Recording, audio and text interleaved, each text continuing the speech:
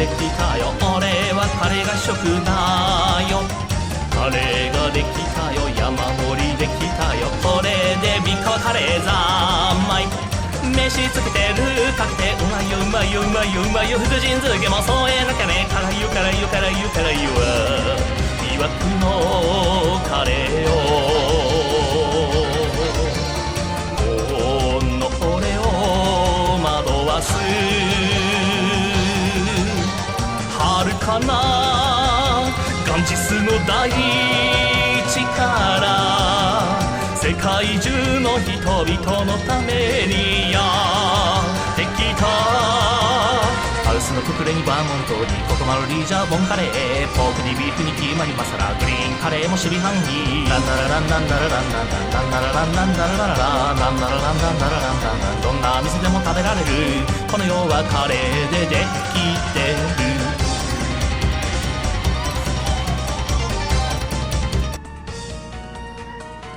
Well, hello everybody. We're back. Hello. And this time, for those of you who weren't here last time, or even if you were, I brought a little friend. And I don't mean Oth, I mean the Curbstantine you see in the corner. Oh. It's the excellent artwork of my fiancée Freya. Very nice. Yeah, she's great. Well, we're back at it. Heading back into Hell Temple, and you made pretty good progress last time. Yes. Got to the worst room in the game. Yeah. Promising. Yeah, the best part is that you're here forever. It's true. I like that the first message in chat is from a user calling himself Impending Disaster. How fitting. Okay, let's see. So we made pretty good progress. We kind of the halfway point of Hell Temple marks the changeover from rooms that are really more annoying platforming challenges to rooms that are more puzzle focused, with the one exception, the one real exception being the room you have yet to make it through. Yes. Also, I got a key fairy without even trying. Jesus. It's that luck again. The classic Constantine luck. Unfortunately, I don't really need it, but, you know. Okay, now I have to remember how to get there, actually. Come to think of it. I don't think it was straight down. Gift subs on the horizon. No, it's hey. left from this room, yeah. Oh, Bats, thank you for the gift sub to Impending Disaster. Oh, right, this. Nope, that was wrong. Nope. I have to cue it. Shit.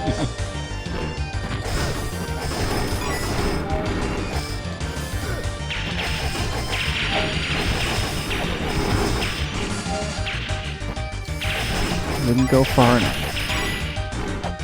Welcome to hell. Yep.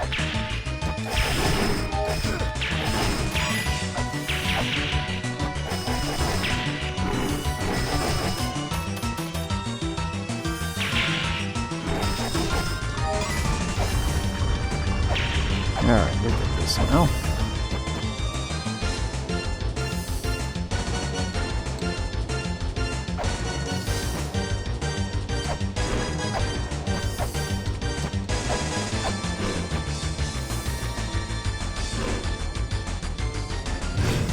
But this doesn't seem right somehow.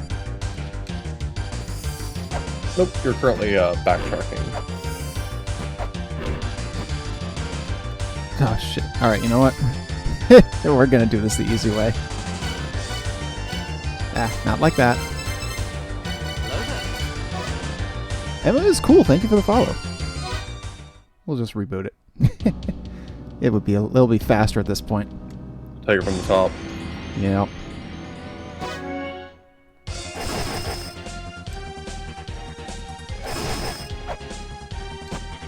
The only unfortunate thing about the amount of time had between sessions here is remembering a few things.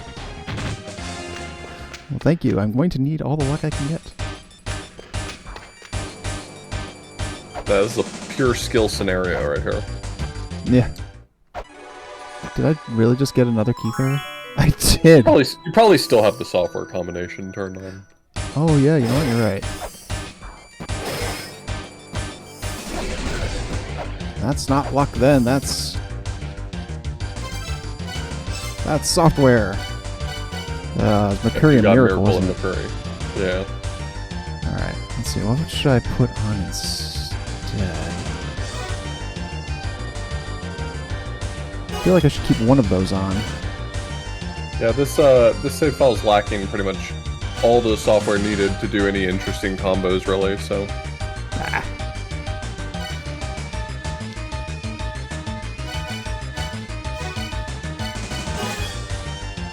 Miracle and Bounce apparently does something. That is the attack fairy combination. So when you roll for fairies, you're guaranteed attack. That's not a good idea. Everything that combines with Miracle does a fairy, doesn't it? Not that one. So Miracle and Mirai is access to the dev rooms. If you find the hidden dev rooms, there will actually be something in there, unlike usual. Ah. And that's Luck Fairy. Okay.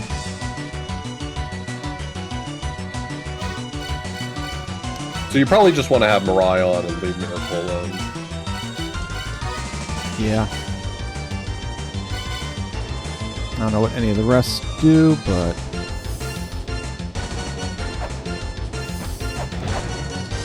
There we go. Alright.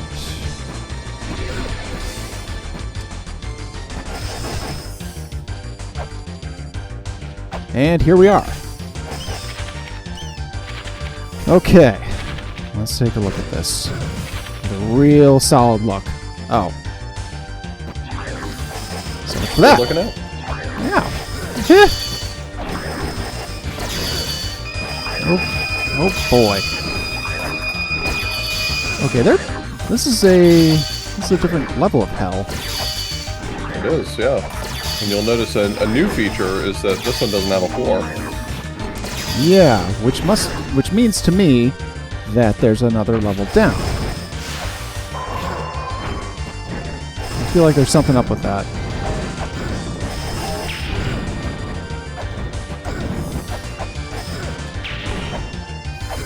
Oh, ooh. That's nasty. Ooh, these guys are brutal.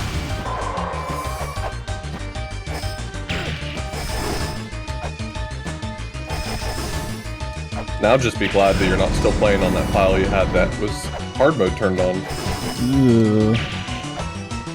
Yeah, no, we don't want that. That's for damn sure.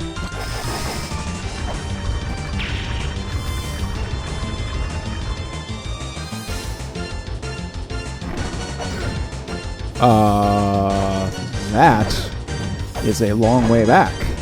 Mm-hmm.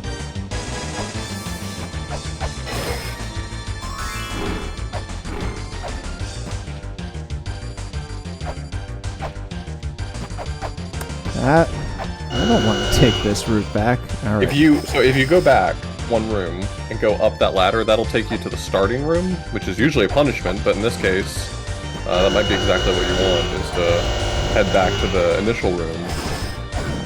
Shit.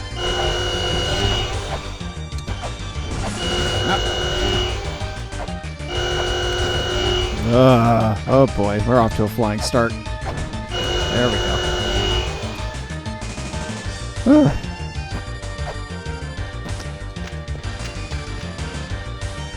Okay, so obviously I got a question answered accidentally there, which was that I can go down out of that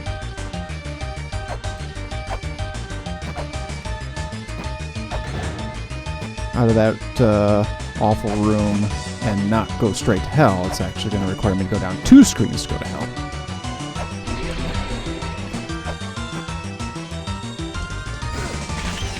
Whoop. Wow, okay. Alright, so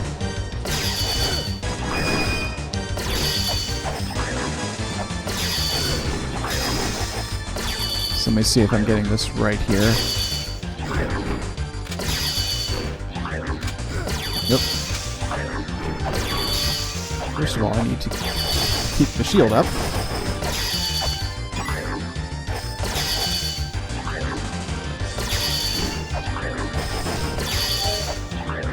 If I can get rid of this guy, be in business.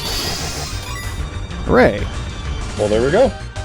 Yeah, too bad it cost me all my health. Alright, so obviously the main thing that we have to start by doing is get that switch pushed. Which... Okay. Well, that's good.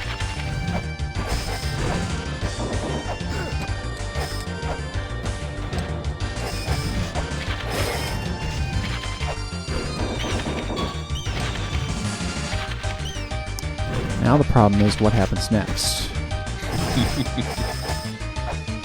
Yeah, so clearing out these enemies is definitely going to do you the biggest favor.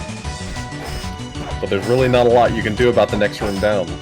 When you go down there, there's going to be enemies, unless you've already cleared them out, which in this case you haven't. Right.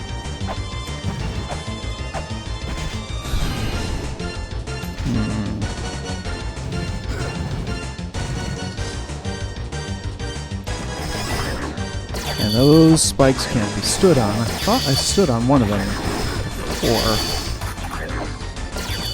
It did not appear to. There's different types of spikes in this game. Those are literally just a hurt field. If you touch them, you get hurt. I'm gonna go refill my health. I don't know if that... Obviously, if that thing is gonna stay down from having pushed it, but if it does, I save myself a little trouble with a quick save there. Oh, pushing the dais in that room? Yeah. Yeah, that'll stick around. That's good news, at least.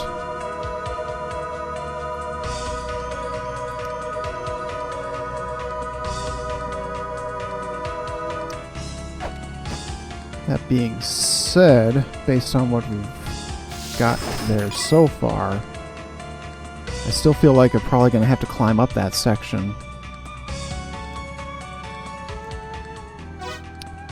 Anyway.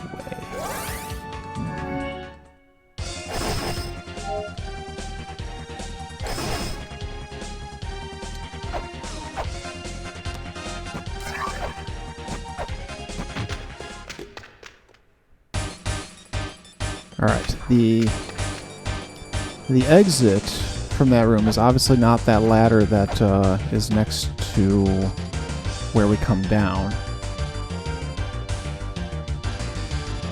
Because that would lead to the room we were in before.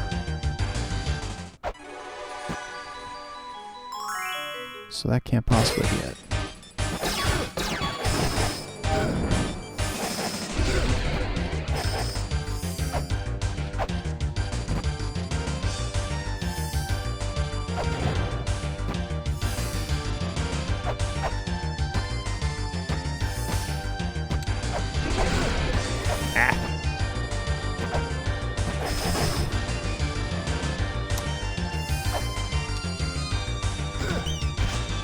No, that didn't go well. No, maybe it is that. Maybe that is the way.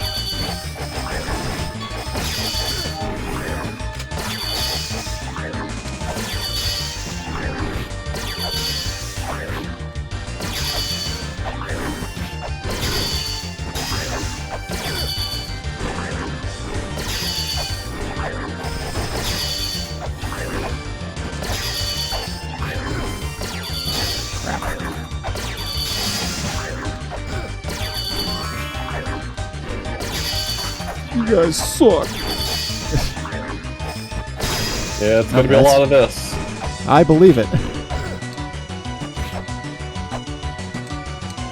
I absolutely believe it.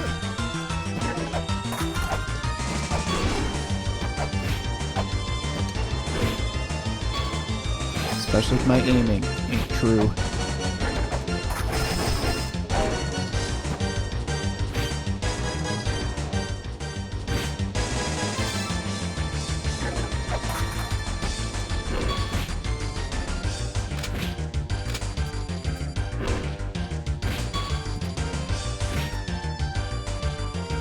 that's not what I'm looking for.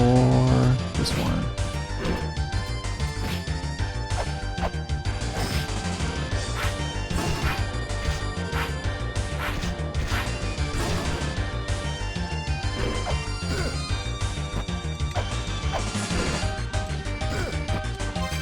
I don't know what the hell I was doing there. Whoops. Okay, that's more like it. There we go.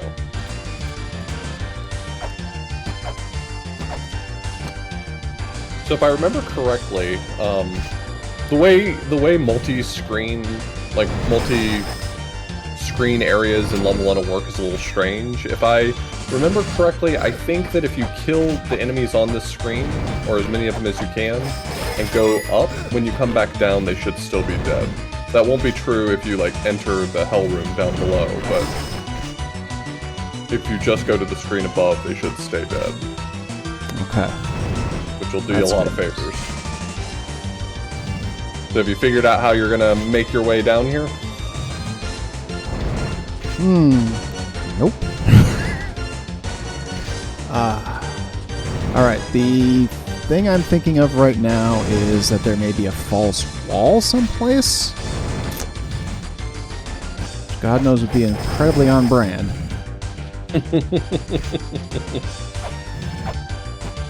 Definitely not getting a fist in the face this time.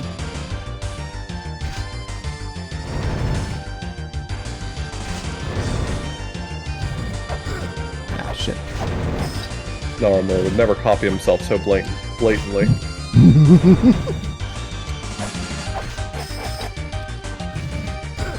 Ow. Okay. Alright, well, going back up.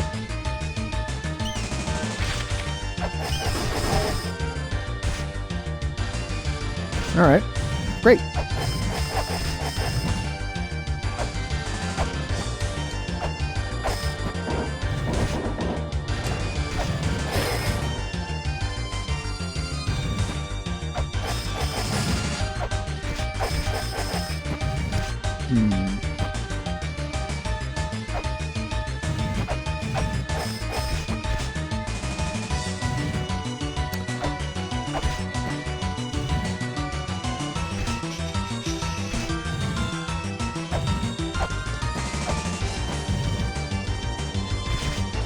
One of the things that interests me here is that ladder. I feel like that ladder can only be for going up. No, it can't be.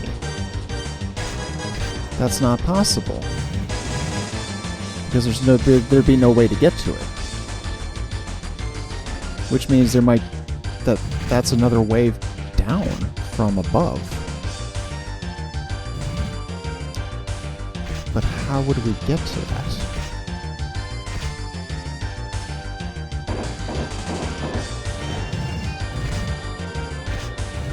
So that's where false wall comes into my mind frame.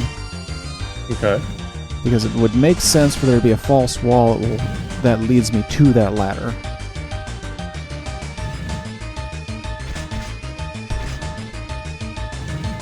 Or there's something in the room above that I don't know about or haven't seen that allows me to enter the room from there, thereby creating a pathway to the second room.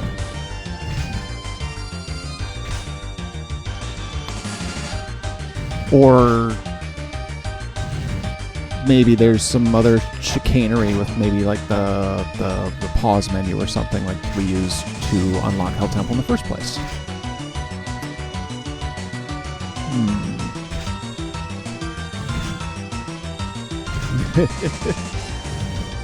Yep, Storm Gear. It is definitely those things. Okay, it's not a false wall. That we've learned. Oh. Well, that's no good.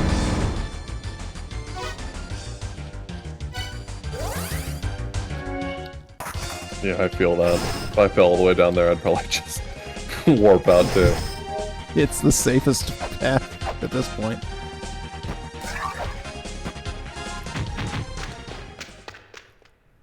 Alright, well, on the bright side, I'm gonna get another look at the room above and see if I can maybe see something there.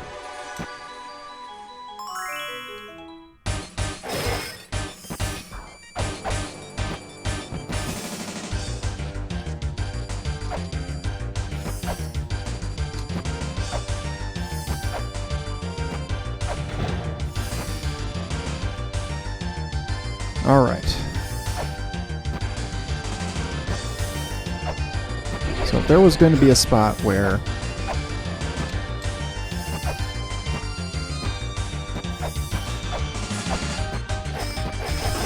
the ladder could go, it would be here, approximately.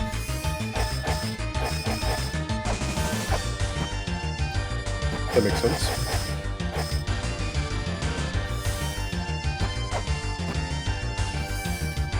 Let's see, my bomb collection is nil, so I can't experiment that way.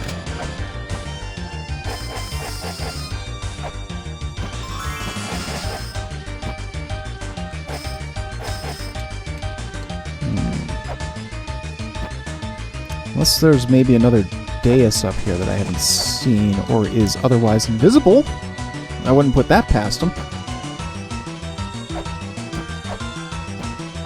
Just a bunch of invisible daises and you gotta find the right one. I mean, you know, at this point, I've already found a dais behind one of these big blocks before, so... And how mean could Knucklebar really be? Well, we know the answer to that is... Let's be realistic. What's the meanest he could get away with? Oh... It's a lot of things, possibly.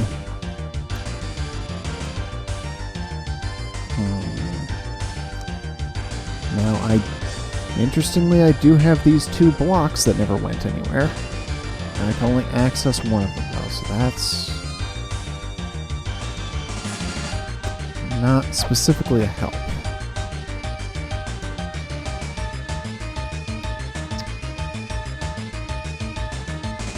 And I can't move any of the blocks except for the one right at the edge here.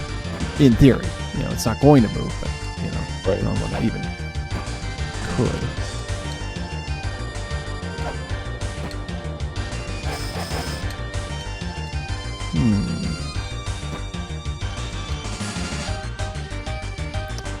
Let's see here.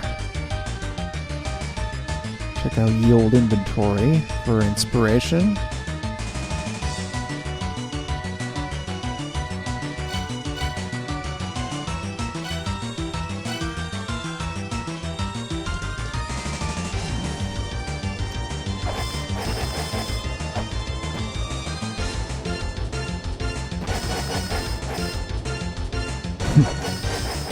Come on, Lameza, push it. You know you want to...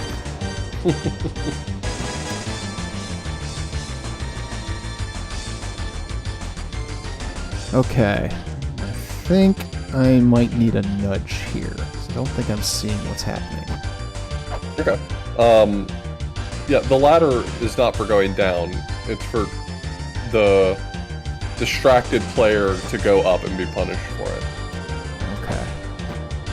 So you do need to go down in order to get into that side tunnel. The question is how. Right.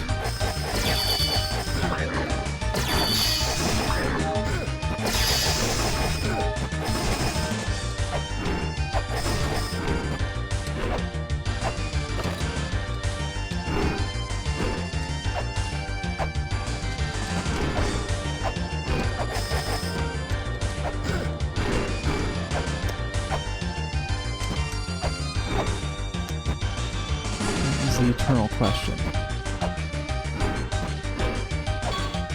Alright, you know what? Let me try the chicanery. Let's see if he goes to sleep and it does anything. I doubt it, but... Nope, no such luck. Bummer.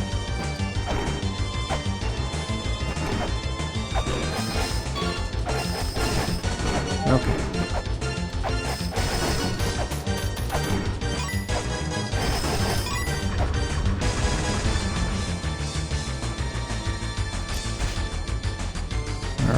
Yes, the question is how.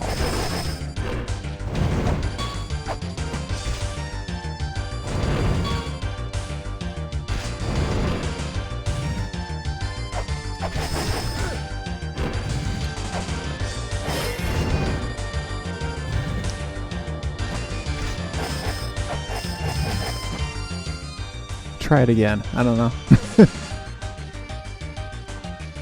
The only other realistic screen we could try it on is the bottom of hell.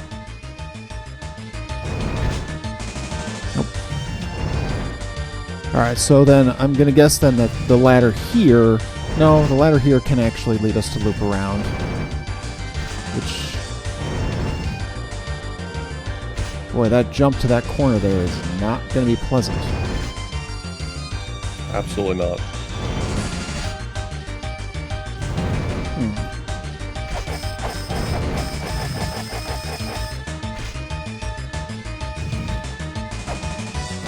Okay.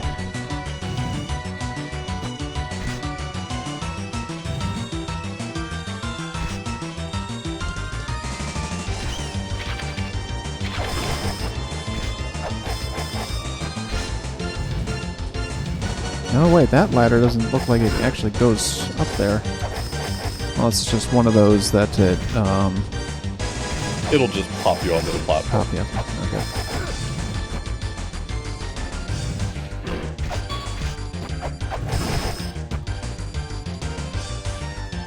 Alright, so Once we've... again, nap time for La Mesa. I think this is like just sort of a mechanical thing you're getting stuck on. Like if you had played La Mulana more recently, you'd probably be more familiar with a setup like this and how to address it. You're probably right. Because this is very similar to like that big tunnel, or like that big like drop down spot in Caverns of Inferno, where there's the fire blasting from both sides and you gotta get past it all. Oh, is this going to be a claw situation? Yeah. So it wants you to go back and forth between the two walls with claw. Press the opposite way. It's definitely tricky, but once you do it once or twice, you'll get a rhythm for what it's wanting from you, and it won't be as hard as it looks. It is still nasty. Yeah, that's true. That room has a reputation for a reason. It's not because just the first time. Every time mostly sucks. Yeah, the claw has not been one of my strengths.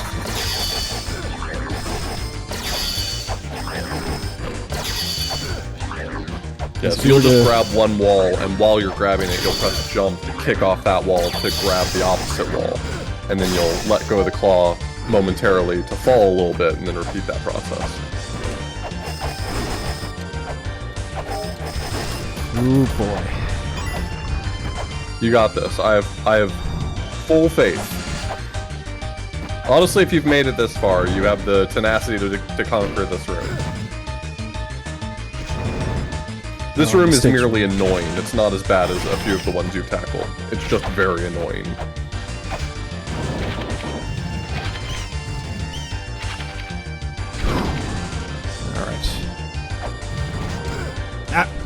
Didn't snap my... Yeah, so just don't be afraid to grab the wall much higher, and then just like let go and repress up in order to drop slightly, so that you can get into the position you want. You don't have to like grab it perfectly right above the spikes. Yeah, that's the hard part.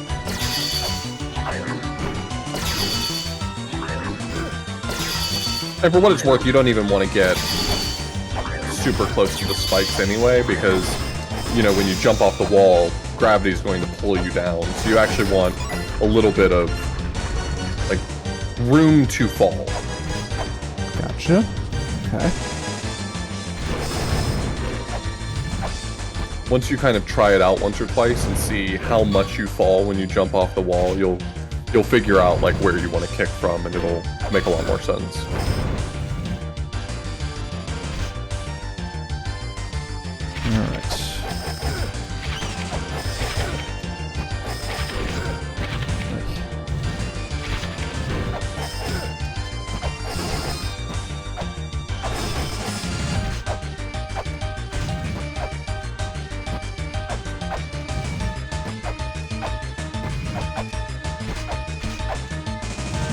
practice my clawing for a second there.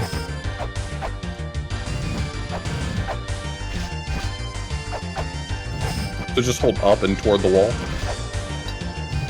There you go. There we go. And then once you do that, you'll press the jump button and you'll kick off of the wall to grab the opposite one. You just gotta switch to holding... Like if you're holding up right, you'll kick and then switch to holding up left. Yeah, there you go. Alright. Okay, there we go.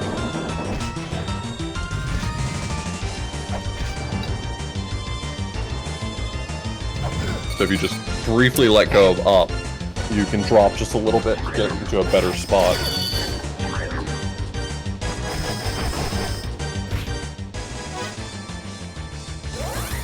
Okay. Alright, we got this. We'll get this. That's gonna... Wow. Yeah, I see why it has such a rep. Yeah, that's where the reputation comes from, because it's unforgiving. And once you get the first room down, like as you're scaling down those walls, once you get through the first room, that's good. But the challenge comes because the second room, there's an unavoidable enemy who's going to be firing at you while you're trying to do it. So you're going to have to like, you know, you're going to have to like time it well or hurry up so that he doesn't get too many chances to fire on you. That's where it gets tricky. That would be that green guy. That the only thing I haven't been able to kill on that section. Yeah, that horse that's just running back and forth. There's not a whole lot you can do about him. I mean, it's certainly maybe possible to do something to get rid of him. But for the most part, you're just at the mercy of not getting hit.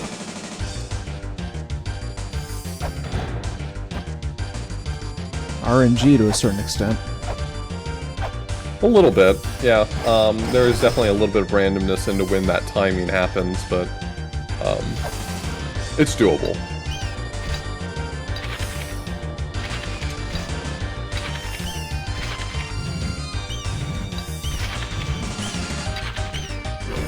That's about good, yeah. Oh, well, that was at least a little practice. Yeah, you found the right alignment. That's about what you want. You want your head to probably be just under the spikes on the opposite side so that you drop down and you just barely miss them.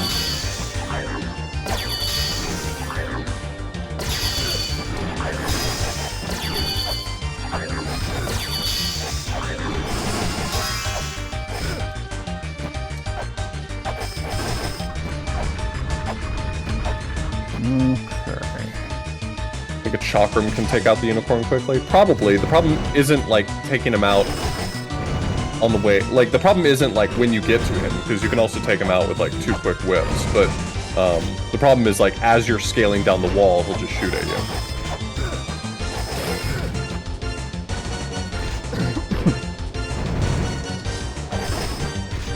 But the spread on his shots makes it so it's not like guaranteed that you'll get hit. You just sometimes you do, sometimes you don't. There's actually an alternate strategy for this room, but I hesitate to like advocate for it because I think it probably in the long run might be even harder for you. Ooh.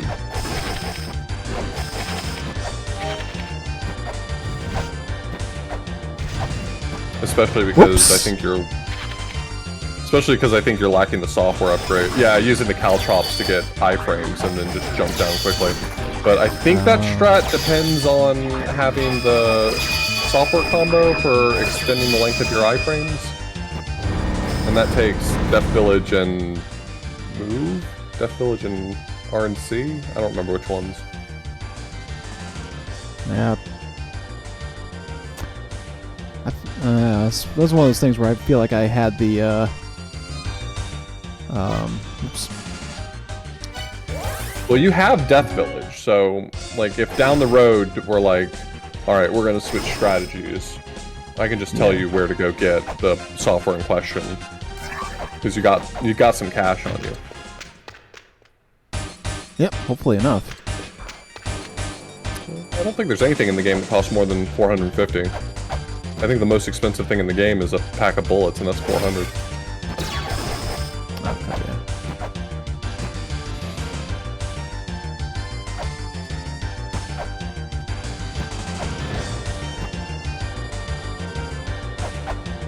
What's the combo Planeswater? Is it Ran C? I can never remember offhand. I'm terrible at software combos. Move and death, okay. Ah. I know where move is, that's easy. I don't remember where Ran C is.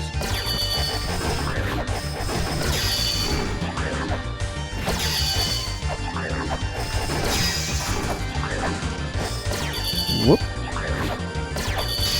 Feel like we're gonna see a lot of this room. That's probably true.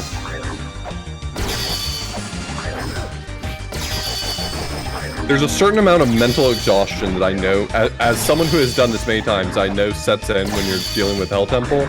So let me put your mind a little bit at ease. After you get done with this room, I'm not saying that there's no more big challenges, but it does smooth out quite a lot. This is like the last big thing that you'll have to deal with. That's good.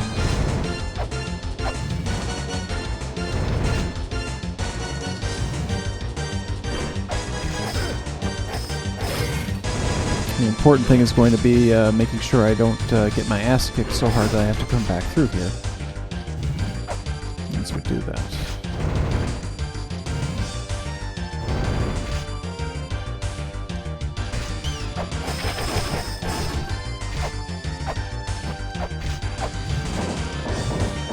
Yeah, move's an illusion. The Bones Lonely Helper is the shop in the west side of Illusion. Shit. You just want to roll your thumb down to let go of up and then repress it quickly. So that you only lose a little bit of height Oops. at a time. And I wound up making B instead. Or, I guess, A.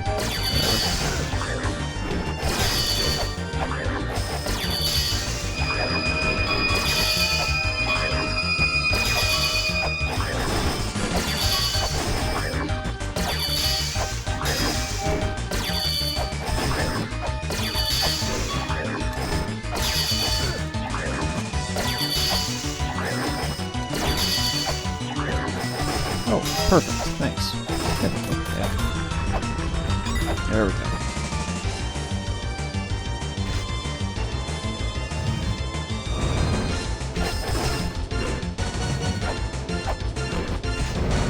Yeah, I tell you what, if there was ever going to be a spot where I was going to wish there'd be an extra door, it'd be after doing this. Ah. There we go.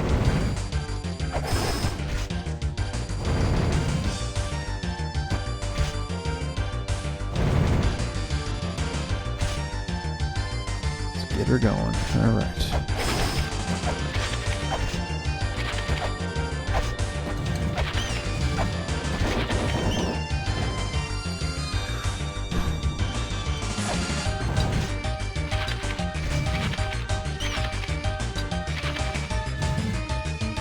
You just drop a little more before you jump. How's that? Maybe a hair more. You kind of want to line up the top of LeMaze's head with the spikes that he's facing on the opposite wall, right? Like just a little bit lower, so that when you drop a tiny bit, you go under the spikes, not into them. Okay. There you go. That looks like about a spot I'd be really happy with.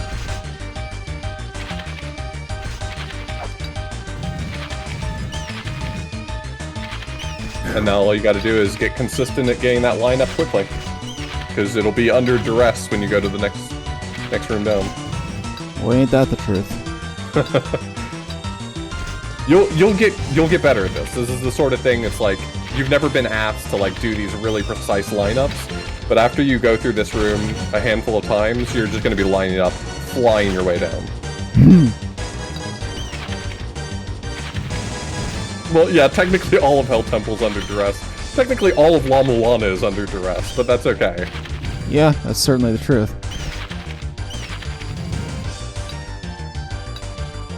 This is the part right here that everyone remembers, because this is just, it's a very punishing segment right here.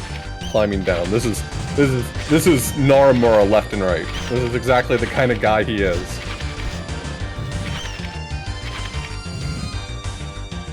This look safe, or think I got a hair more to get? You can test it. Like, this would be a good practice, but I don't know. That's maybe a little high. I don't know.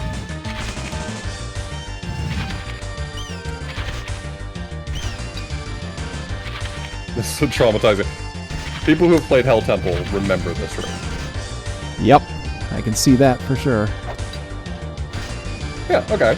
So La Mesa can have the spikes at roughly eye level. I would be a little cautious, but roughly eye level seems still doable.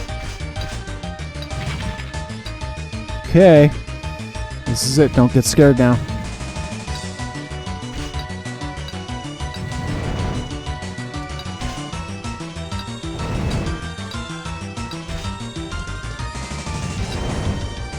As you can see, he has a hard time getting a perfect lineup, but once you're on that left wall, he has a bit of an easier time hitting you. Ow! You were so close. That was fantastic. So close. My advice, I'm just gonna give you this advice freely, is time that last jump when he's walking away from the ledge, and just don't even plan to grab the wall. Just walk onto that ledge and immediately start whipping. Okay. Because you can kill him. Your whip is strong enough to definitely kill him in 1, if not 2 hits. So just go in there confidently that you're gonna blast his ass off the platform. Mm-hmm. That was really That's good. I mean, nice. honestly, that was your first legitimate attempt going down that tunnel, and you made it all the way to the unicorn. So.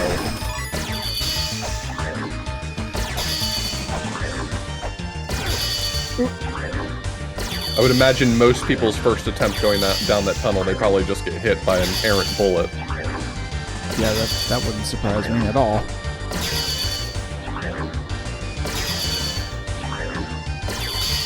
Ugh. You son of a bitch. Oh no.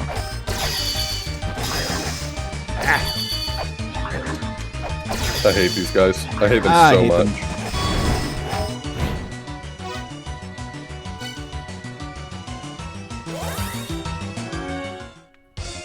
That was... Alright. That was like freaking hand-crampingly sucky. Alright, though. Progress.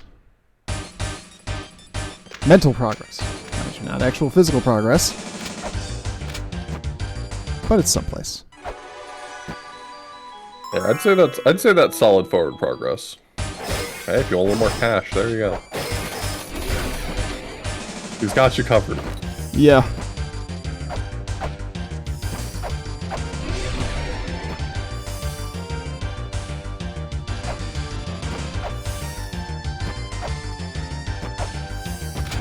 Oops. That's not worth the annoyance. Actually, I'll just go heal. What the hell? Coming out here. There's one thing that sucks is in between the previous session and now, I've had to change controllers. And Kind of getting that feel back again. and it's also a different controller. You know, I have an Xbox One controller, which is perfectly good. But now I've got a Logitech that's laid out like the PlayStation. And the Logitech ones don't have a proper D-pad. It's more of a D-pad in a circle. Right. And I kind of hate it.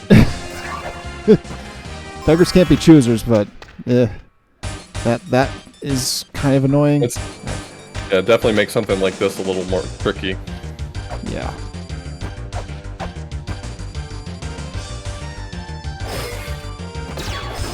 But until I can get some cash in my wallet again,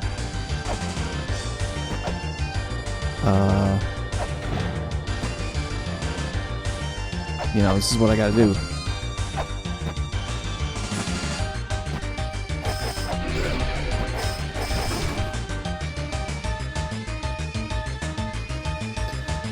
That's also, of course, a different grip than what I've been used to.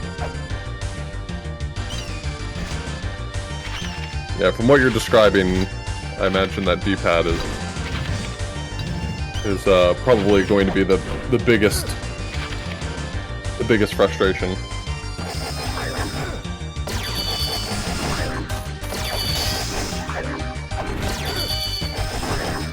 Yeah, when I started streaming, I had one of those Logitech controllers. I know exactly what you're describing. They're perfectly serviceable controllers. I used them for a long time, but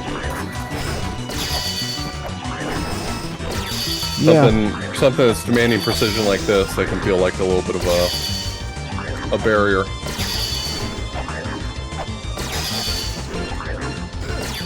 Ow! What an angle! Yeah, that was just best angle ever.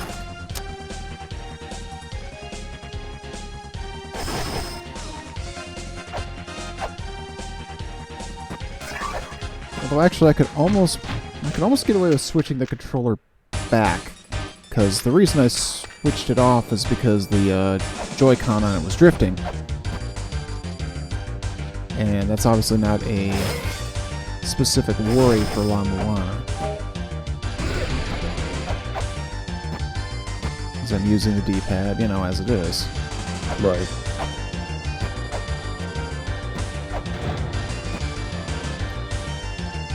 Well, if it comes to it, that'll have to be a thing I do. Hopefully it won't cause everything else to unplug at the same time, because that would suck.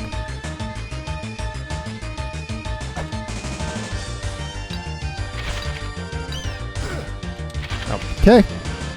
Yeah, those guys that fly back and forth and like shoot a targeted arrow, I don't remember what their names are, but those guys definitely make it very difficult to do that room on your first pass. Like, it almost requires that you go down to clean them up. Yeah, that's kind of the thing I was noticing about it. It's like, oh, yeah. It's like, in theory, I could do this, but those fuckers are right If you're there. fast, you can definitely scale down the wall before they get a chance to get any real good shots in, but yeah, like, you have to basically fly. I mean, you're zipping back and forth as quickly as you can.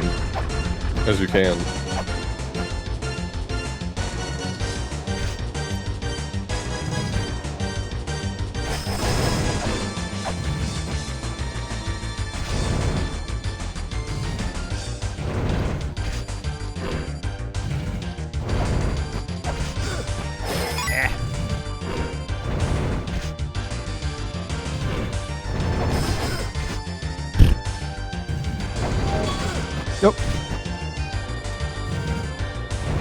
Okay. Alright. Roll. I didn't look. I wonder whether or not... I don't remember whether or not these spikes do percent damage or whether or not they do fixed damage. In La Mulana, most spikes do percent damage, like some percentage of your max health. But I don't know whether or not these are a fixed amount or they're percent.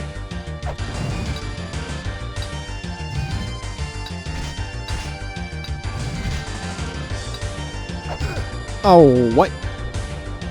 The hair too low? Yeah. Your little toe caught on the knife. Yeah.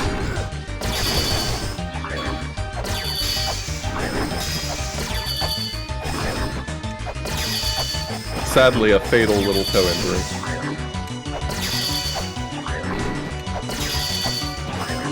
Worst case of gout in history.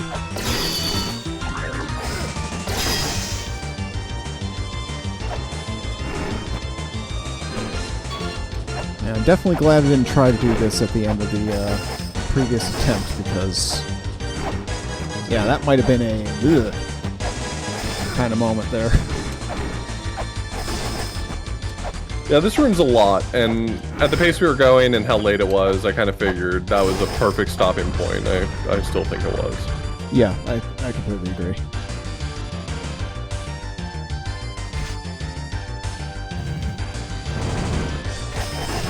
And as I recall, I took one look at it and was like, yeah, I think we're done here.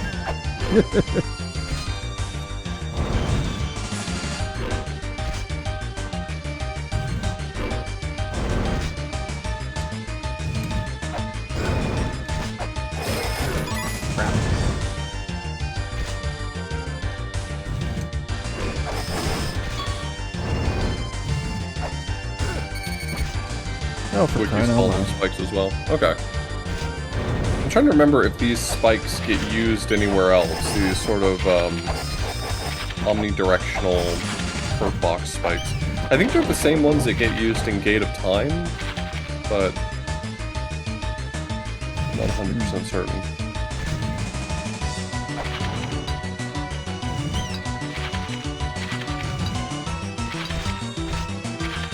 Perfect.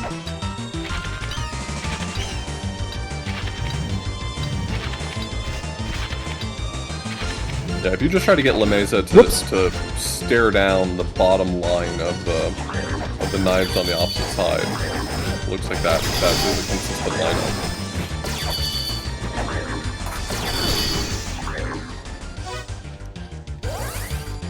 Out we go.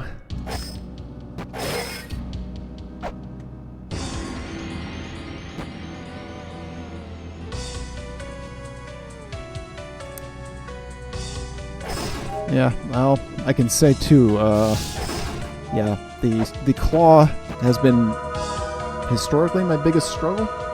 Because the room we talked about in the Inferno Cavern, which, as I recall, leads to a mini-boss at the very least. The one right before Pazuzu? Yeah. I struggled so hard with that. If you took a look at that VOD, I was practically pulling my hair out. I just couldn't quite get it down. Yeah, there's actually a few ways to address that room, depending on what point in the game you get to it. The randomizer sort of has logic for 3 different ways to tackle that room, but at the point in the game you're usually at, if you try to tackle that room, you usually don't have anything but the grapple claw available to you. Yep, that was the point I was at. That room also, that leads to, incidentally, is optional, so there's that. But, like, you don't know that when you're playing, right? Like, at the time, you have no way of knowing what's optional and what's not. Yeah, as I seem to recall, the room on the other side of Pazuzu had the level 2 whip, something like that. Right. But you can certainly not get that. That's perfectly possible. Which I didn't. I didn't quite understand the puzzle. Right. So. Yeah, both of the whip upgrades are stuck behind puzzles that you basically get one shot at doing correctly, and if you don't, you're locked out of it for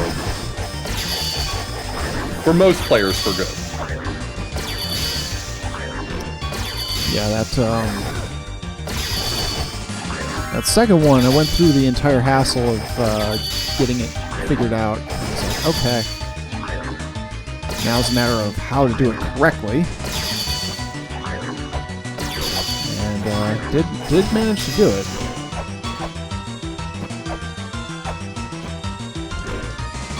Miss Fernandez like, you're probably going to want to successfully do that. I'm like, well, we're going to make sure I do that.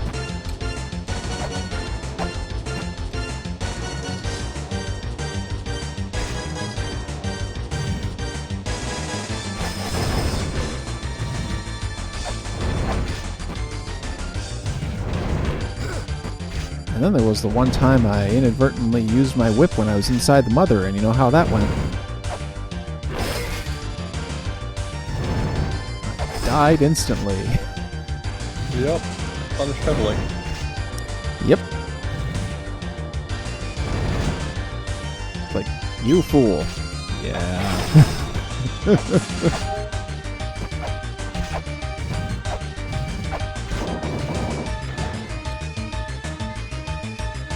Alright, claw time.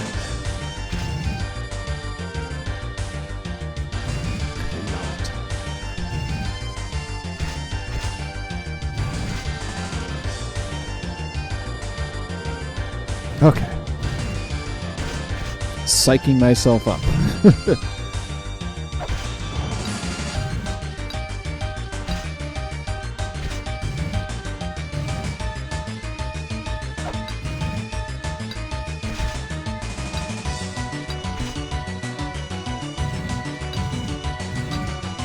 Oh yeah, you can afford to be a lot higher on those spikes than I thought. That's good to know. Yeah, apparently. I was not being too sure of myself right there. Yeah, that's awesome.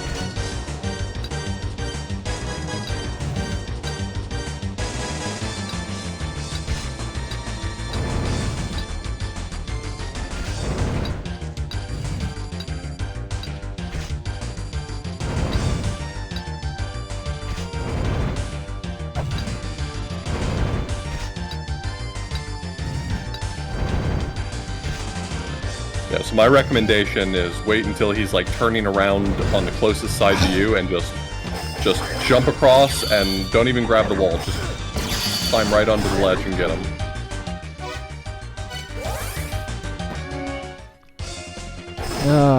Guess my luck kind of ran out there. It's like, okay, I've got yeah, he's not shooting at me here, he's not shooting at me here, and then he did. Okay, so yeah, it's almost there. Feel pretty good about it, all things considered.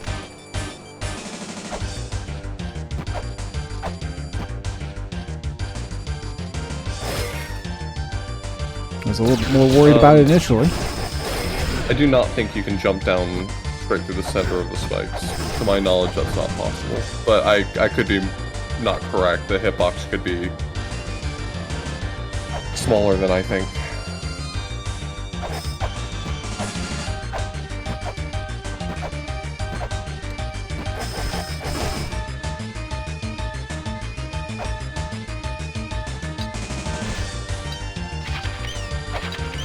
So you're already getting the lineup way faster now. I'm not saying that you're like not going to have any issues just climbing down, but like you're getting it faster, which is the key to like getting through there consistently. Ah.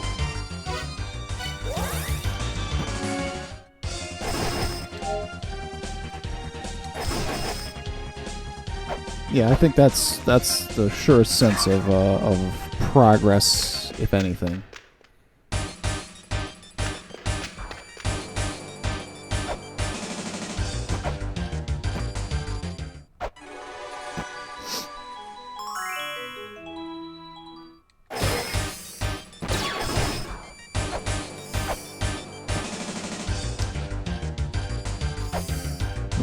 Not soon enough. There it is. So there's how many more rooms are there anyway? Just out of curiosity. Like 10? Well, that is not too bad. Oh well. I mean, this is the 25th room that you're on, so 10 more is not too many. Yeah, when you consider how far we've already come. 10 is child's play by comparison.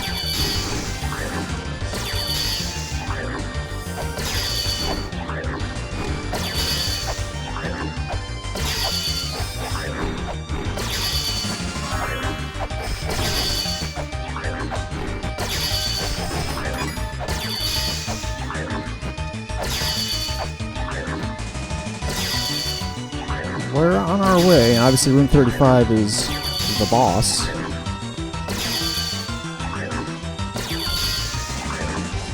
I worry that the boss is going to have some sort of mechanic that will be not unlike the mid-boss there. It'll potentially send me to hell. So if there's a pit, I'll know what I'm in for. If it makes you feel any better, you're already in hell, so. That's a good point.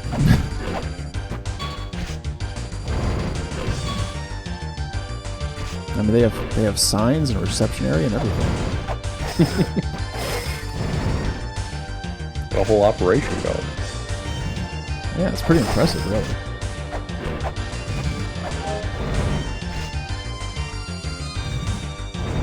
Up, up, up.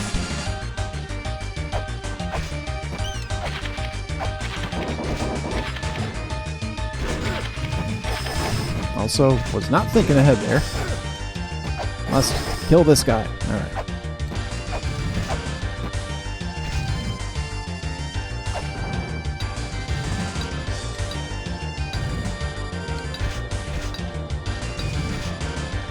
You're getting that line up like a champ. Thanks. Ooh, Oh, I was worried about that one. Yep, that me one too. made me nervous. I was like, oh no, that's too low.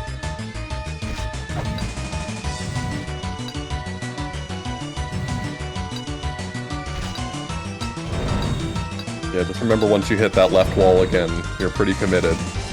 Yep. Make it.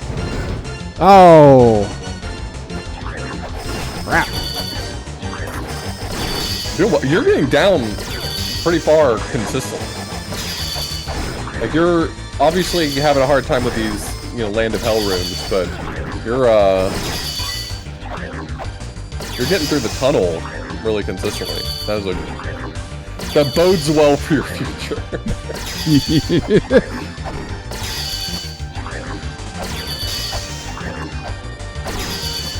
I really feel like this is probably either a room that takes people 10 minutes or that takes them 2 hours. Like, I feel like there's not a lot of in between. It's like either you just like schmooze through it, or it is a struggle the whole way through. Yeah, I mean, it's not being as bad as I thought it was going to be.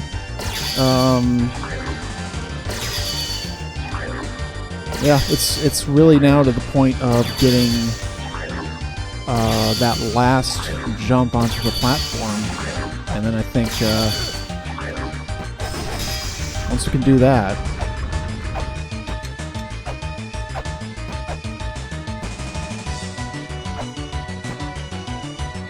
I mean, sub-weapons, yeah.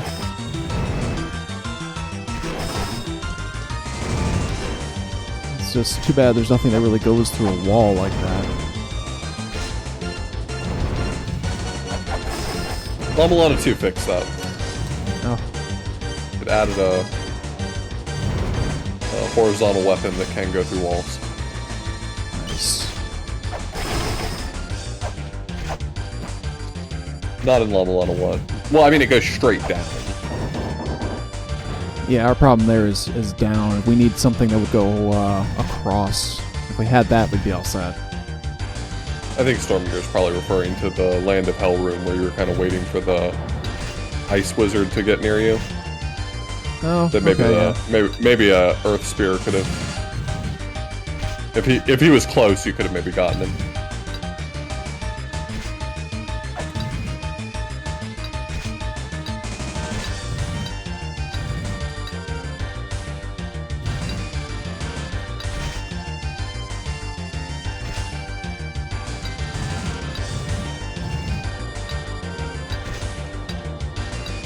I will say that for all the combo Link to the Past Metroid randomizer I've played, if the Metroid wall jumps were like these, I'd probably have a lot easier time with them.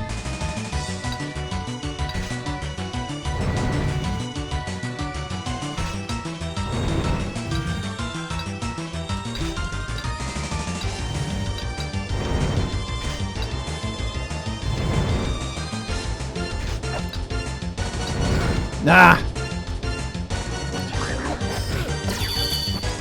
That was... Yeah, I feel like we're going to be saying that one a lot. Close. They keep getting close. It's gonna feel so good once you get onto that ledge for the first time. Yeah, it definitely is. And I'm going to guess then that based on the layout of the room that once we do that and circle back around, it's more of the same on our way down, and then it's the matter of making that final turn to the corridor. Yeah, you'll have some things to figure out on the right half of that room.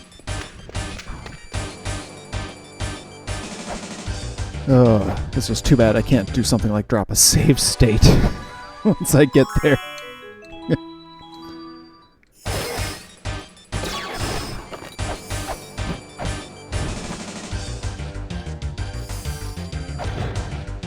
When we get a little further into this room, I'll tell you something that'll hopefully make you feel better. Okay. Something kind of interesting about the room layout. Oops. Alright. And that's the one thing that really sucks about this room is like how easy it is to get thrown all the way down. Well, it's just like I feel like while I'm saying it, yeah. Yeah. I feel like, and this is maybe just my opinion, but I feel like room 25 would be a lot less annoying if it wasn't so easy to get thrown so far back from the Land of Hell. Yeah. I think that's accurate. I think if it was just you end up down there and you go back up and you try again, I think that this room would have a less severe reputation. But there is just something so crappy about falling down to the Land of Hell and then someone just knocks you back to the bottom one. Yeah, it's like, oh, guess what? You're down, and now you're not. You probably don't remember from last time, the easiest way to do this is to double jump kind of close to the middle of the bridge.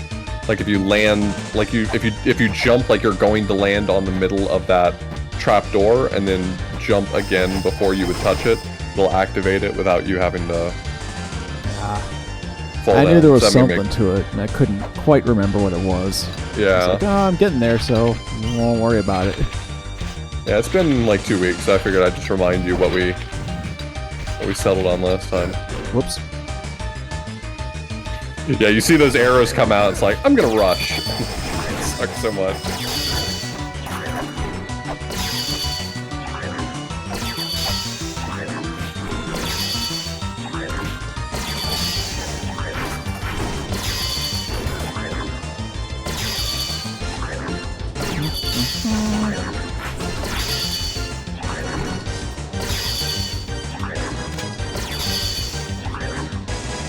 Come on, pal, I got all night. Well, not really, but... Fortunately, with my new job, I don't start work until Monday, so I've got more time than I would have otherwise.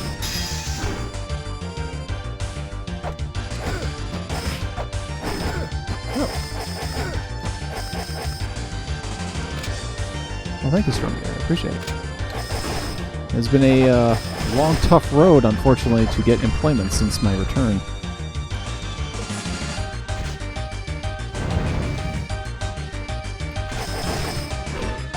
And one of the great things, and there's many great things about where I'm going to be working, and one of them is that it won't affect my ability to stream at the schedule I want. So, That's awesome. yeah, that's a small thing.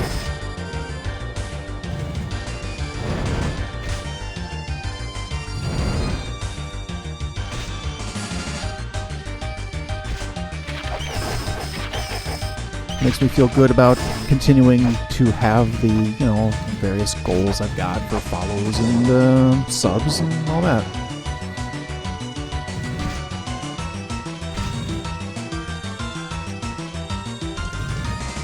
So, and if anybody's interested, I have all of those listed, exclamation sub ball for that.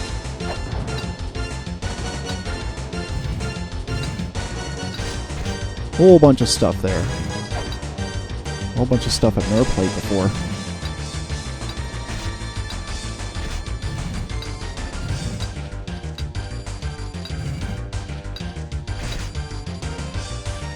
I am, of course, going to have to play Mulana 2 at some point.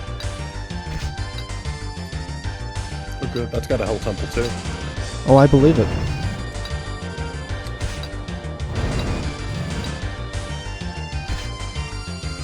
I'll wait for him to... There we go.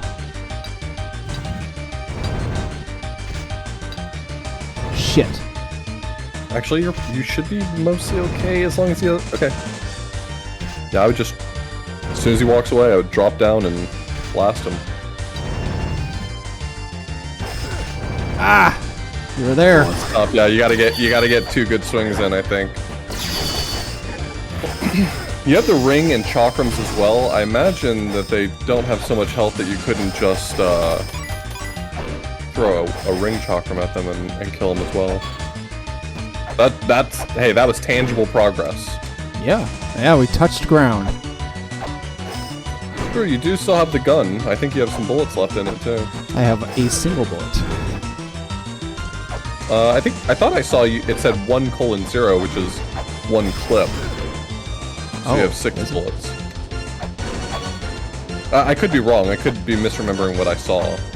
You might be right. I think that is what that says, based on my memory.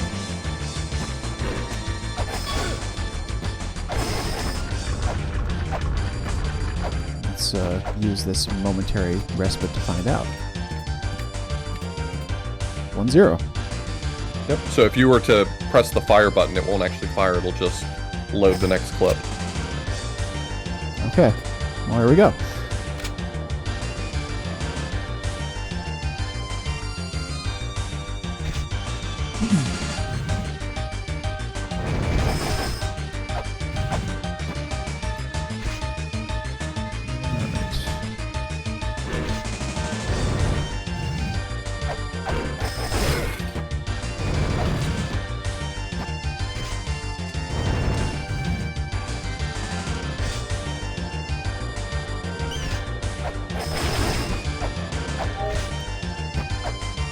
Boy, imagine having to be still take damage from the bats. That would suck. I'm glad we got you the scriptures. Me too. Because I had them in my original playthrough, my original save file.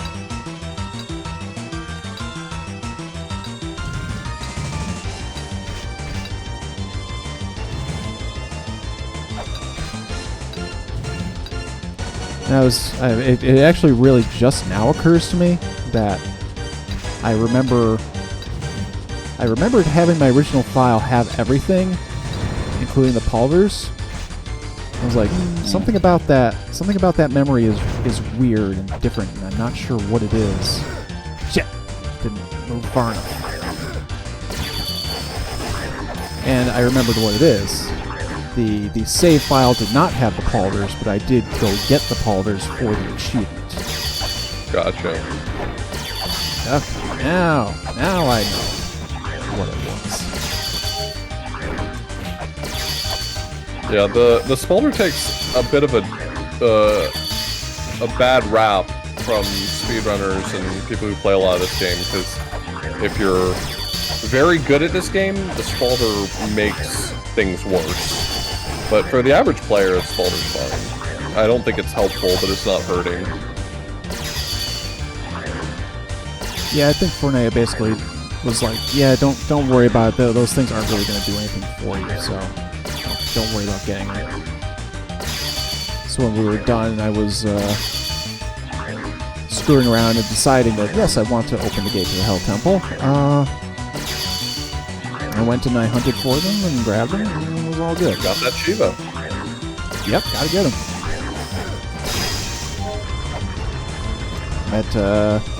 The thing said 71% of the overall Chivos. Which I know one of the things on there is hear everything Mulbrook has to say, and that's not happening anytime soon.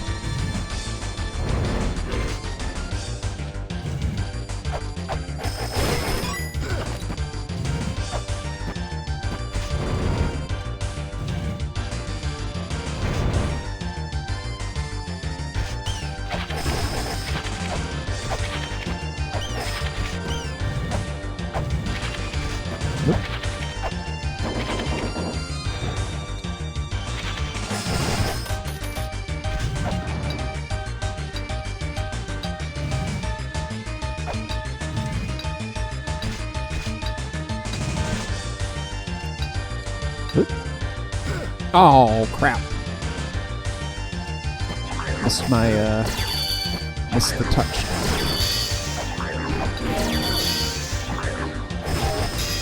Oh, okay. We take those.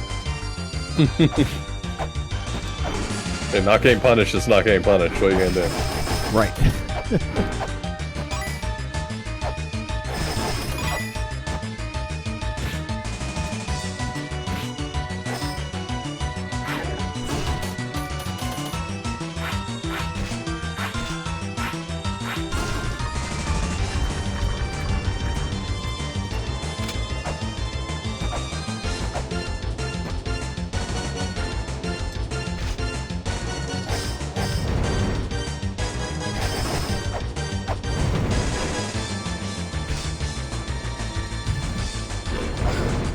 Go.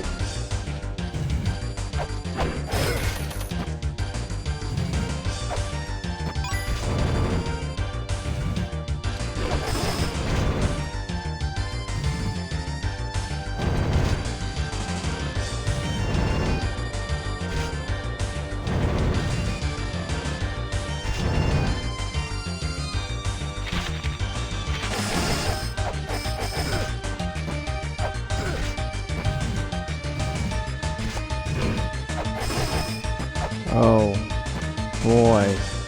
Yeah, you know, I was like, oh, you know what, while I'm climbing back up, let me take a look at that right side. Yeah. Yeah. Doesn't end when you get over there. No. No.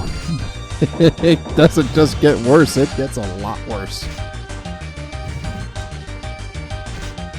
Oh, the timing on that is going to be spectacular. And not bumping my head on the first set of spikes there is... oh, boy.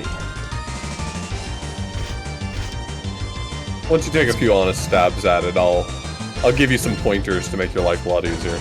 Yeah.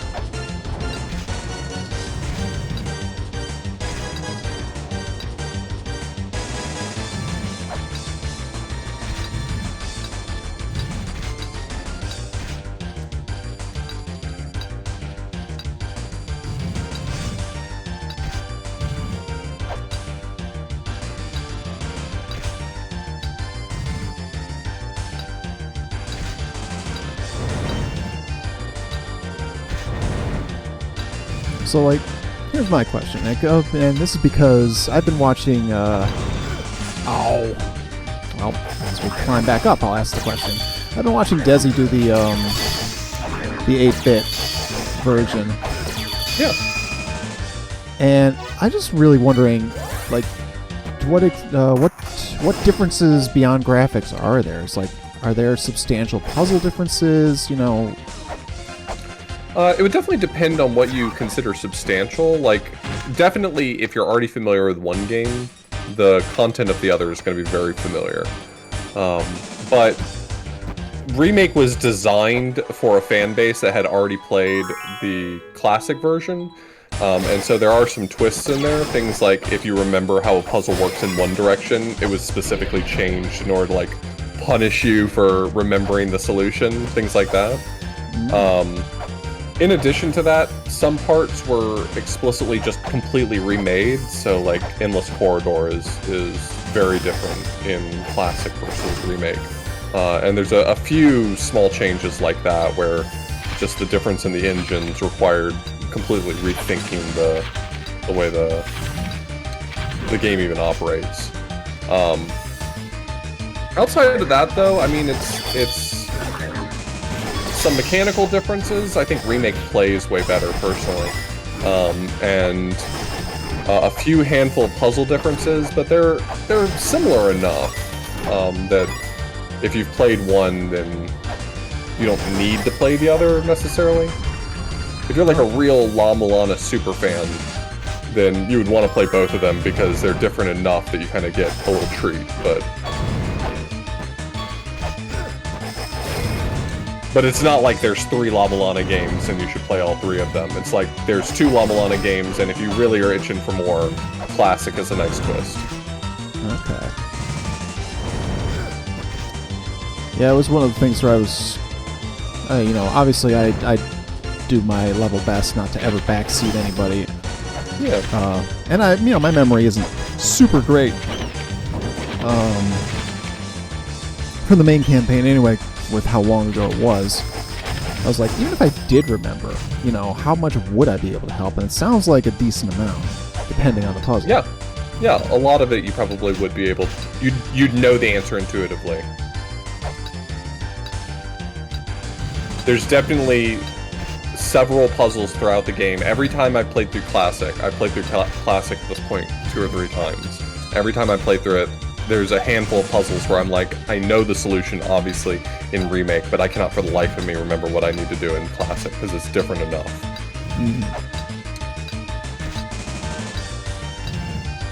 taking his sweet time. Shit! Oh, yeah, great. Thanks, man. Oh, fuck. Now that happened.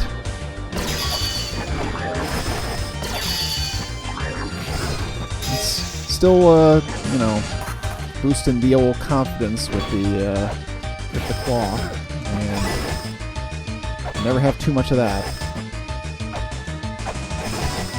Yeah, you're definitely doing great with it. I mean, this is just kind of how it goes. I think the last bit is just getting that confidence to not wait so long to jump onto the platform with the Marchiosos. Just like when the opening's there, you just go for it rather than like waiting and trying to find the perfect time. You get in there and you kill them.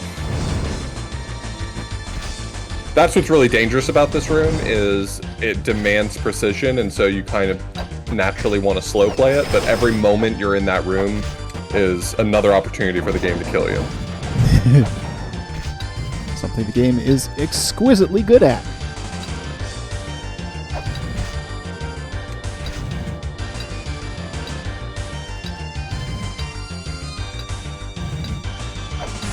Yeah, I definitely have to say though, it's, you know, watching Desi play Classic there, which, you know, I can only do so much of it because he's typically streaming later in the night than I am. Sure. Oh, But yeah, he's an overnight streamer. I put his stream on to go to bed and wake up and he's still playing. Damn. Yeah, what Awood said is actually probably good advice for you, by the way, since you've kind of run into the same issue twice. I'll mention it, is don't feel like you need to run him down. I would land on the platform safely and then just start swinging. Oh yeah, yeah. You know, it's like instinct there to just. Right. Yeah. Because you're trying to get away from the ledge. You don't want to be anywhere near the ledge, so you're just trying to get anywhere you can get that's going to give you safety. I would say you're better off standing back a little bit so that you have more time to get hits in rather than getting further away from the ledge. Yeah, land on the platform and shoot the gun is also a perfectly viable option. Yep, that's a good idea. I think I want to make sure to have the gun out. I don't know how much health they have, but the gun does 12 damage, and I just have a hard time imagining they have 12 health. Yeah, I mean, what the gun does to the mother is pretty ridiculous in almost any of the forms. So if it does that to the final boss, it should whip this thing pretty good. The gun is also very fast. You can get 2 bullets off really quickly. That's a good point.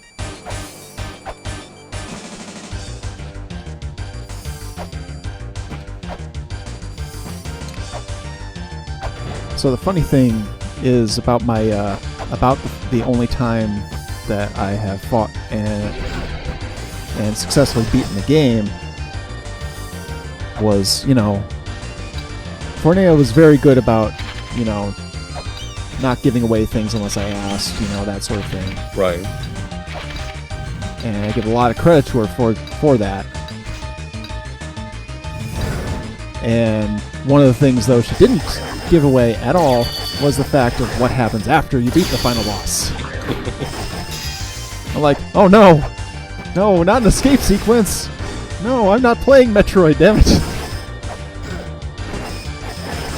That was one of the things that was designed to surprise Classic players, because in Classic, when you beat Mother, it just plays a little cutscene of you escaping. So if you came from Classic and you killed Mother and you're like, great, that's perfect, and then suddenly it says, time to go. It's like, what do you want me to do? I don't know what you want me to do right now. Oh my god. Well, what's worse too is that I didn't know accordingly about the shortcut in the Endless Corridor. Mm-hmm. That you needed to fall down the one section, so guess who had to fight the boss twice? You're not the first person to fight the boss twice. Yeah. I think it probably took me 3 or 4 escapes before finally I realized what I was expected to do. It took me a longer time than then I think most people probably figure it out.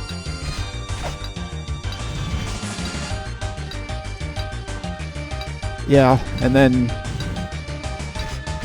because actually I rewatched my my escape sequence recently because I've got the whole dang thing saved to my YouTube because like it's the way to go. Yeah.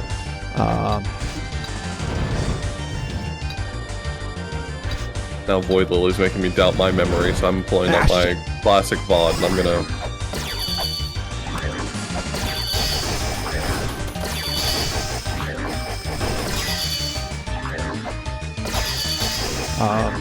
Yeah, my instinct, of course, would have been to go straight to the surface. Yeah.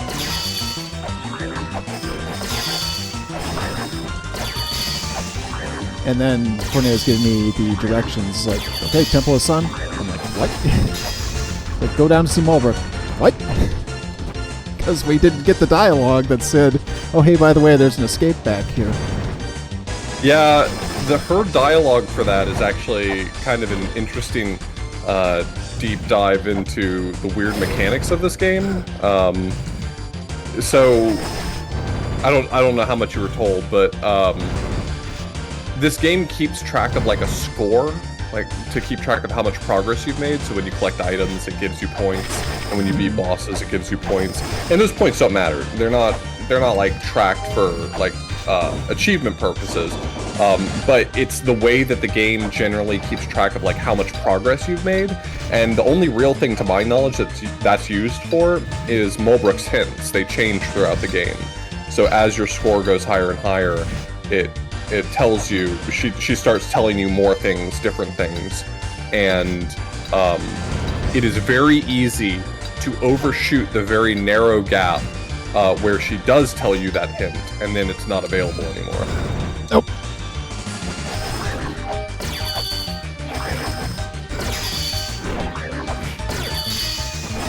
Well, hi there, hon. Good to see you.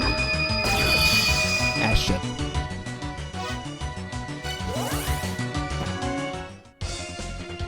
Yeah, I think specifically the feather is one that unlocks a cap on your points. So it's very easy to like do a lot of stuff and your points are like capped very low, and then you get the feather and then suddenly your points are just unlocked and they're way too high now, so you would just miss stuff.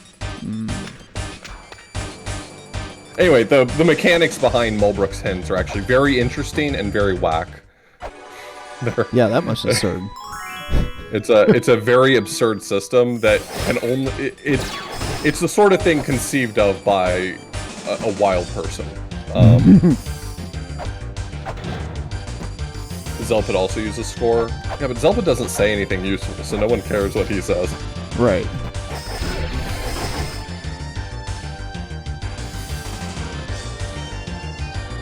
Venture's howling today.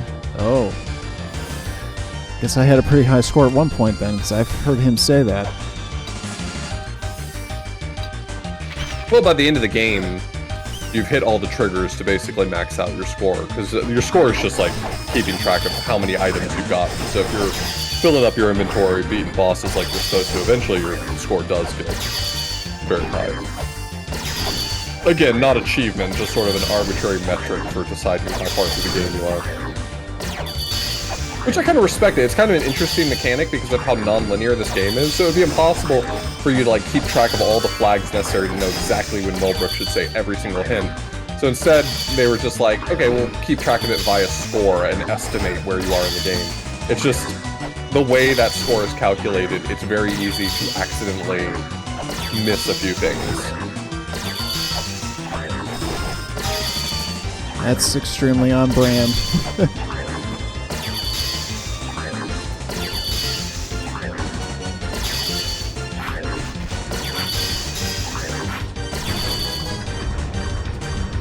Yeah, gotcha.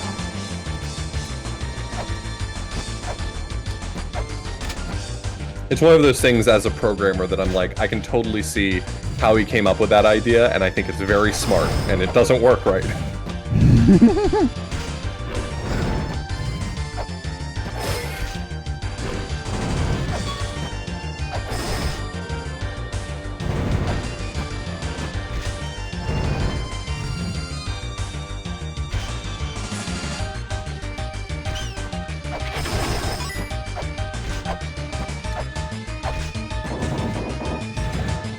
Alright, here we go. Gun. Yeah, your shield's not going to do any good clinging to the wall anyway. Just remember, when you land on the ledge, don't feel the need to rush him down. Just land on the ledge safely and then blast. Yep. Gotta fight the urge to like run from the void. Yep, gotta fight those reflexes. Nearly 40 years of gaming experience.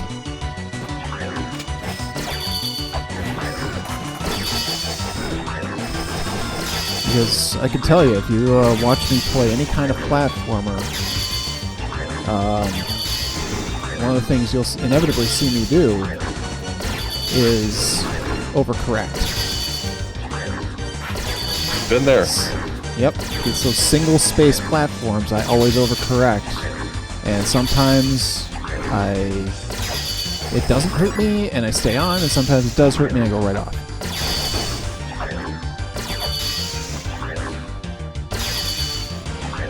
And it's one of those things that I am certain when I do eventually get the goal for Mario 64, that will burn me repeatedly, because it's Mario games in particular, Mega Man games as well. That's where I get hit by that the most.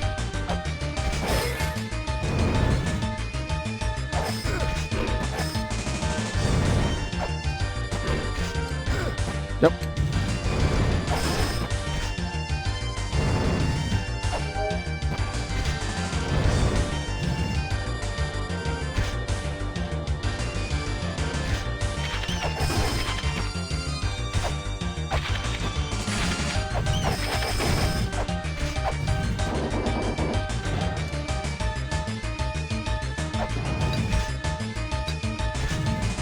Oops.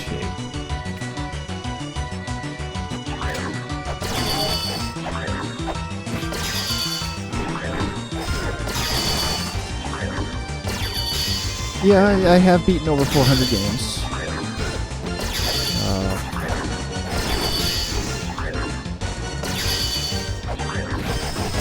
Just beat another game on Monday when I beat Kirby's Return to Dreamland. Nice. Yeah. I don't remember if it was on your stream or on someone else's that I saw a Kirby ROM hack. Were you the one playing it, or was I watching someone else and I need to recommend it to you? Yeah, I think you might need to recommend that to me, because I've there was a Kirby fan game called Kirby and the Eternal Paradise that looked really good. I added it to my backlog. I'll send you a link to it. You can check it out sometime. So really, seems like a really well-produced fan game.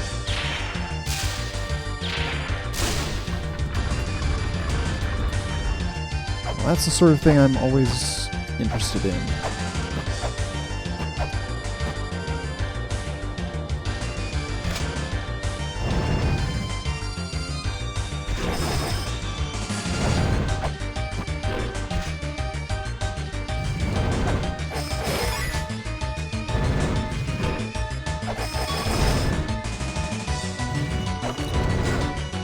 I play Doom WADs all the time, and that's basically fan games of Doom every week.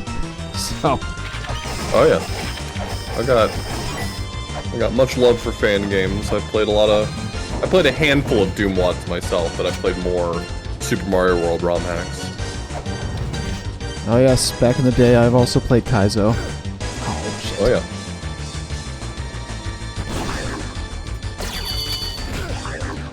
I seem to have accidentally shot my gun. Ah, crap.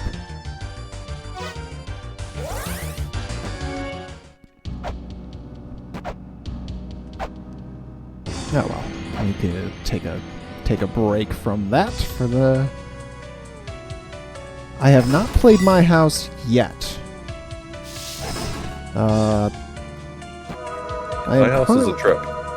Yeah, Pink played that, I believe, recently.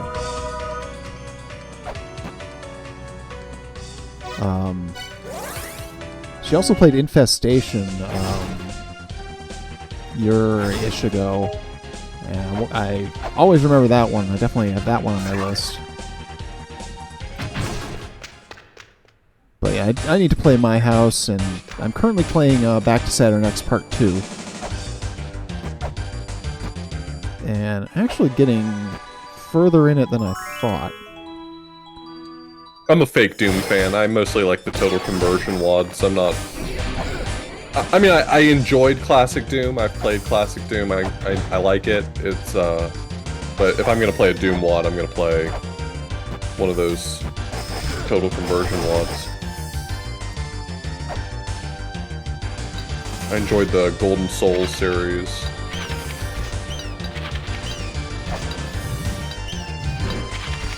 Yeah, I'm kind of keen to try a couple of the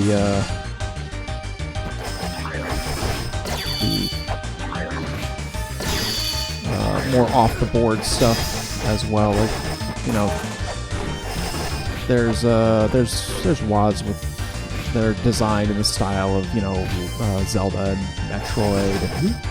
Those look interesting. Yeah, I played the Legend of Zelda one. That one was really good. I'm trying to remember who I saw play the Metroid one, but I don't think it was Pink or Psych, and those are my two most commonly viewed Doom streamers. Golden Souls is Mario stuff. I've played a little bit of the Castlevania one. Oh, that's right up my alley. I want to play Realism. Those are two famous ones. Yeah, I actually played Realism the other week. Didn't export that portion of my YouTube. I probably should do that. Yeah, I had a whole bunch of extra time, and Shadowhog was like, you know, you can do that as a one-off easily enough. Like, okay, that's pretty much what I'm looking for. That was a trip. A lot of stuff I liked about it, and a lot of stuff that was kind of weird. The wizards are definitely a thing that exists.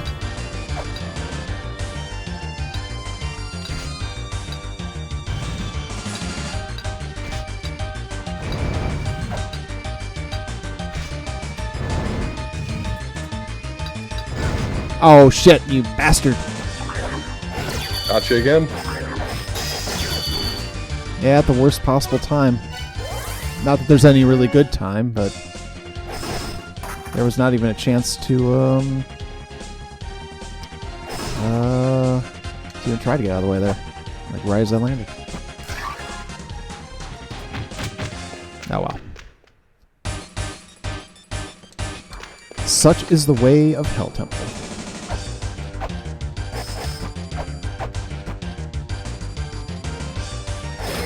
And it's one of those things, you know, it's just like when I got punched in that one room.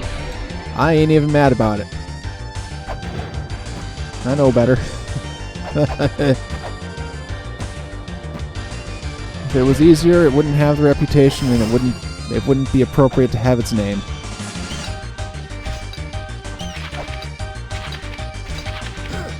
Nope. All right. Every time I'm in there, I'm gonna give it a honest try on the way down. Just, you know, see if I can do it. Ow.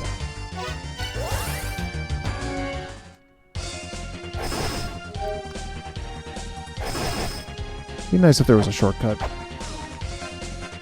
But that would be asking too much.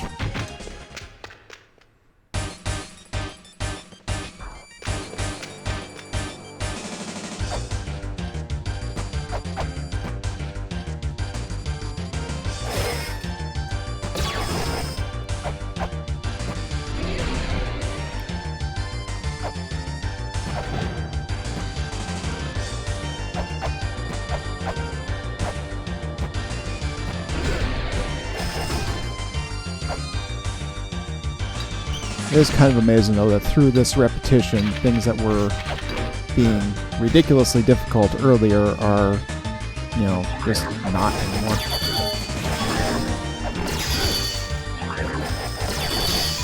It's like, yeah, I get it. We'll kill that thing now.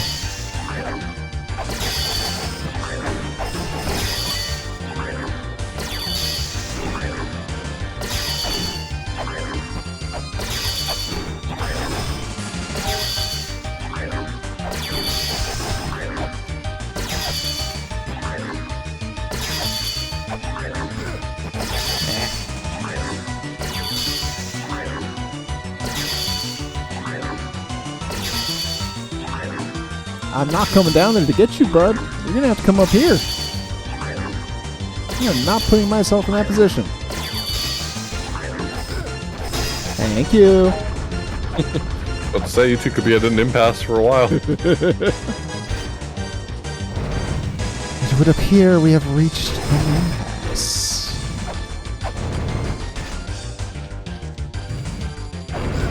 Well, I'm the Star Wars hero of the land, and he's just a fucko, so no one cares what he thinks.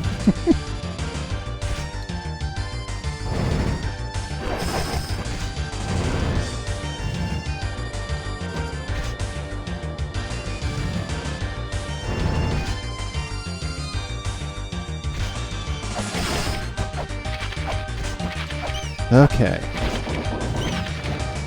Alright, gotta remember the teachings of Yoda for this one. I must unlearn what I have learned.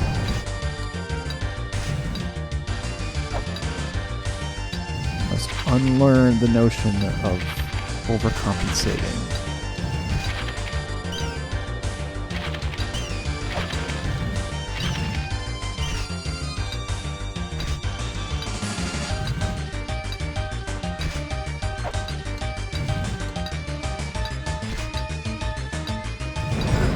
You bastard. He was just there waiting for you.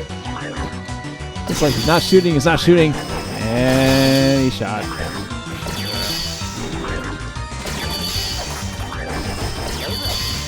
Yeah, unfortunately, the next piece of the puzzle to guarantee sort of a higher consistency rate is really just moving through that room a little faster. Because sometimes he won't shoot for a while, sometimes he will shoot for a while, but like being confident and just moving your way down as quickly as you can is really just your best shot at getting the results you want. Yeah. It's a race scene, I'm guessing? Thank you for the follow. Pardon me if I'm not pronouncing that correctly.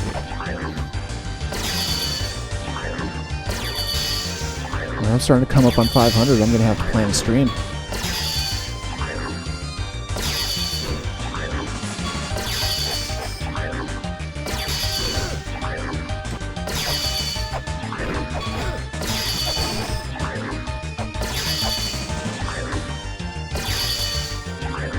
Most of my planning, of course, is further along than that. At 6:08, at Battletoad stream, which I have an interesting notion for that as well when I get there.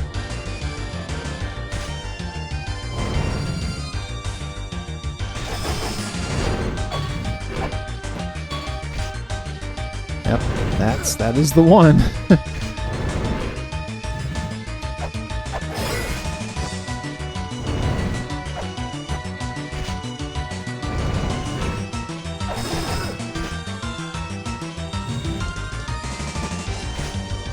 That's a stream I actually should re-upload and clip from, because there's some pretty good moments there that I don't think got clipped.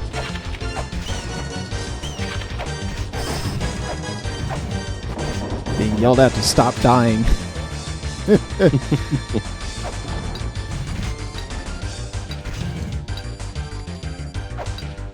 have to remember how to re-enable that command that keeps track of the deaths.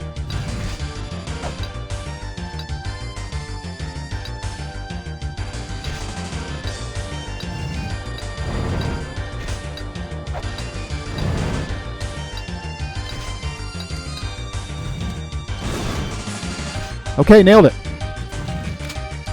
All right, we made it. Yes, Awesome. we did. Okay, so I want to draw your attention to something. I want to point it out to you so that you can maybe. I mean, I don't necessarily think that you're gonna like have an easy time with the rest of the room, but I just want to draw your attention to the fact that at the very bottom on the right-hand side is a ledge that you can stand on, even though there's spikes there. So not every failure is necessarily a lose condition, because if you can sort of gather yourself there quickly, you can take advantage of that to finish off the room. Oh, okay. That will help. The thing I was going to point out to you earlier is that if you were still playing on hard mode, it removes that platform. There's no spikes there, but there's no platform there either. Ooh. Ooh. That's mean. Of course, Hell Temple. Of course it's me.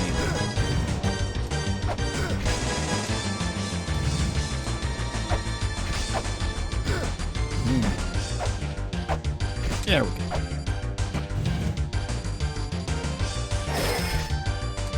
All right.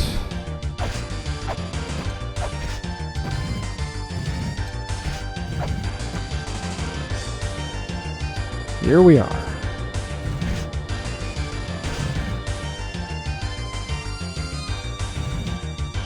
There's no achievement for doing, to my knowledge, the Hell Temple just with hard mode. I could be mistaken, but if you want to get all the characters in the ending, the characters that show up in the credits are dependent on like things that you've achieved, and if you want to get all the characters, you do need to beat the game in hard mode, and you need to have beaten Hell Temple, so you would have ended up playing Hell Temple in hard mode. Yeah. But I don't know that there's a Steam achievement for doing. I'm gonna check because now I'm not sure, but I don't think there's a Steam achievement for doing Hell Temple in hard mode.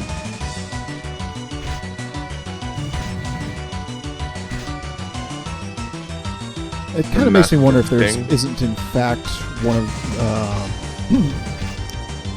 something that or no wait, you can't change the difficulty in mid-game. Never mind.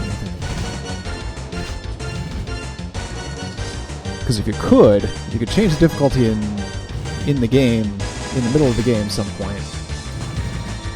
Oh yeah, there is specifically an achievement for Hell Temple in hard mode. I'm sorry, I was wrong. Oh. Yeah, you can add Hell Temple later in the game. Like, you're not required to start the game in Hell Temple, but in order to get the achievement for doing most things in Hell Temple, you need to do it before you fight the first boss, and you can't go into Hell Temple until you've killed your last boss. So you would be in hard mode at this point. Okay, so let's see. I'm watching this, and first thing I've got is I've got to jump down and get onto that right side at this moment. And get far enough down to where I can make the jump when the long one retracts into that small window between that one and the other one. And after that, I'm kind of... Or... No, I guess there's two ways to do that, depending on timing. I could just stay on the wall and slide down in between that window as well if I do it quickly enough and precisely enough. And then I can kick off and just drop down to the next room.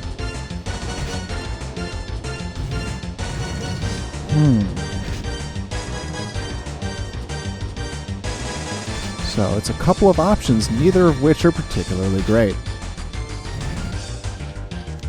Yeah. It's like there's no good option. We know this much.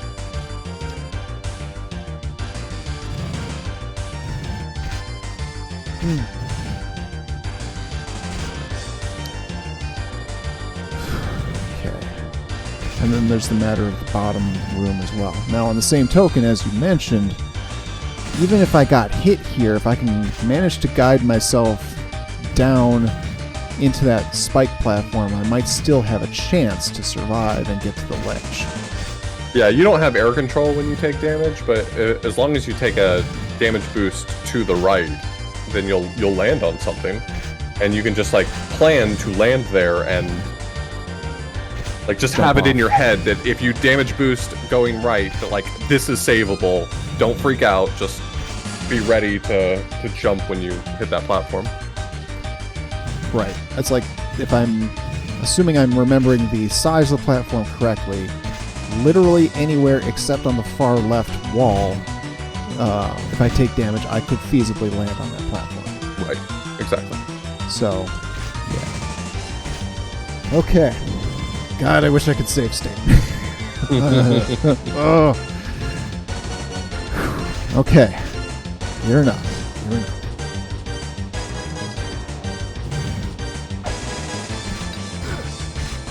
All right.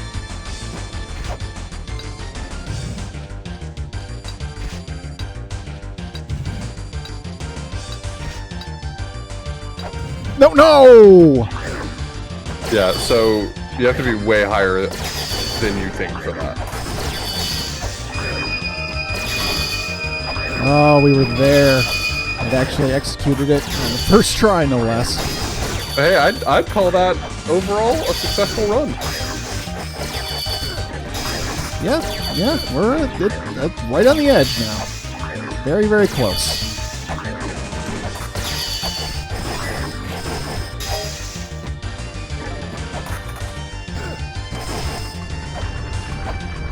We've done everything except for make that jump. It literally, at this point, all comes down to getting onto the platform in the first place.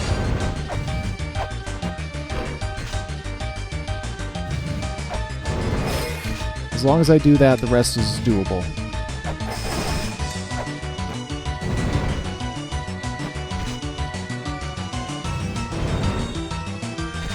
We are close.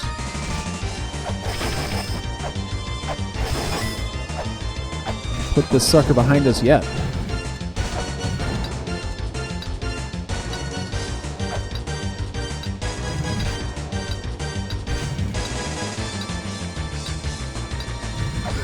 Oh! Damn. Oh well.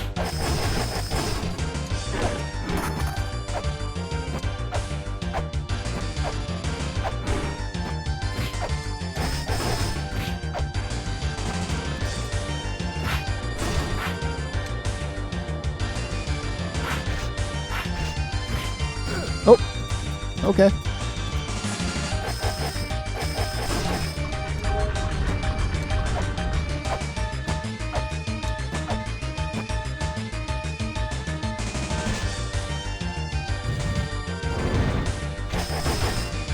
So yeah, I don't feel like I'm gonna need the caltrop situation. I feel like I'm pretty much set there.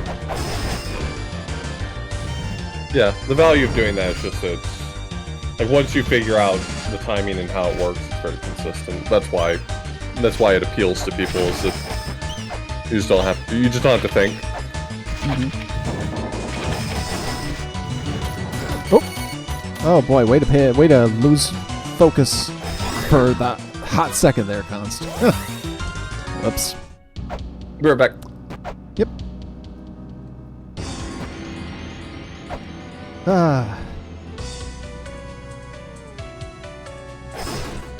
Yep, impending disaster. If you go to my YouTube, you'll find a 6-hour Battletoads stream where I died basically 100 times an hour.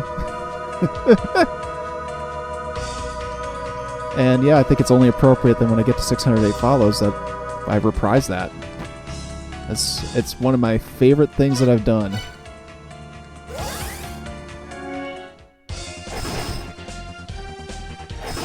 We had so much fun that day with my absolute decimation.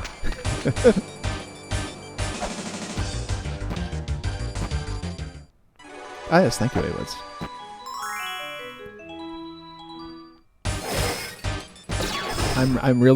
Honestly, I'm eager to do it again because it was so great. And I'm gonna try to arrange a couple of things with that stream as well, so, you know. That's why I'll, talk about my follower goals as much as anything, because, hey, yeah, the sub goals are great for money, but the follower goals, some of the stuff I've got planned there is ridiculous.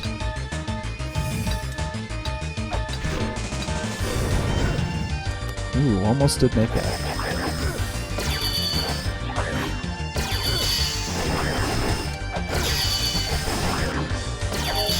Anybody who knows anything about Doom and torturously impossible Doom wads will know Sunlust. So when it is time to get to make the stream fully metal with 666, we will do so with the greatest amounts of pain as possible.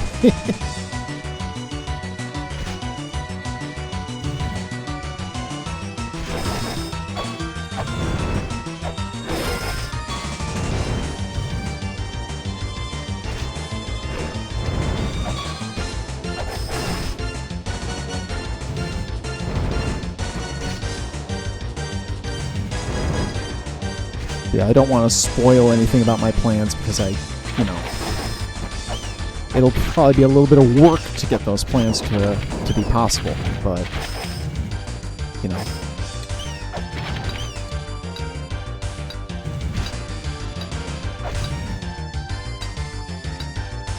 But that is fine. I am willing to put that legwork in.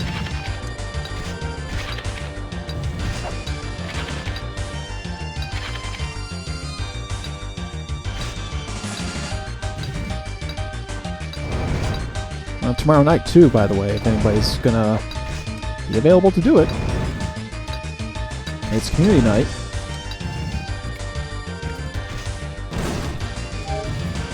Hey, made it twice now. So community night is Jackbox Party Packs plus Gartic Phone plus Rift Tracks, some combination of the three. That's happening tomorrow at 9 Eastern.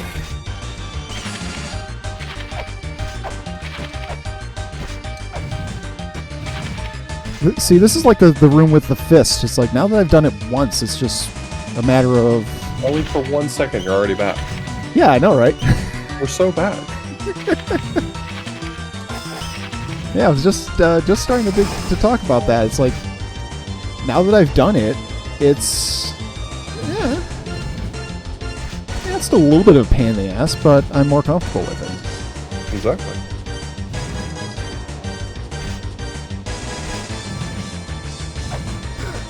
Oh, missed. Wait for it. And yeah, impending disaster noticed my battle toads. Whoop. My battle toads goal. Ah, that's a good question, A-Woods. Why, in addition to, of course, dropping your follow, you can join the Discord! Discord. Okay, so where do I need to be for this? Don't remember if you can do this in a wall kick. I want to say that you can. You probably want his eyes to be basically looking down the bottommost line of that platform, if so. I think you may have to do a double jump underneath the platform, though. Like one jump to get underneath it, and then another jump to make the little gap. Okay. But I could be wrong. I don't remember offhand. It's been a long time since I've done this specific jump right here.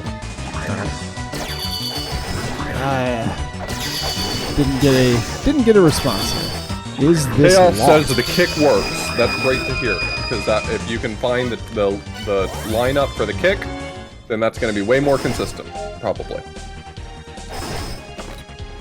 Now between the two, it's tight. Yeah, I believe it. Everything here would have to be tight.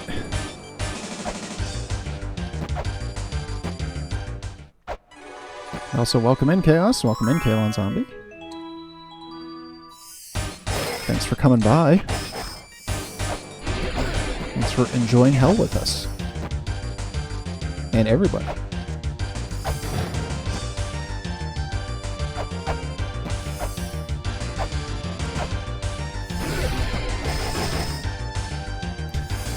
All right.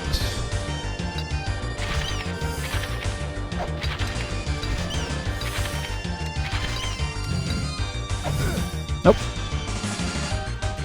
A little more trial and error in the initial downward trip. Whoopsie! That one was my own fault.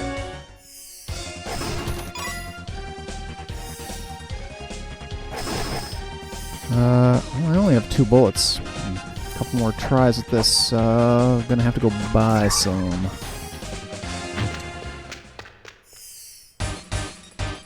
Oh, you can also reload your save. You haven't made, like, material gains. That's true, because the Deus push isn't really significant. You'll almost certainly be coming back around, so. Yeah. Yeah, so if we need to. If I run out of bullets, just reload the save.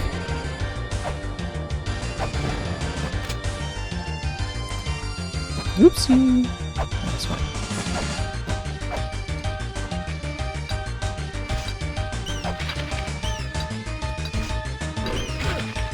Ow.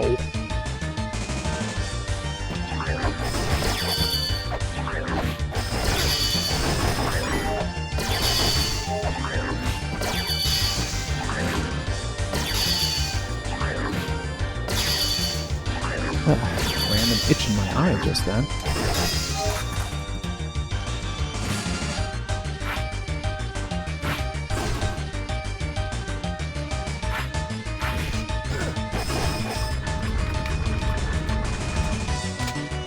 Okay.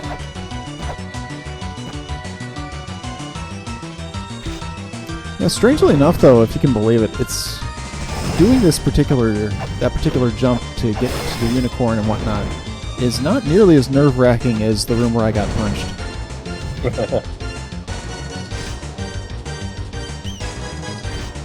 That was a rough room. It was.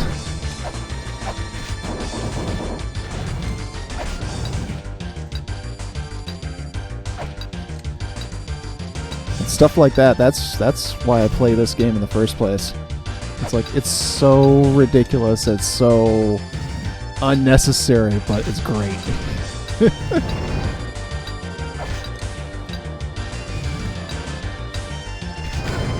Shit. That was my fault because I didn't have my gun ready.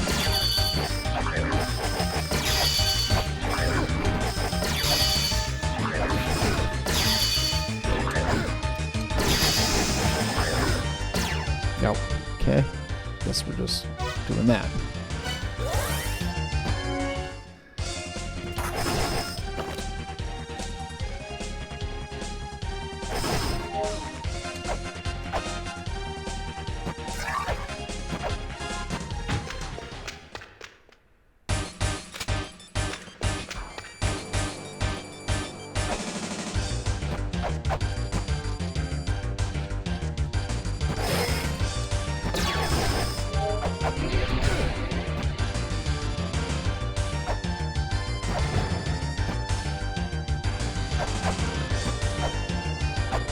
Yeah, I think we all knew, though, that going into this, that this was probably the spot in the game where we were going to spend the most time in the stream. Yep. Whoops. That one.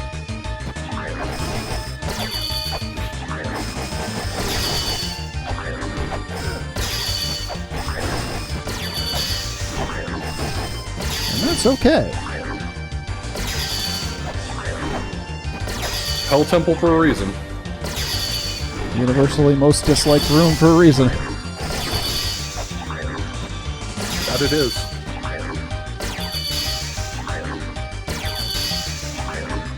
It's one of those things where it's like, you almost don't want to get it on the first try, because then it's just like, oh.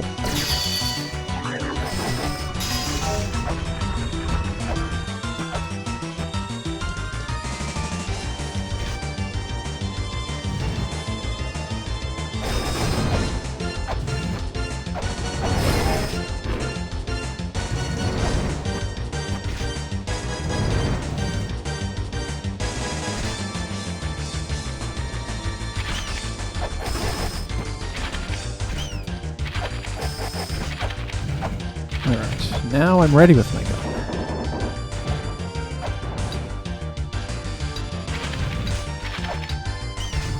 Oop, but then I fucked up.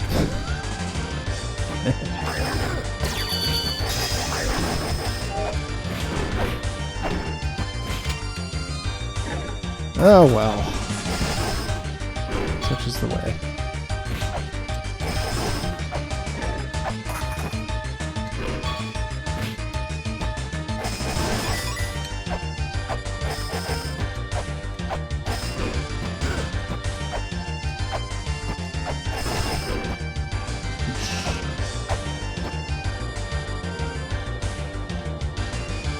You know, how did he get all the way over there? He can climb on walls. He's allowed to be wherever he wants to be. That's impressive, almost.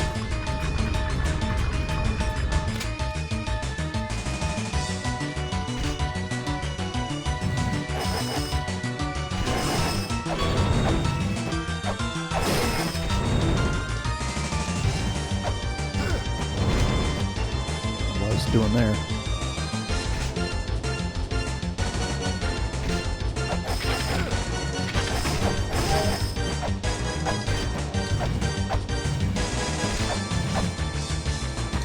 Oops. It's nice to screw up and not have it cost me something. There.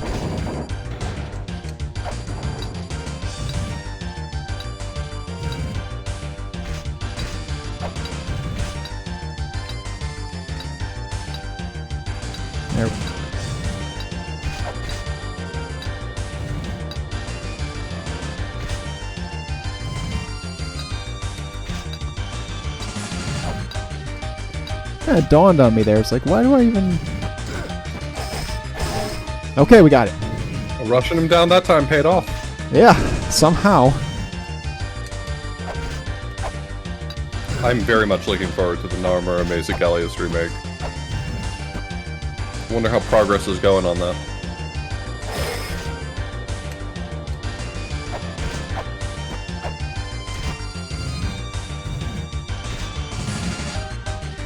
I can't say I've ever heard of it, so... Maze of Gallius is the MSX game that originally inspired La Mulana. And Konami... Ah, shit. That time I didn't make it. And Konami, what, like a year ago or so? Maybe a little longer ago? Something like that. Was doing a grant thing where people would pitch their ideas and Konami would fund them. And Naramura pitched doing a remake of Maze of Gallius and got one of the grants. So they're going to be making a remake of that game for modern audiences, which is really great because it's more obtuse than this, or more difficult to make sense of than this game. That's pretty impressive. I consider how difficult this game is to make sense of sometimes. To know that there's something out there that's harder is amazing.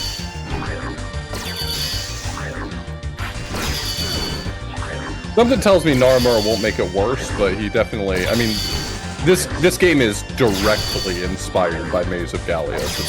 It's not even hiding. It's like... If you've played Maze of Gallius, then playing this, you'd be like, oh yeah, Naramura loved Maze of Gallius, didn't he? Yeah. There.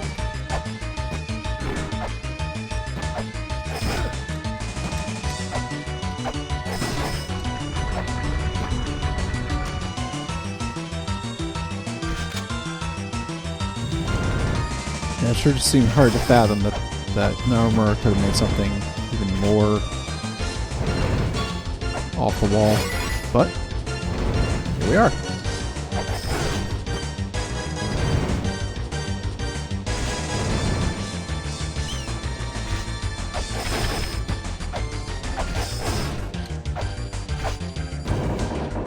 To me, that was the best way that this was described, is like, you have to be able to get into Naramura's head.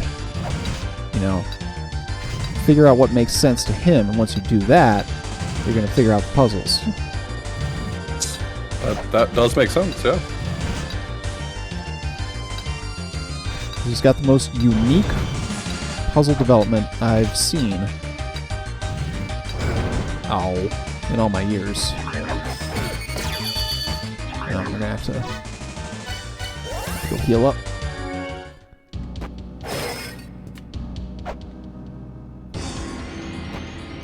Doesn't one of these tents here sell bullets?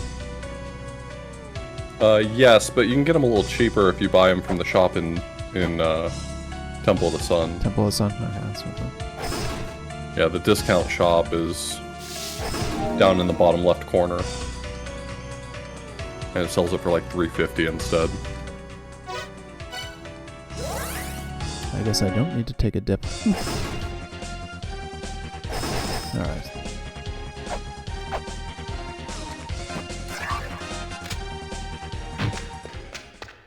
Or Moonlight, that's 3 for 400? Wait, really? I didn't remember that. That's speedrunner knowledge that I never remember. There's a shop there. It sells 3 clips for 400 instead.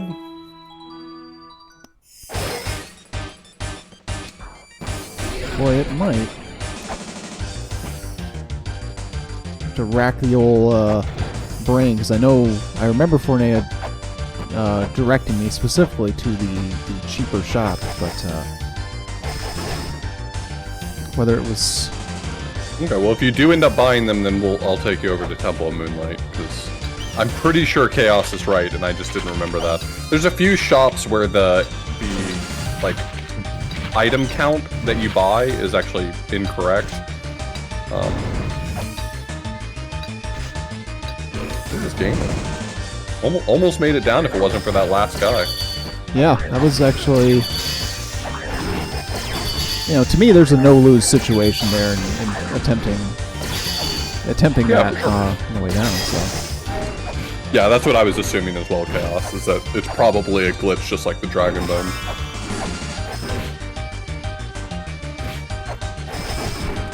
The Dragon Bone's kind of a funny situation, because most items that you buy, like special items, you buy one of them.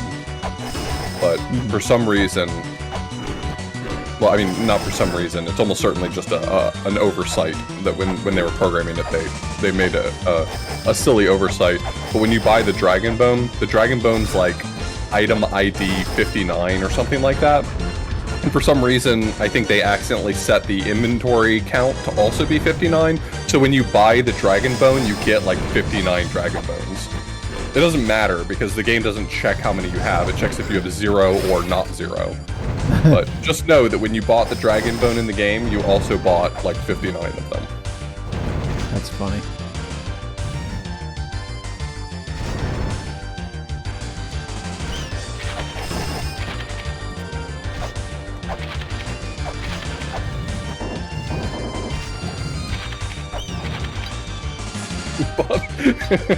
Same hat.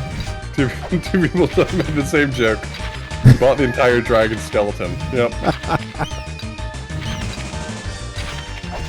It was a buy one get 58 free kind of situation.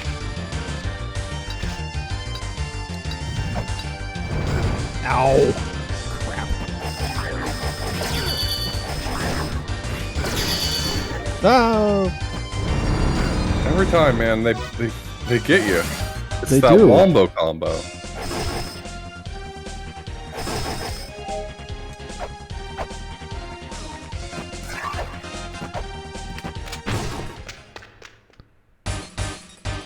Oh well, if it's gonna be a combo, it may as well be the wombo combo.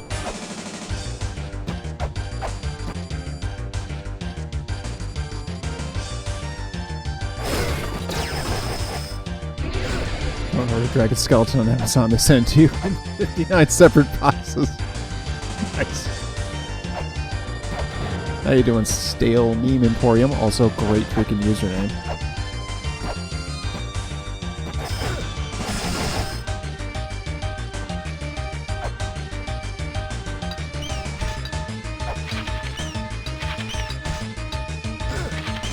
Oh, right. He's still there. Just kind of stood there. back. I just kind of just clung there and let the thing hit me. Like, oh yeah, this will pass through me. Nope. That's the wrong one, dude. That's the wrong one.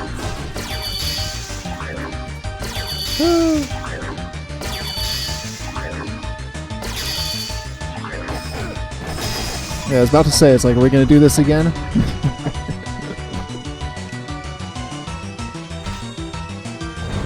There's always something with those guys. Stubborn ice wizards. Oops.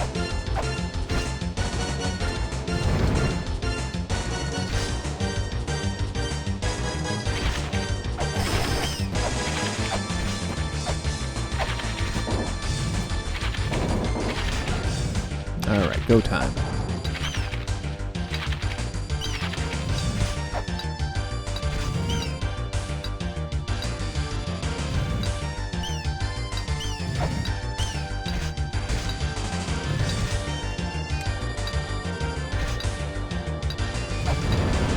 Oh, no!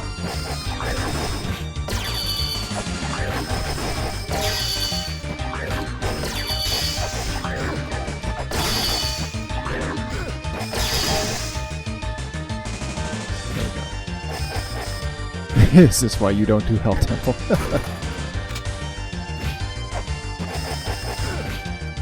Oh, whoa, okay. Alright. That's fine, I guess.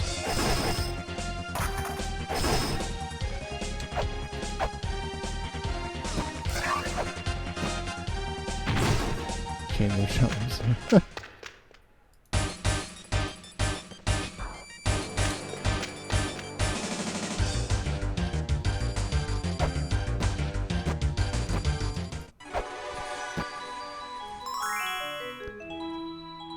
Yeah, muscle memory is where it's at this point. Yeah.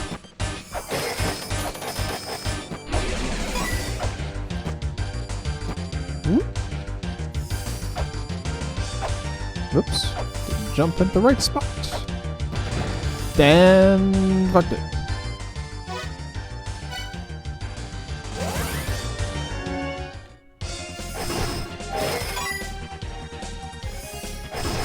And money.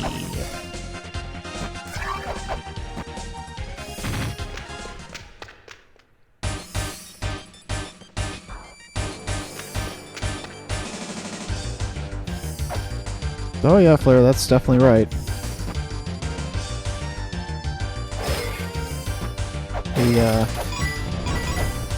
A precision is a very, very fine line with this game.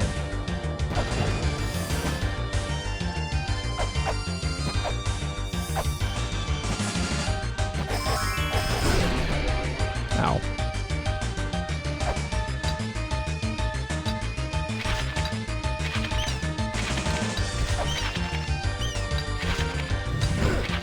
Oh. Whee! No wee!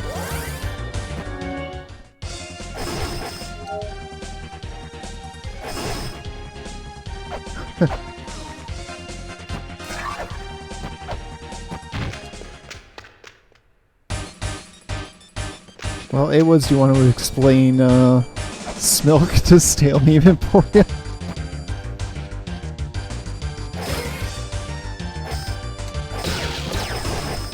Smilk is the... we're not using it right now.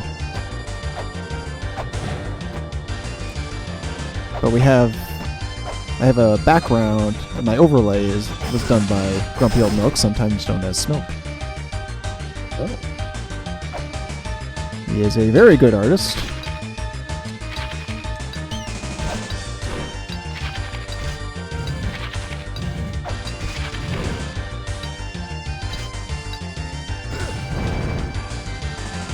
He actually typically goes by Smick, but Psych called him Milk one time during a Jackbox stream, and he renamed himself accordingly. It's like, no, that's too funny not to do.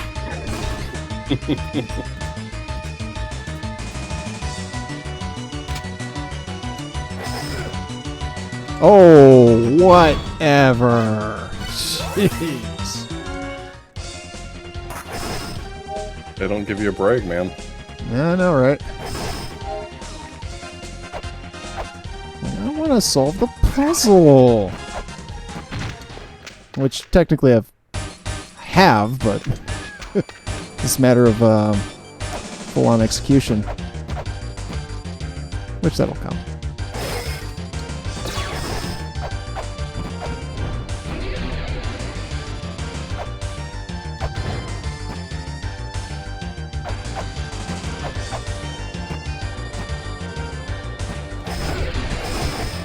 I mean, that's really the best part about where we're at right now. Is like, it's not a matter of figuring it out. It's only a matter now of execution.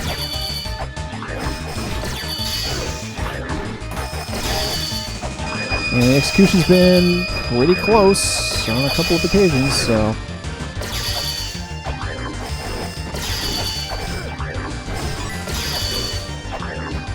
almost there.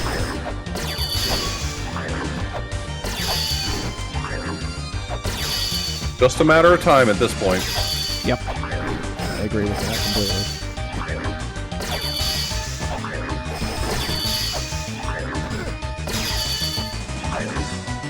Nope, nope, nope.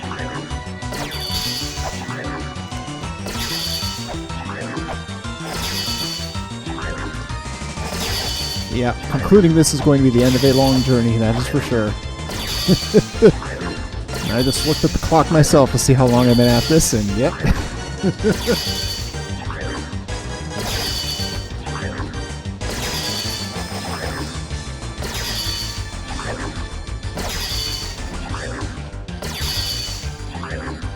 Come on, buddy.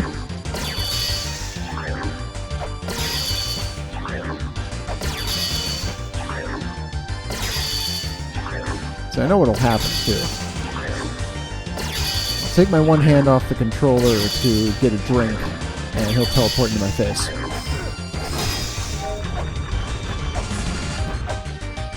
No. Do that in reverse, then.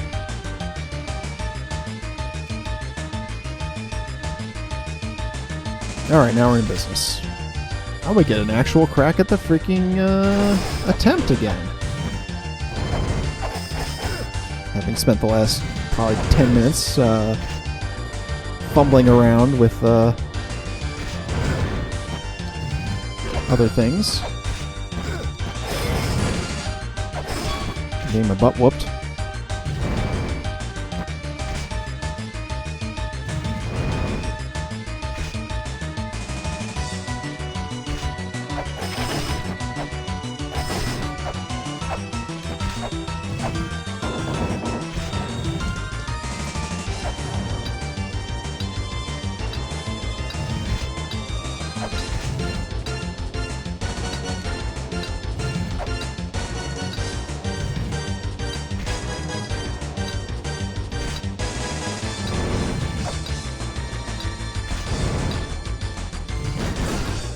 Okay, there we go. We're so back. We are so back. Yeah. Guess who's So I'll back? say, I think that usually I use a double jump to get underneath that ledge. You can, you are welcome to try the kick and try to find that perfect lineup, but you know, I'm offering that information that usually I will like neutral jump to get around the platform and then do a second jump to go underneath it to get over to the doorway. If you want to try that, you can. I just recommend that you like mentally commit to what your plan is before you enter the Thunderdome. Yeah. Can't we just get beyond Thunderdome? Yeah, though, that is actually the way I was thinking it would probably work better for me. Because, like, I don't want to try to spend a whole bunch of time trying to line up a precision. I would land on the platform. I would immediately neutral jump. Don't hold left or right. Though you can, because as soon as you touch the wall, you're able to turn around. But I would neutral jump, move left to hug the left wall, and then as soon as I'm clear of the ledge, I would hold right and make sure you jump before you hit the screen transition. Right. Alright. Hopefully I have enough health to do this. Just realized I'm low. Oh boy. There you go. You're Made in. it. And now look, you just got this easy room to deal with.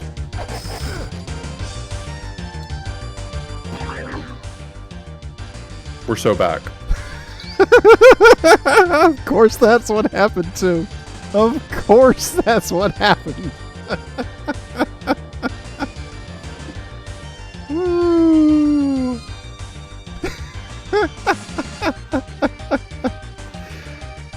Well, we've seen it at least. It's progress. Like I said, I can't even be mad about it. I can't even be mad.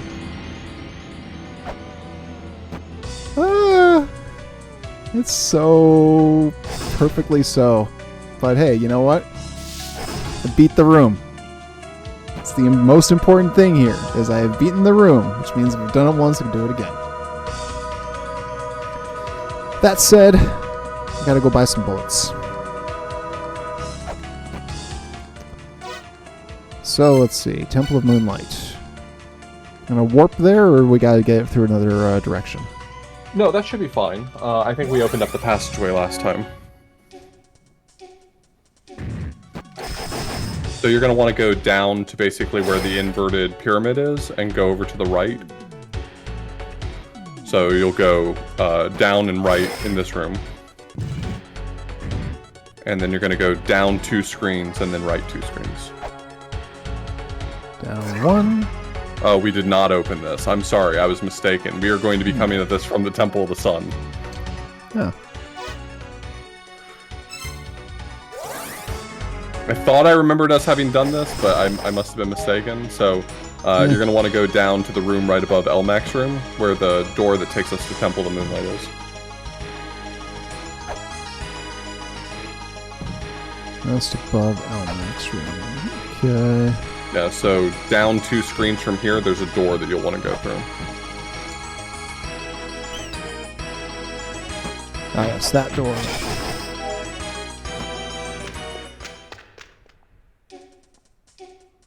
Okay, here we are. And so from here, you'll want to go up 1 screen and then right 2. Okay, I'm taking the lift, which I'll take when it comes back.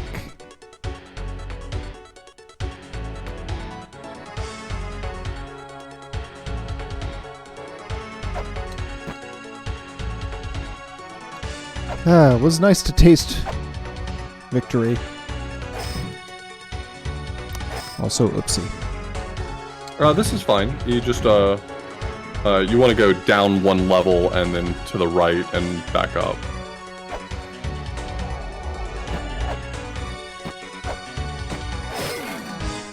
Up the, yeah, over to the right there. Yeah.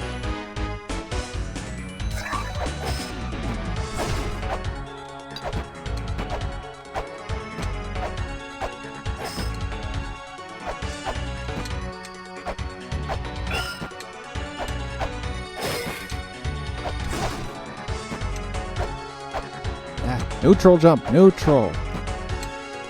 Ah.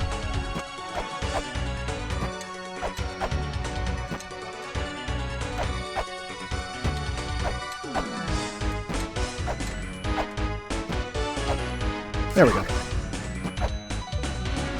No problem. And so you go up here, then right 1 screen. It's basically the shop that had the scriptures in it, if I'm not mistaken. Hey, Axe, thank you for the raid. Up the platform, or use the to the right, through the wall, and then through the hole in the wall there. Okay. And that door up there is the shop. If I'm not mistaken, that's the shop that Chaos is referring to that I think does sell bullets as well. And he was saying that it sells 3 clips, not just 1, so it's quite efficient.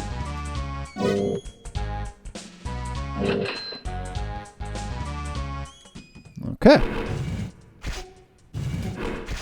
3 clips. Doesn't it actually sell, like, whatever the bullet's ID is in clips, but you can only hold 3? Like, it maxes at 3? Oh.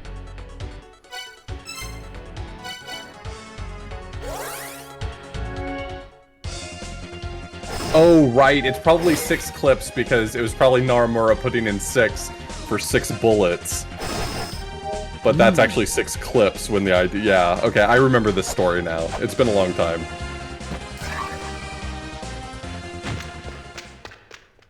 Alright, now we got bullets for days. It might be worthwhile doing a hard save here, so that if, like, by some chance it takes you a while, and you've used up a lot of your bullets, it's just easier for you to reload the save at that point. That's a good point. Whoops. Down, I think, on top of the thing. Yep. That's the one. So much of this game is muscle memory for me, that if you, like, gun to my head, just ask me what button does such and such thing, like, just pull the trigger, man. I don't know.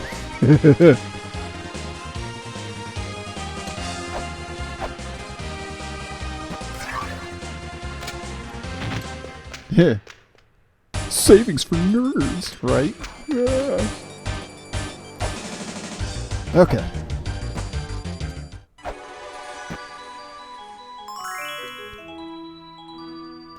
So Ever let's see since that Worst fixed that bug that made the Palenque fight crash, I rarely save in randomizer anymore, so.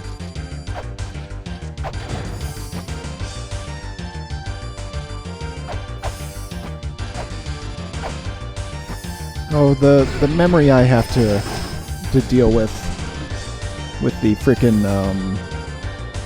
you know, half the games I play are on Switch, and the other half are using this controller here, so my A buttons and B buttons inverted, and depending on which game I'm playing. So inevitably causing some degree of issue every time. Oh, come on.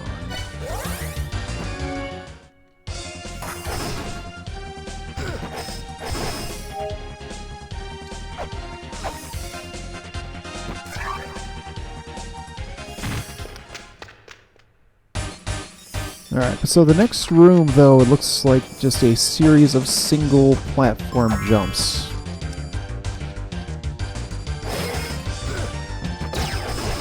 Yeah, it's a bunch of very small tiles to compare to.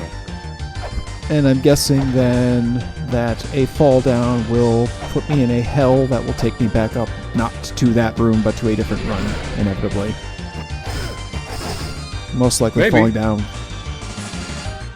Probably going to require me to do rooms 24, 25 again. Think so? I'd say it's likely. I think from that room, okay, I just looked it up really quickly. Yes.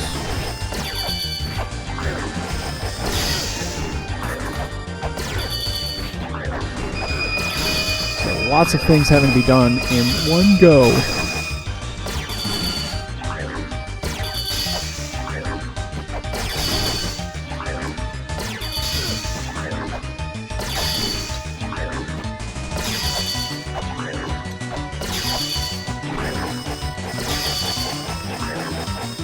Oh god, I hate that guy where he is right now. That's really the worst place he could be.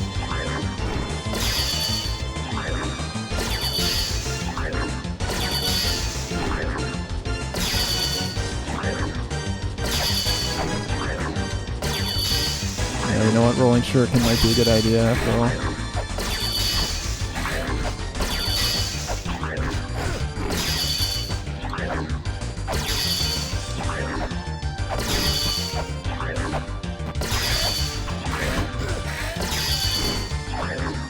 Fuck.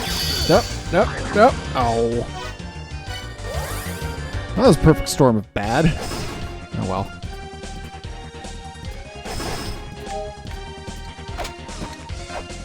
Yeah, I'm pretty excited for the Rose and Camellia remake. I'm pretty sure it already released in Japan. We're just waiting for localization to bring it to the North American eShop.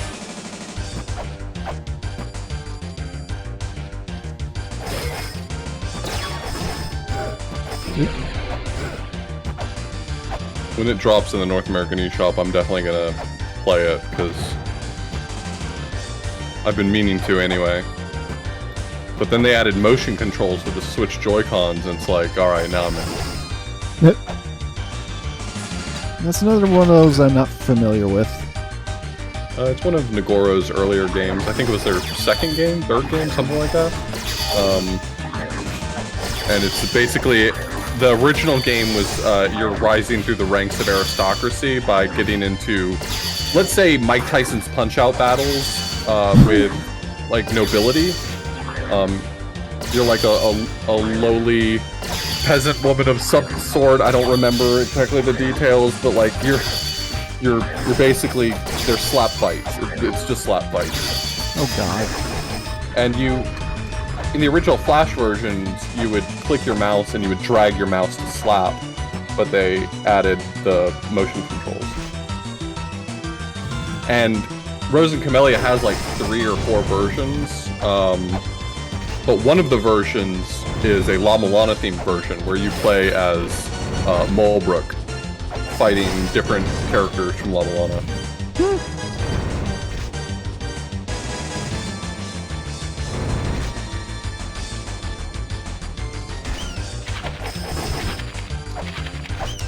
That actually just made me think of another famous slap fight in gaming. Although I really think it was famous for kind of the wrong reasons, you know. But, you know, with Final Fantasy VII Rebirth coming out, I am forced to wonder if Tifa and Scarlet will have a slap fight again. I'd rather they not, but I wonder if they will.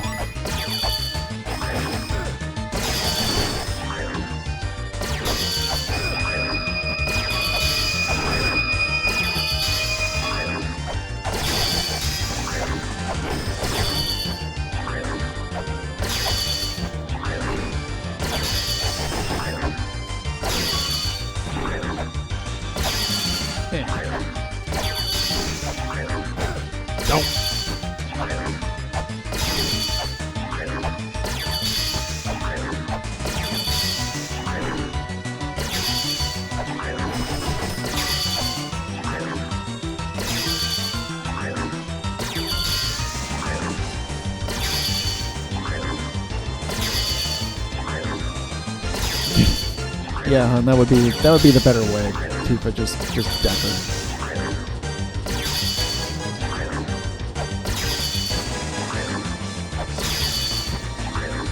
Come on, buddy. Come on, right over here. Yeah, probably would.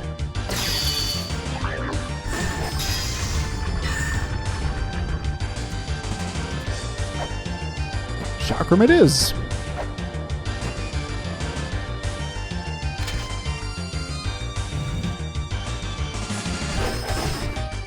It's too bad things don't pass through walls. Oh, how much time we'd save. Yeah, if you could knock that guy out, you'd probably improve roughly half of your attempts. Yep. Probably more.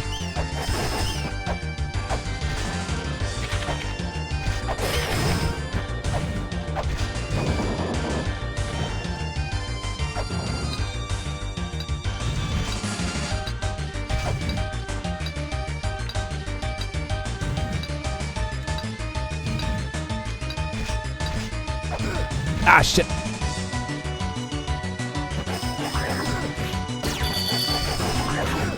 Well, Axe, good to see you. And as long as you're not using stealth monsters, your map 2 is going to be better than map 1 regardless. So.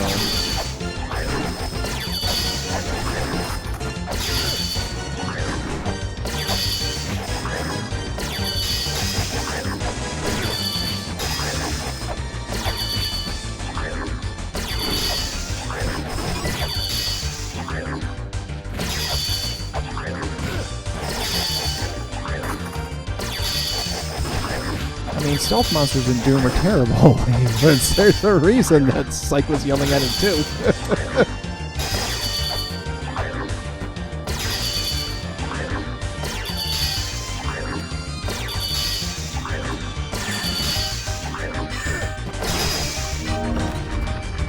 Oh hey, that's a health refill. Wasn't even looking. You'll love to see it. Definitely good to get. Yeah, it saves us a trip at the very least.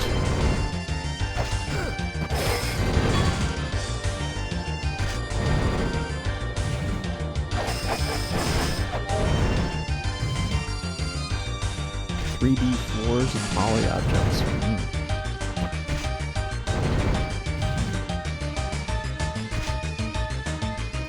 Well, so I just don't have the imagination necessary to map.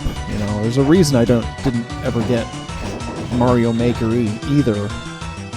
Heck, I haven't even tried my hand at Mega Man Maker.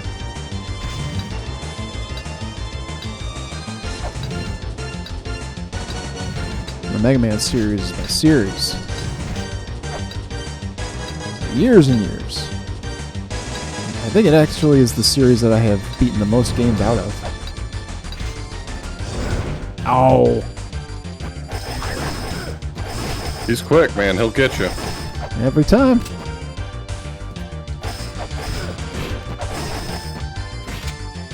I wasn't ready for him anyway, as it turns out. I had forgotten to load the gun.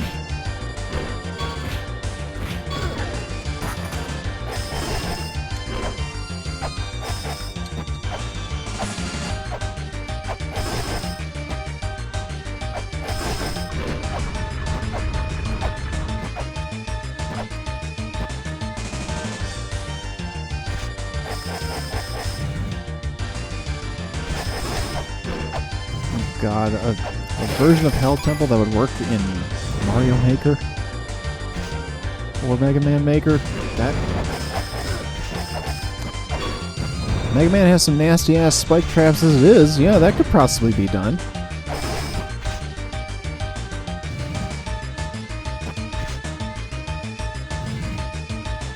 Man, I can't imagine playing anything that looks like this in a Mega Man engine.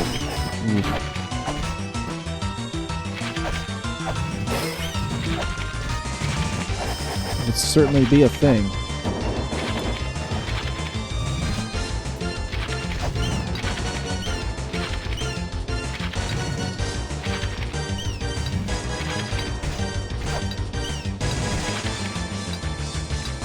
That reminds me though, I haven't played Mega Man in a while.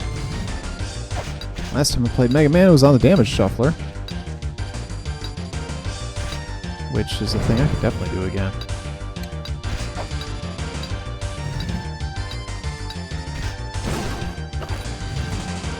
Great success.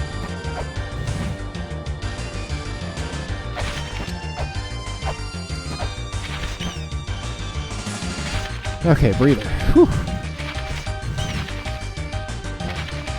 Stretch out the old hands there.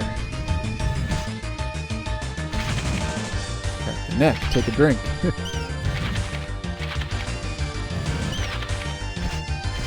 You got this. I think the thing to remember is that when you enter that next room, if you wait for them to come to you, you're probably in trouble, so. Just gotta kind of go.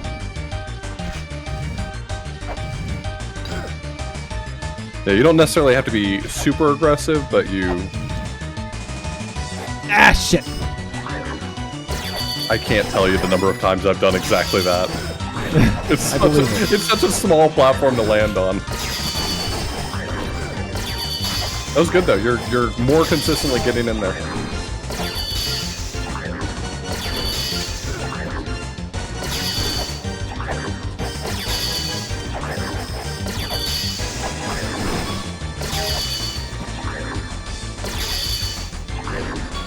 Yeah, I'm gonna say it's just a matter of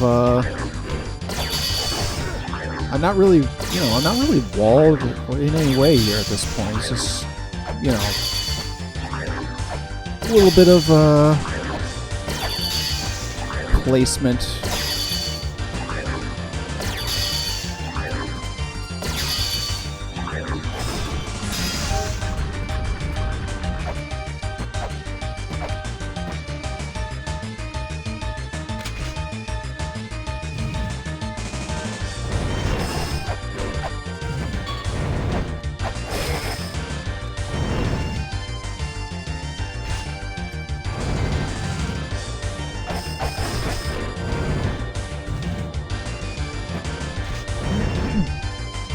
I really feel like it's reached a point where my getting there just depends on when that sucker spits his fireballs versus when I am in position to get there.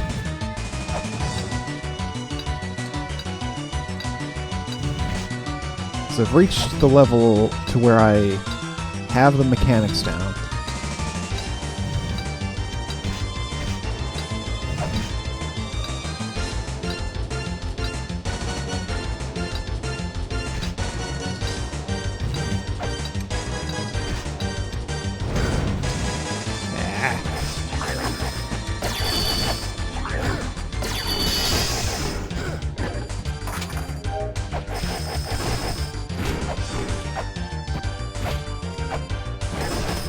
Had it and lost it.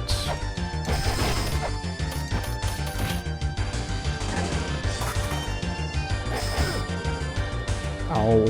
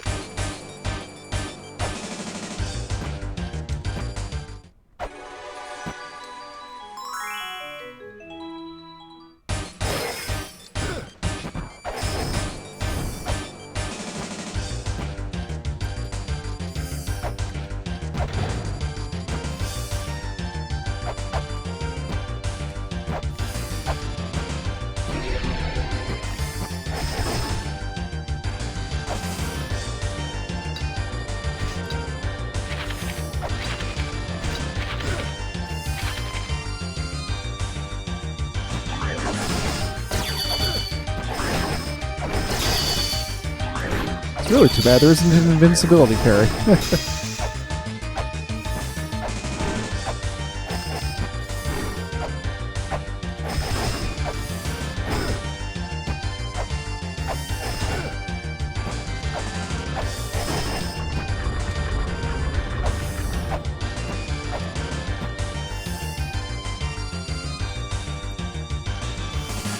I am a puzzle game sicko, so that's what drew me to La Mulana.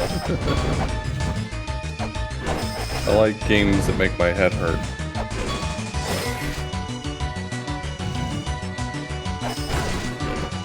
I mean, I told the story when I first started it in the first place. You know, I got into it. I got into even the notion of playing it just from seeing Off talk about it on Twitter. And I'm like, okay, I'm interested in this now. I do talk about it too much on Twitter. And then I made a comment about it, and Rejax bought me the game. I'm like, okay, I guess we're doing this. Shit. And so we did.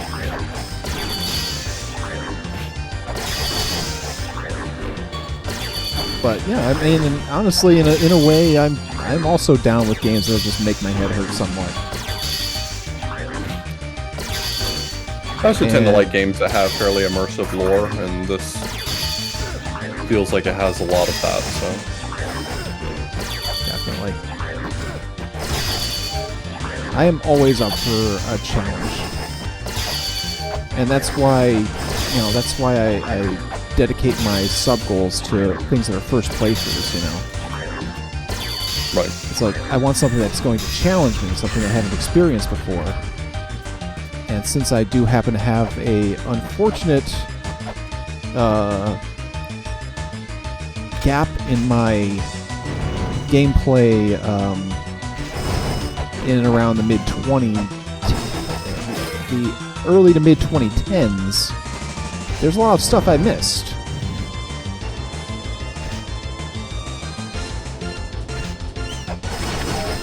That's why you see stuff like the even in the early 2000s, really, though, it's like that's why you see the Metal Gear Solid games on there, because you never played one of those. That's why I had Tomb Raider on there for a hot minute, and then I decided, after watching gameplay from another streamer who was doing it for his first time, and I felt frustrated by what he was dealing with. I'm like, no, this is bad. This will not work for me. That's why, so it got replaced with Sonic Adventure. I have several friends who are big Sonic fans, so it's like, I know that'll at least get some people to come out and see how I actually do in a straight-up Sonic game. Because I've only played the original Genesis trilogy.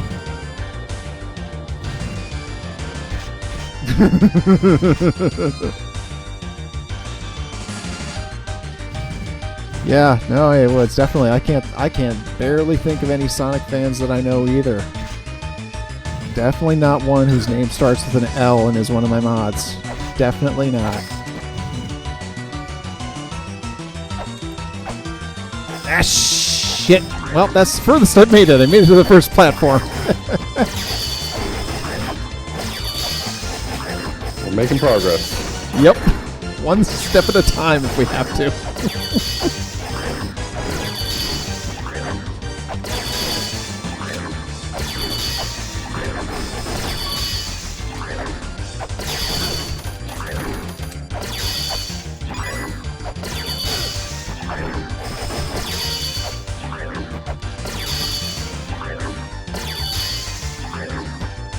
Oh, that figures. Yeah, Colin, what's that? Is it Okami? I already played Okami. You're too late.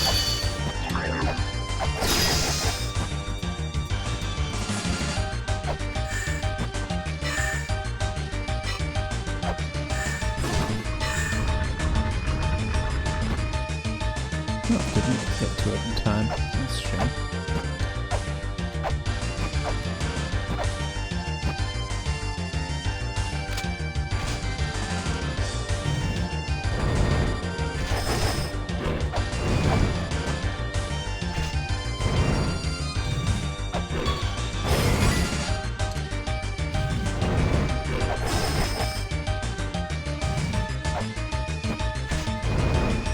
Oh boy. My kingdom for save states. Ah!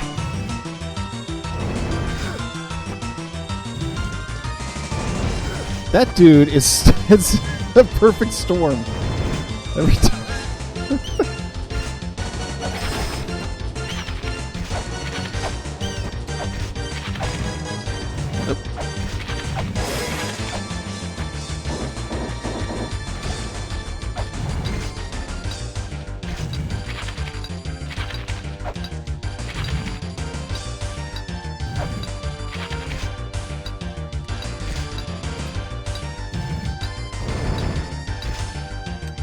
Nope. Shit.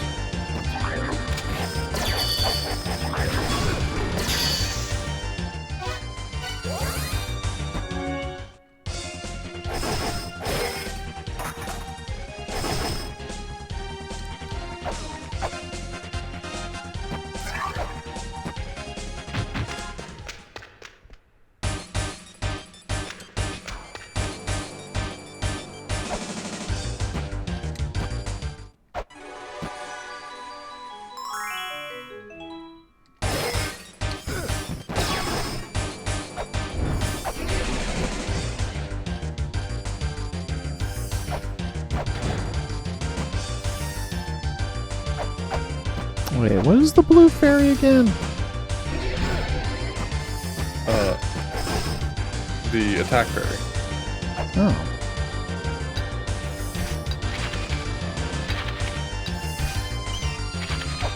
That's what I thought.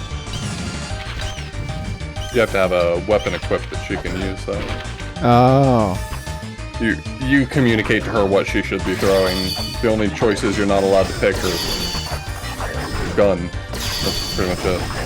Yeah, that makes sense. That'd be a little OP if she could do that. Funny. Oh, definitely.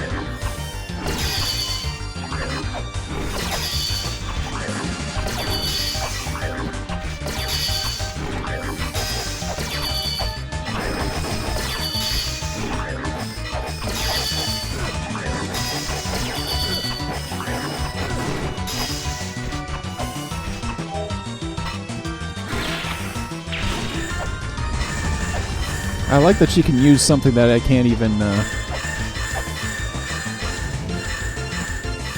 I don't even have any of.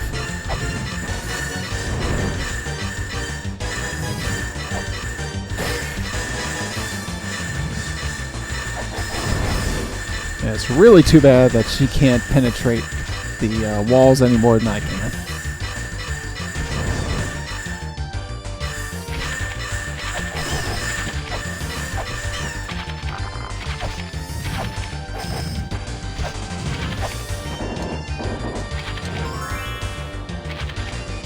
Alright, go time.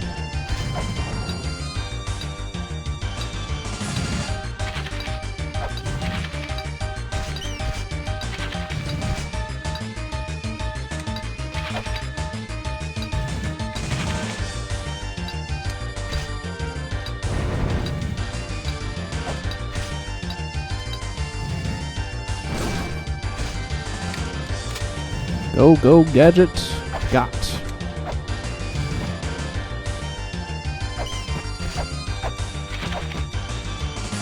What? I got caught in the scenery for a hot second.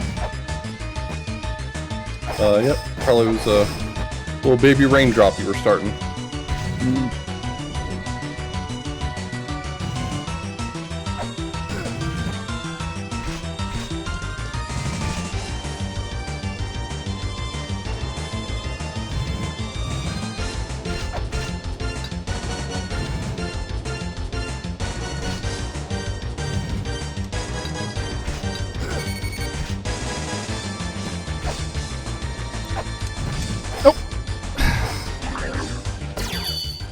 It's that overcorrecting nature again. I was on there. I left it be. Whoops. Not saving right now.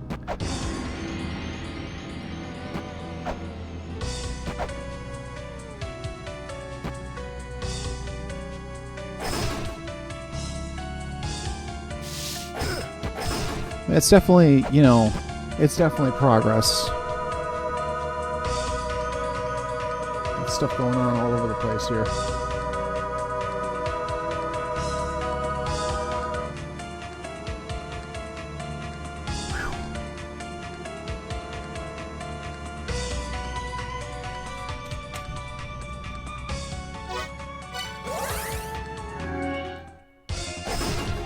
I just hope everybody's still having fun. I hope everybody's enjoying it. That is good. That is the Hell Temple experience. Yep, I want to have the right experience too, and that means that I gotta be punished by rooms 24/25 for hours on end. Then that is how it's gotta be.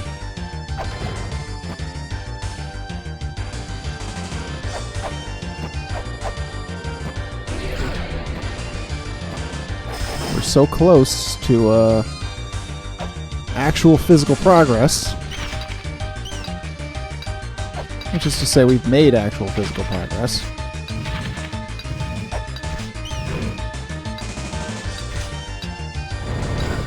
Oops, just a little too far.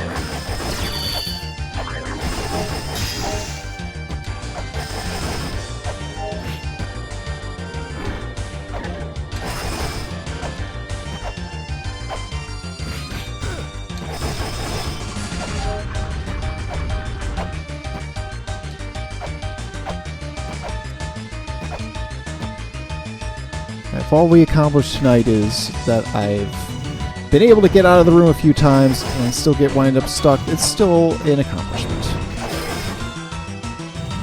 There you go.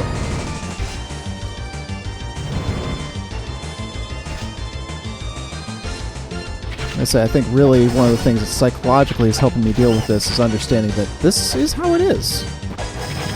So just have a good time with it. I don't have a bad time with it. I mean, it's totally sort of a choose-your-own adventure on that one, but yeah, your experience is not dissimilar from anyone else's, really.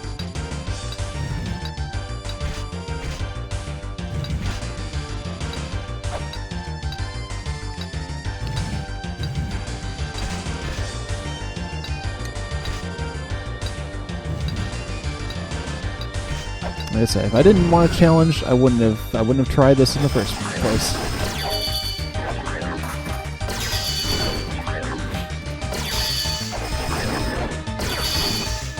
Let's have a challenge.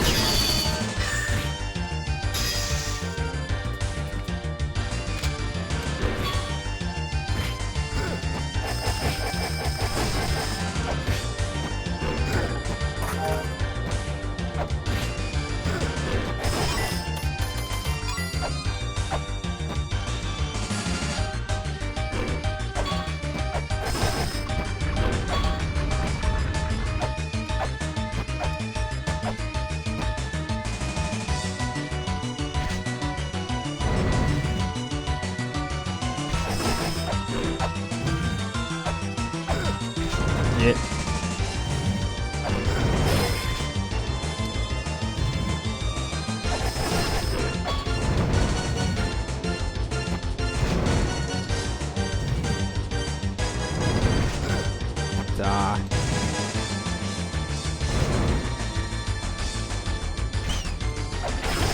I mean, heck, I would argue that this is a very hard game in a lot of ways, obviously.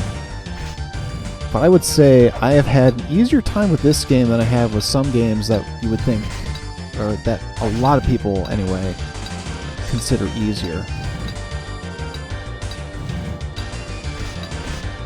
Like, for example, when I finished the Claire campaign of RE2 Remake and started on Leon's, I got my shit wrecked. Yeah, that'll happen. Yeah, it's like, that's... In many ways, that game is vastly easier than this one.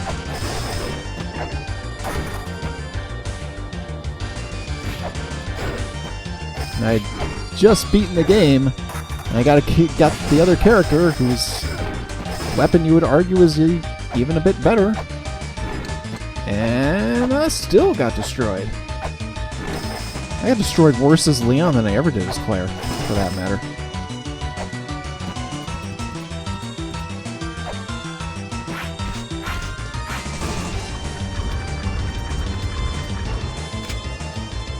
It's the sort of thing that makes me wonder what's it going to be when I hit RE3 Remake, because I have to play that too.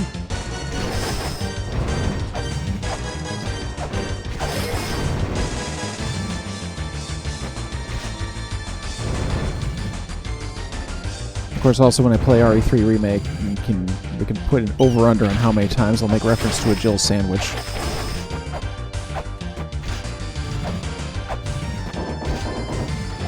Considering she's my main survivor in Dead by Daylight, and we make constant references to Jill sandwiches.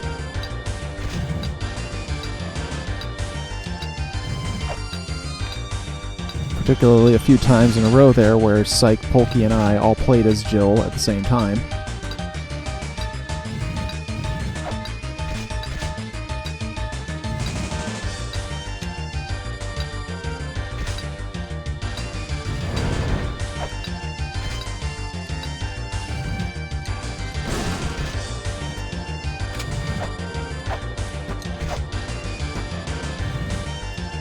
Alright.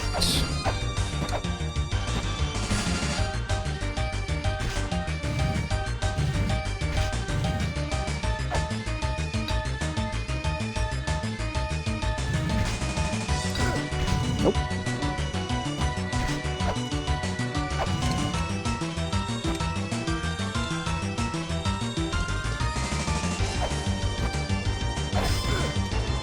Ah! Ooh. Thought I had enough there to hit him twice.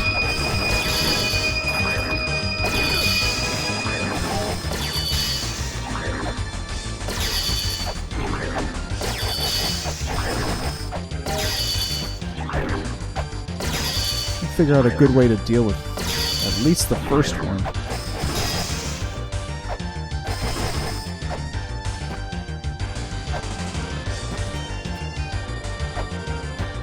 Oh, but I got a nice number of rolling shurikens. Well. Oh, I'm not even hitting him.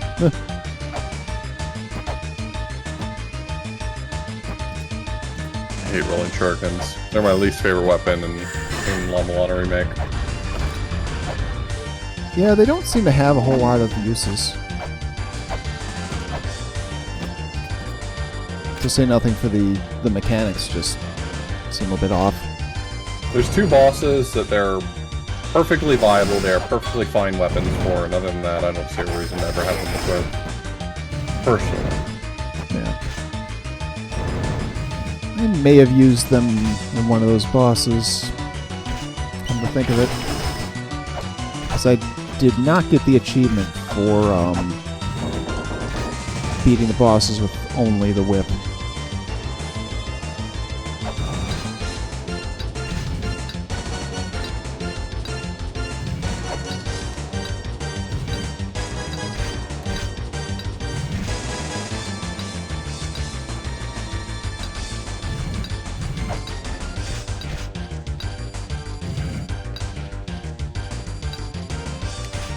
Yeah, checking false walls with them is definitely something you can do.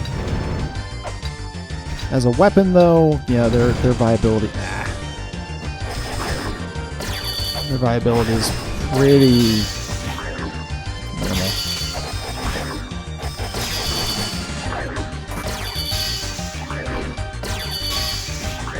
I'm gonna see this room in my nightmares. Oh, no, I'm not. But I will probably see it in my dreams tonight, for sure. I'm not going to have a nightmare over Mulana.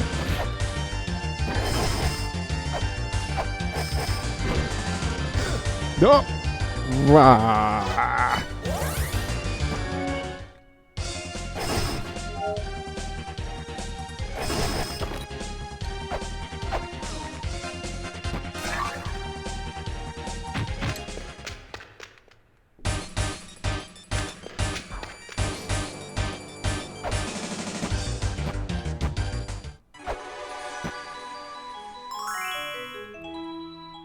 It's too bad the fairies aren't more useful in this situation. Yeah, health is really not the limiting factor for you, so Healing Fairy, though it's probably your best pick, is not great. It'd be really nice if it were like Mulana 2's Attack Fairy. The Attack Fairy in Mulana 2 works very differently and would do some real favors here.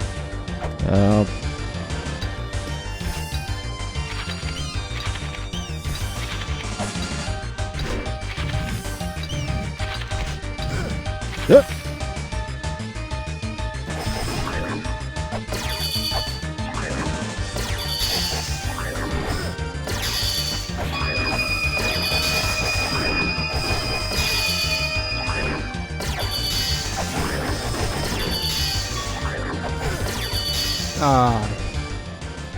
I was afraid that was going to happen.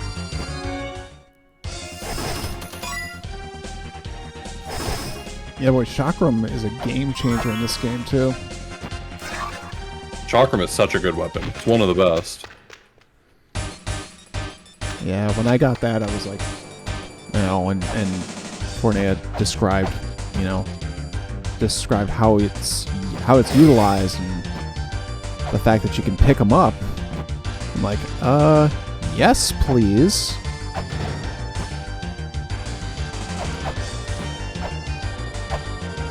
All the chakrams, all the time.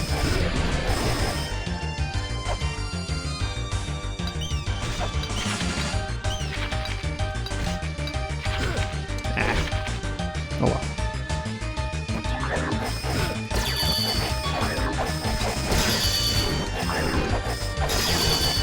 Also, I have no idea what happened there.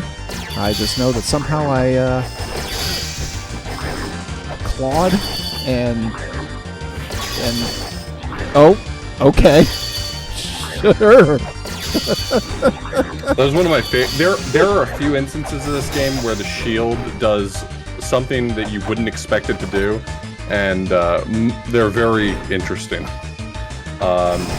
Like the imp that kicks, they'll bounce off of the shield, so that's what you just experienced there. And then also the fish that lunges at you in Spring of the Sky, the shield will block them. Oh god, he's not dead. Oh, it doesn't count as killing him. Oh no! Oh god, no. No. I didn't even think about what that might do.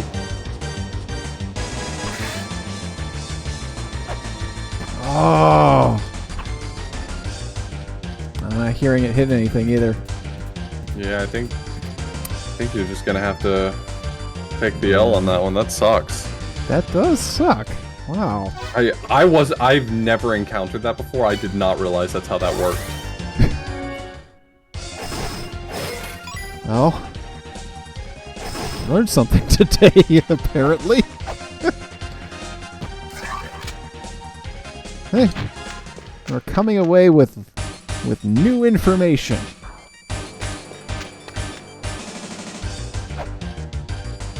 That's the good stuff right there. When you come away with new information.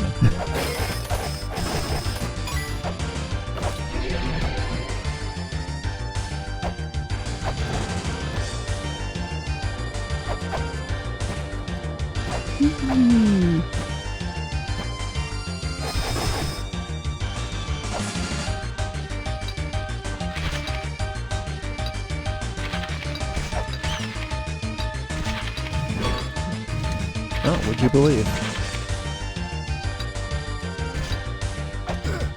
Nope.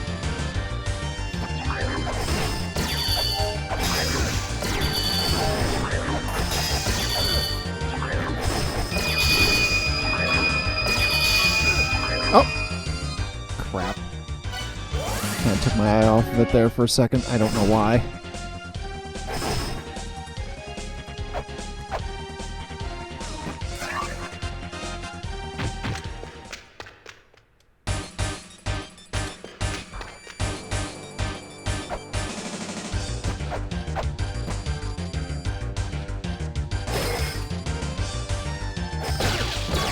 Ew.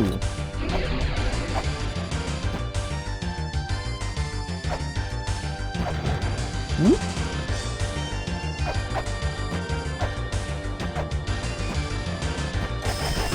Dodge, duck, dip, dive, and dodge. Or something.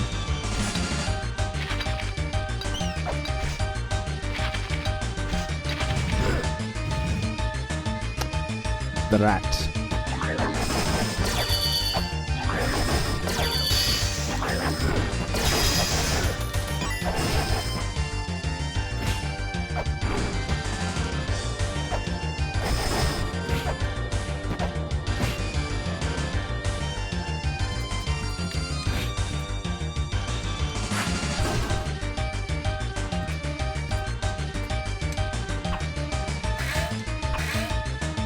Yeah, see, that there just puts into practice the general uselessness of the shuriken.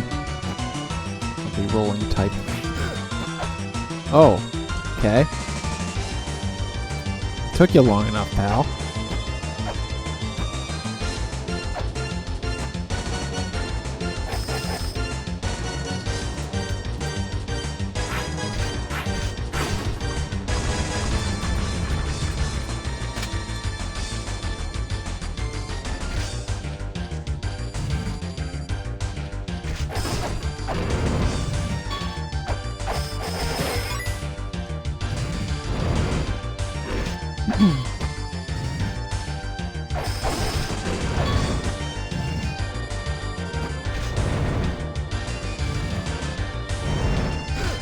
Rats.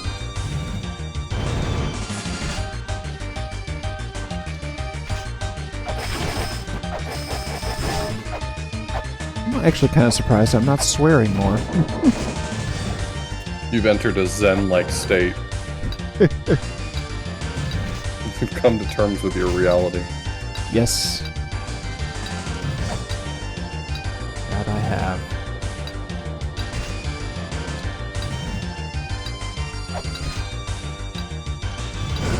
Oh, son of a bitch! I've become so numb.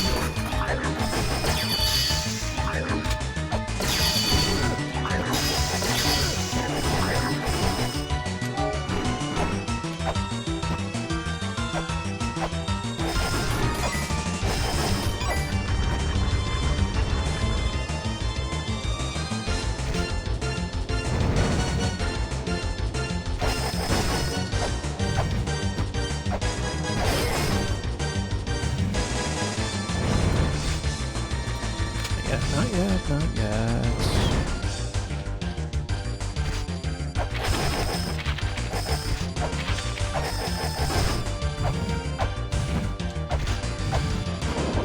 It is funny though, because when I'm doing my Kirby videos, I want those to be accessible for my son sooner rather than later.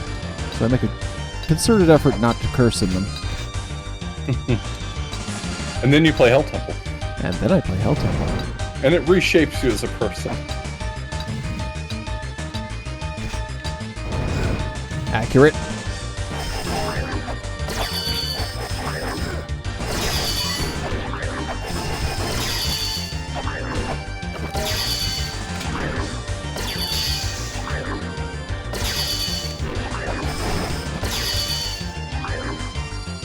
Don't worry about that.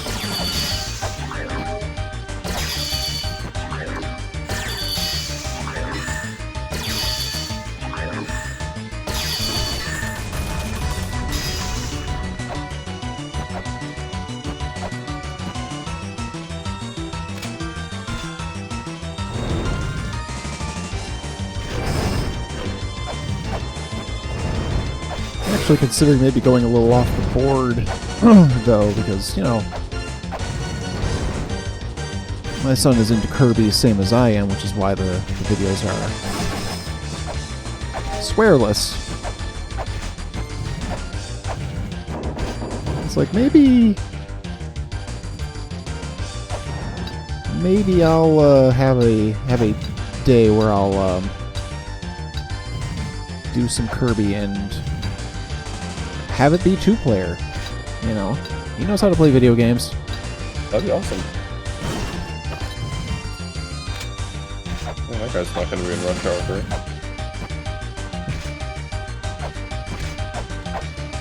Yeah, he's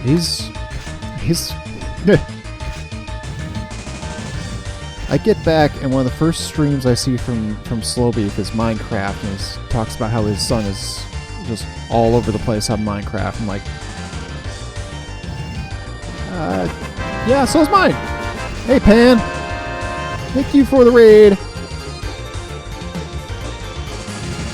We are... Whoa, look at this. Oh no! Oh no! All fell apart so quickly. It did, as it so often does. I was like, oh hey, I found the sweet spot in there, and dead. For all intents and purposes.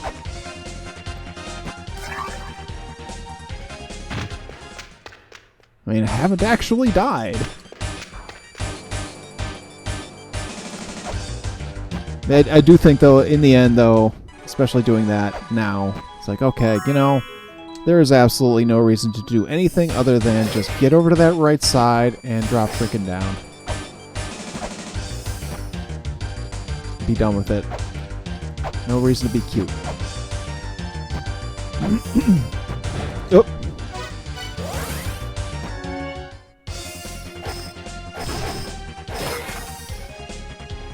Oh yeah, hon. You know he's all about it. Yeah, he wishes you guys could have gotten it done while you were here. Well, he's very much looking forward to the opportunity.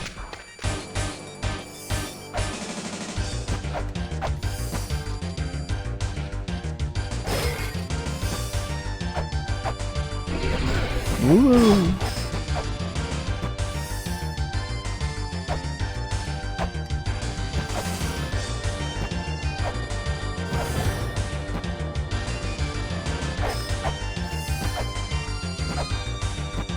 And of course, the funny thing about that whole thing is, I've never played Minecraft before, so I will be the novice.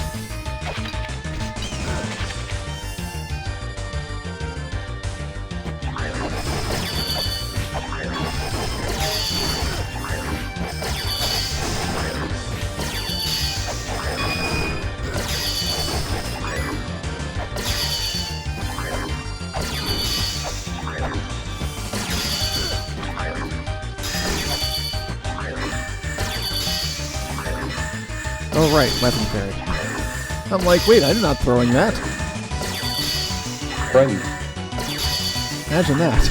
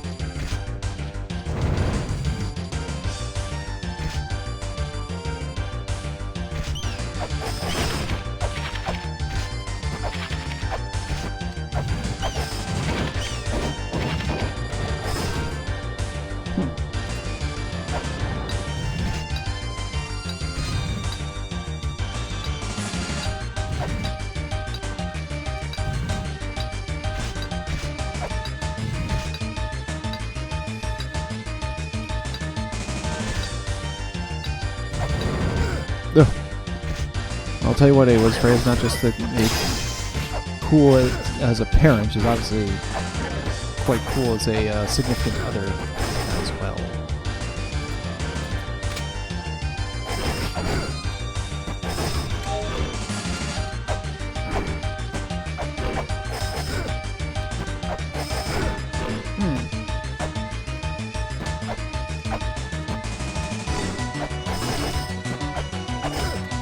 Ah.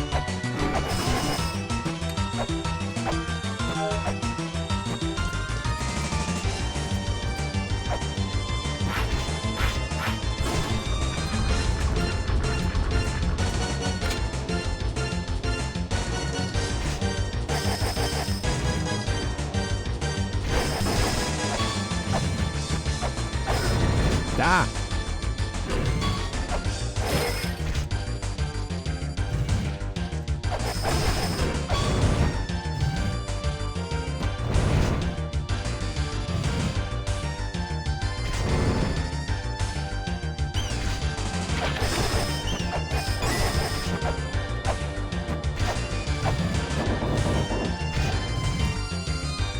But yeah, most of the reason that we're able to experience my streams in any sort of real quality right now is because of Freya's assistance and generosity in a lot of ways. Whoops, I may as well take the heal.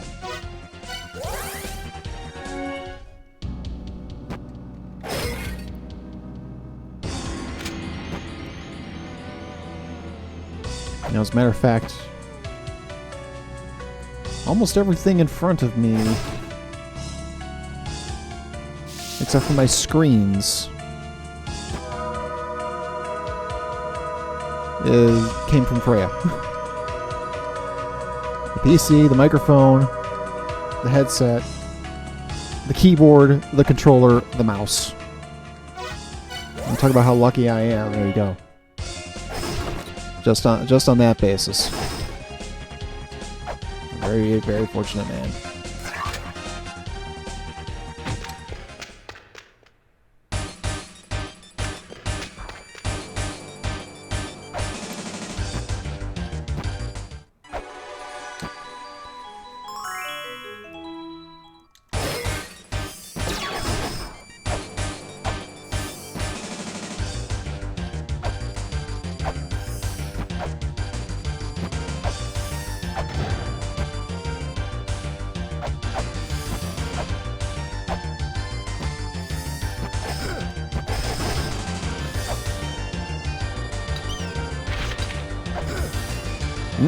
Alright.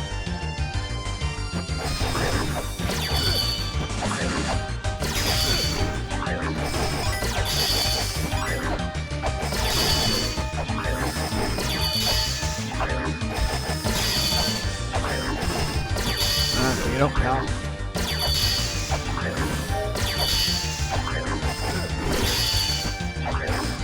Oh, the wireless buds are amazing.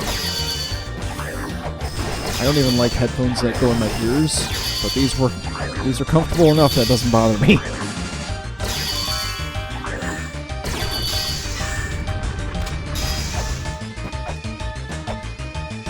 They've been positively a revelation. Because the headphones, it would just start to, I don't know what I'd be saying it feels like, but in a way it feels like my head's sweating after a while.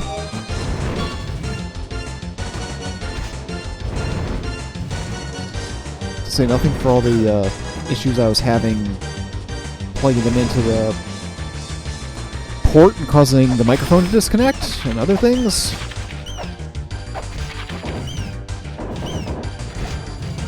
So this is just... I feel like I've just been wearing headphones. I feel like I've just been wearing headphones for 10 years. I don't know, I'm just used to it.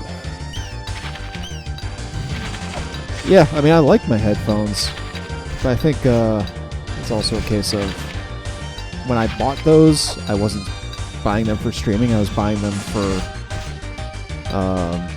ability to like listen to stuff. Right.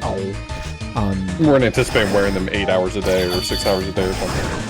Right, like an hour or two, you know, when I was at work and things like that. Occasional,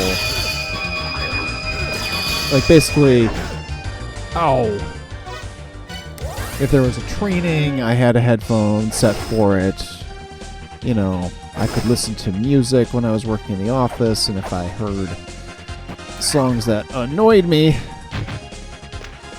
on the overhead radio, I had a way to tune them out. Alright, thanks A-Woods, thanks Storm Gear. Guys, have a great night, both of you. A-Woods, I'm sure I'll see you at least a little bit tomorrow for community night.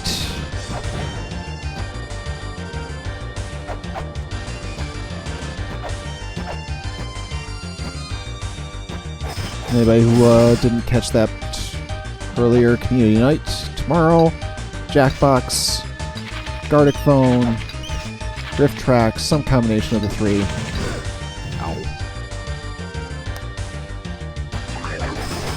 We have community night every Thursday,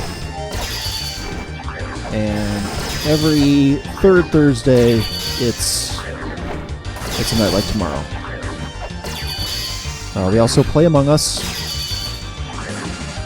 on the other Thursdays.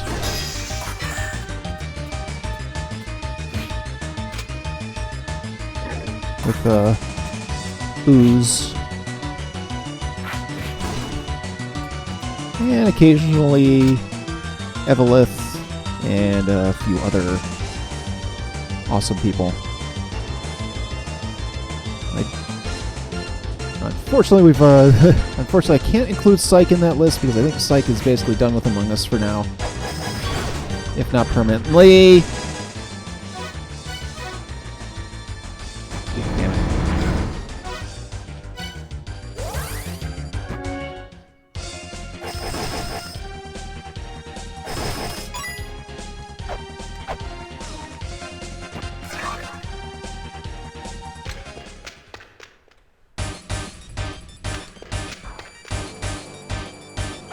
God, these rooms are so automatic right now. I think I could practically do it with my eyes closed.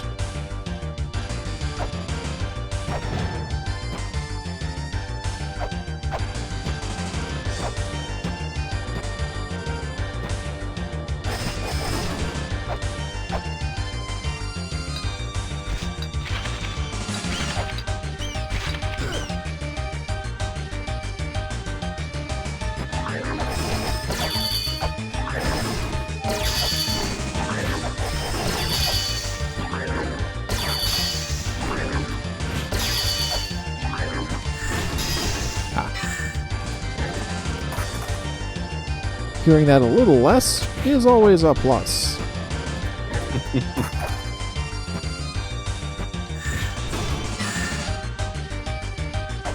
That is how I'm going to deal with that guy from now on.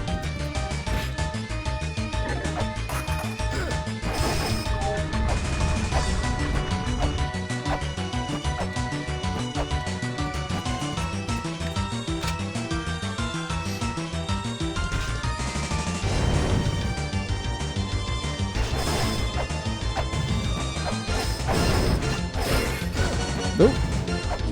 Got me.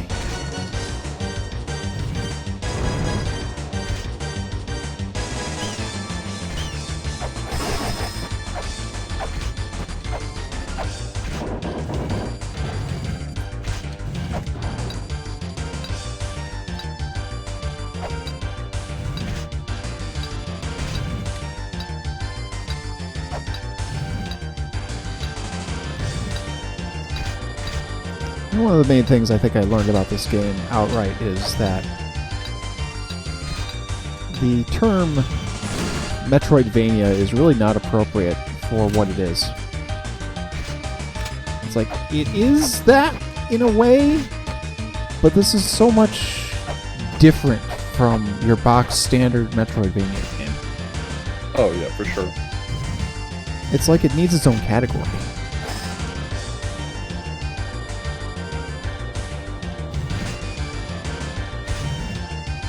My friend Liz has referred to this as a Gallius Troy because of its relationship with Maze of Gallius.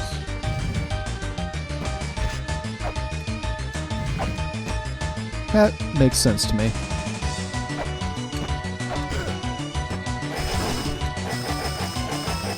No, why no? I would have jumped. You gotta jump. You gotta not be there. Oh, crap! I thought I was gonna hit him. I was so sure I was gonna hit him. If you find yourself in that situation again, where like they're kind of like not attacking you at that moment, if you try to rush up in the top left corner, that might give you a little bit of safety. All right. Oh, I thought I hit him. We found a new guy. Oh, man, it's right there.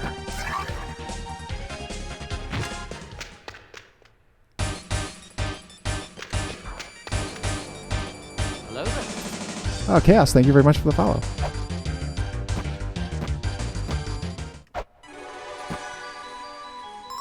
Archaeological ruins exploration game. I know that that reads as Arg, but I'm going to pronounce it as Arg. I mean, the broad classification of Metroidvanias is referred to as search action in Japanese.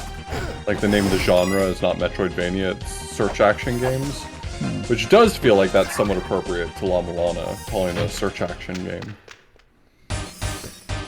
Yeah, Like, you're searching for information, and it's an action platformer, I don't know, it, like, seems appropriate to me.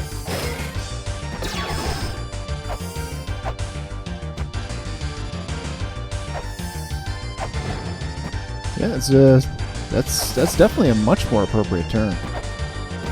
Well, you know, we get married to our terms. Yeah. I mean, categorization is useful in as much as we can communicate information to one another, so if everyone generally understands what Metroidvania means, then it's a fine name.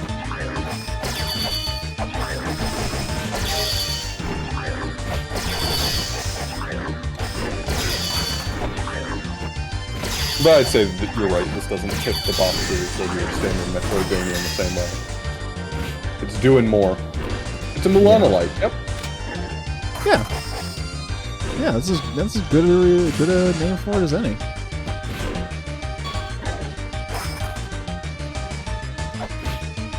It's its own thing.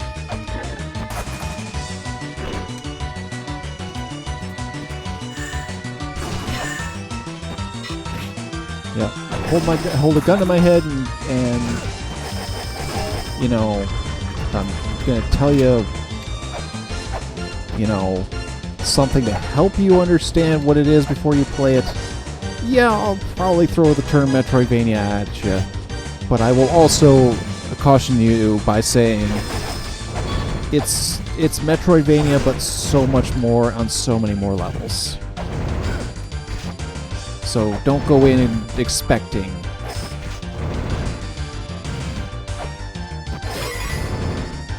You know, and I just did my first ever run of Prime 1.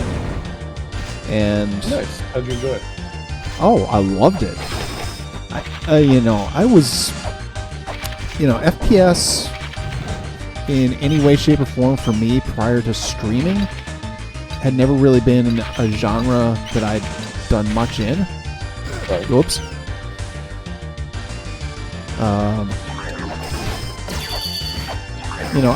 I had done some. I played the Modern Warfare games at one point,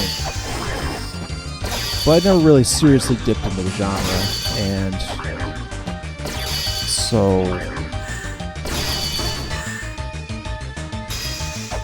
there was a point where I had some gift money available, and I asked a couple people, and one of them being Psych, about some game suggestions, and I was looking at Doom 2016 because Eternal was brand new, but 2016 was cheap at the time, something like that. Right. And I'm like, well, how does it compare? And Psych's like, yeah, it's absolutely. I mean, it's good. It's absolutely worth it. I'm like, okay, you know what? We're gonna take the shot. And then, yeah, I started streaming, and Doom now is every bit as part of what I do here as anything. Every Tuesday for the entirety of my streaming career, barring, unforeseen things, we have played Doom.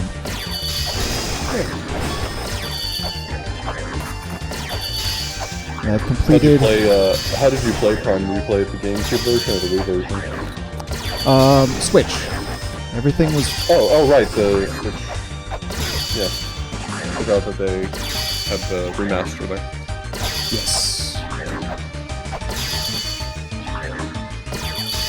And I was initially resistant too.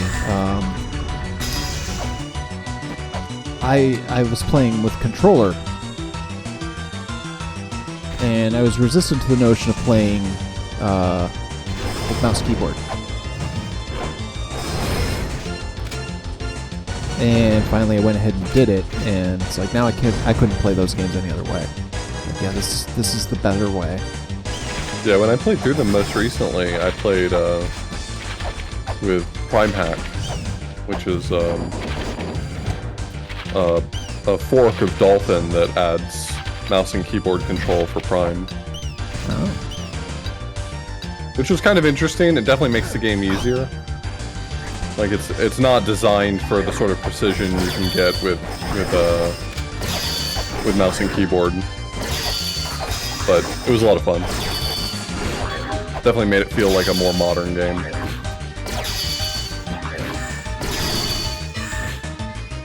The really funny thing wound up being that when I finally made the commitment to be like, okay, we're going to start doing this with mouse and keyboard, I made that prior to making an attempt on Pink's Doom level,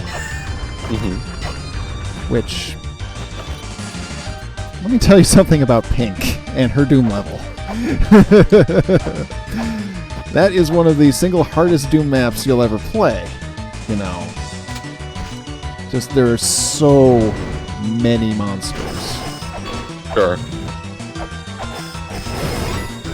And, yeah, I had quite a time with it. It's like, the mistakes were made. I probably shouldn't have played that as my first mouse and keyboard map. But simultaneously, it paved the way for a couple of months ago, you know, revisiting it after, I think about 2 years now. Dialing the difficulty up 2 levels and beating it in one stream instead of 2.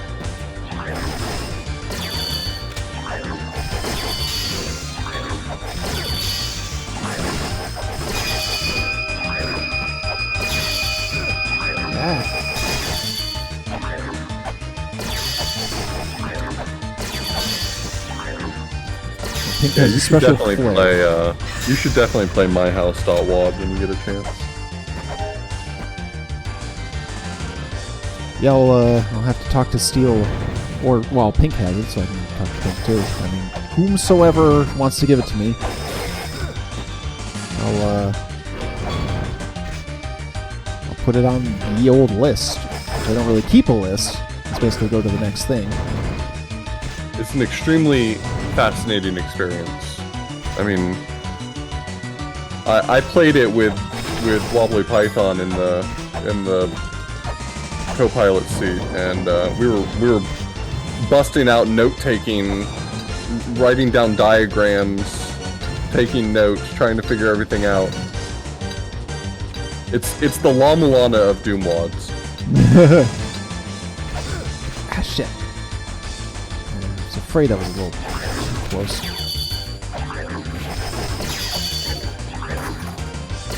I haven't done something with Wobbly in a while.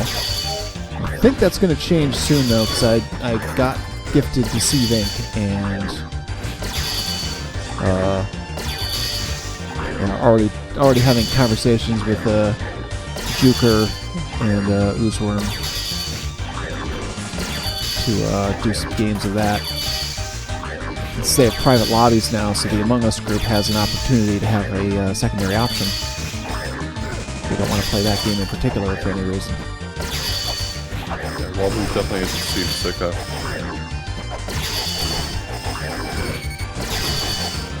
I actually met Wobbly during his cross-country bike trip.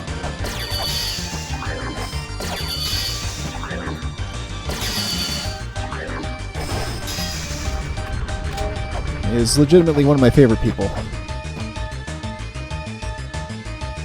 His laugh is infectious. Very.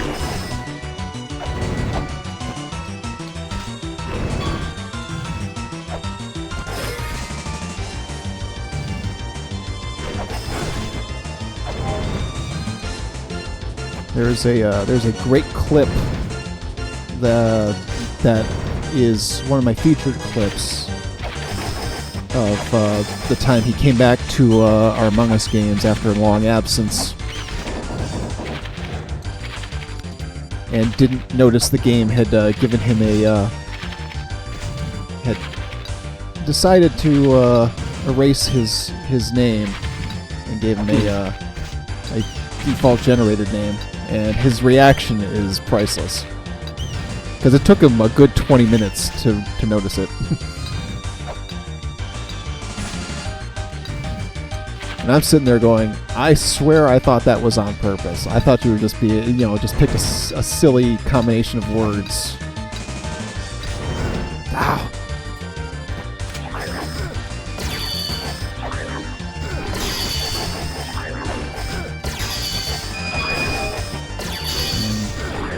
We're gonna have to go back for a dip in the springs. Whoops.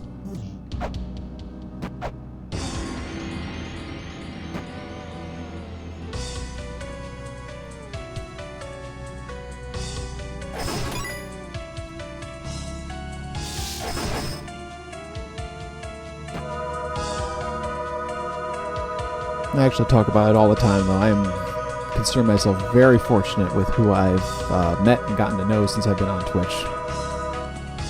The folks I can call my friends. It's pretty amazing. The support I've gotten, really awesome.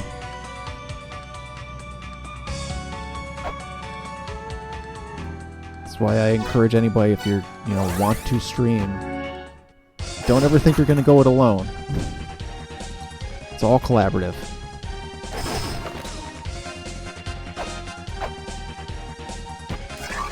I owe so much of what I've been able to do so far to so many other people.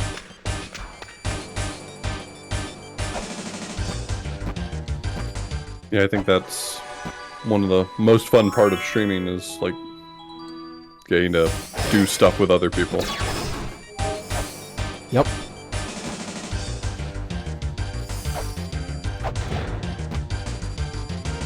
I mean, here we are after all. This is twice as fun with you here hanging out with me. I'm glad. Yeah, I absolutely appreciate it.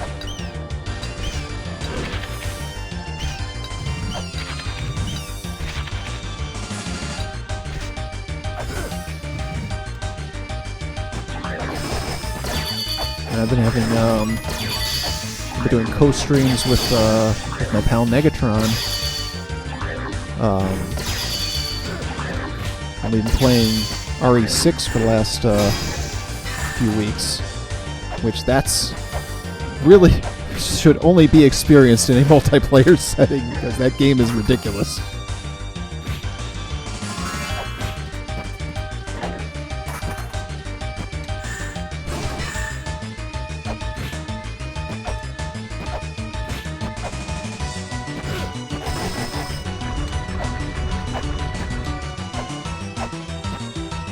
Yep, Freya's a Vine Sauce mod.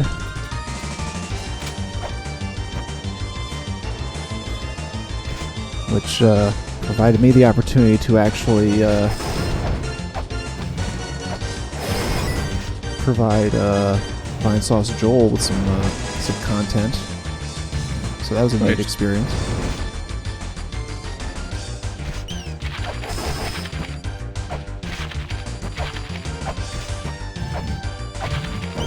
Actually, I told my full and complete origin story because it's a pathway.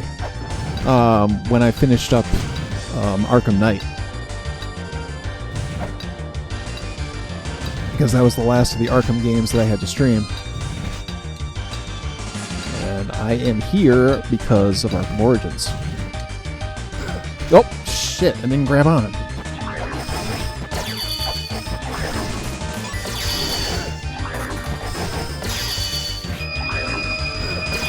Oh no!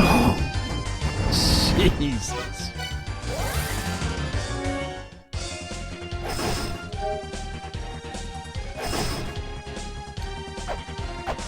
And I'd also say to anybody who might be intimidated or anything like that, never be afraid to ask somebody, to reach out. Because, yeah. My streaming career exists as much because I reached out to Slowbeef one day.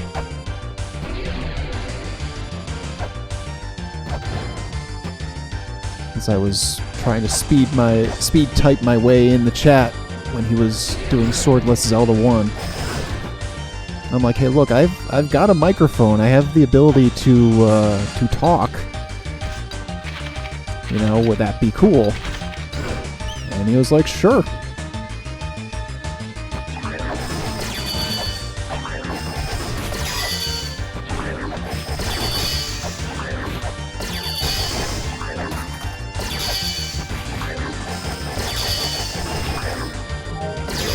All the paths lead inexorably to other things.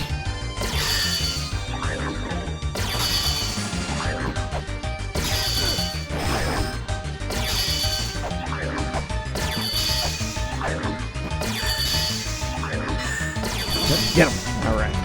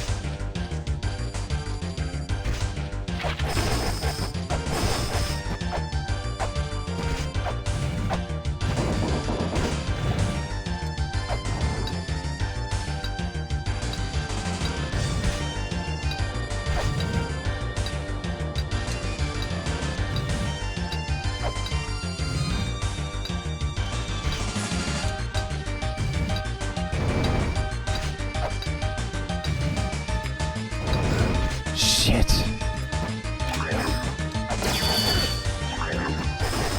Welp. We find ourselves back again. As we do.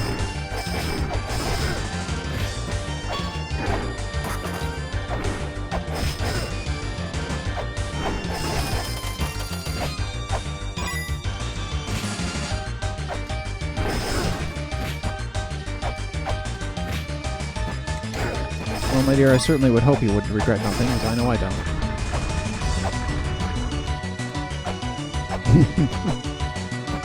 Welcome to hell.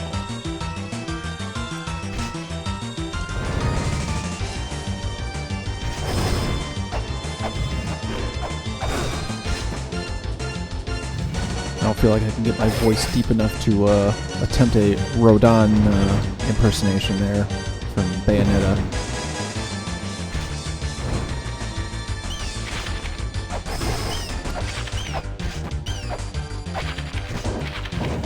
Which, Bayo 3 is a game I thought for sure I'd be streaming that. And then I decided to fire it up off stream and just, you know, get a feel for it. And no! Oh, I'm gonna... Yep. Shit. I do not feel Bayonetta 3 is a streamable game. For my purposes, anyway.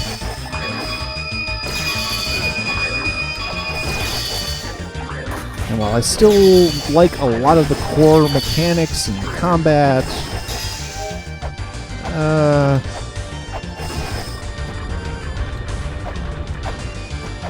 there gets to be a point, and this is just my opinion, you know, take it for however you will. To me, though, it got to a point where there's kind of too much stuff to collect. I feel that. As someone who likes games that are heavy on that sort of thing, sometimes it's too much. Yeah, it's all about that the balance there. And it's like, I know people love some collectathons, you know, your Banjo-Kazooies and Donkey Kong countries and 64s of the world, and you know. And those aren't necessarily my style of games. Now, that's not saying that I couldn't possibly play them and enjoy them. They're not the first thing I'll watch. but there's also a degree of, I don't know how to shoot. I don't really know how to express it. I don't know if I want to call it linear aspect. That's really not what I'm looking for there.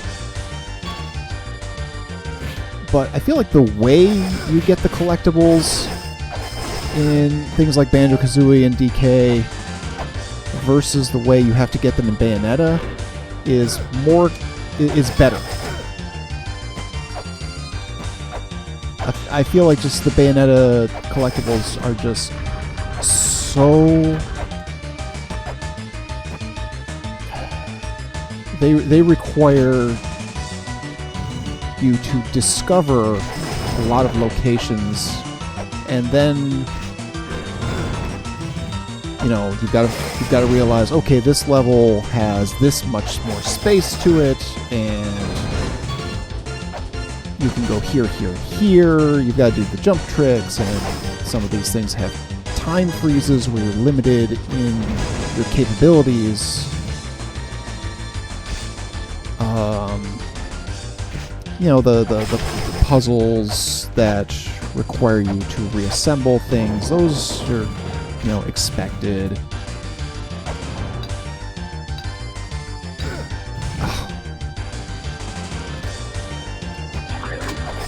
But yeah, I just feel like the way it's constructed is kind of not conducive to having fun with it. It seems like too much of a job. Yeah.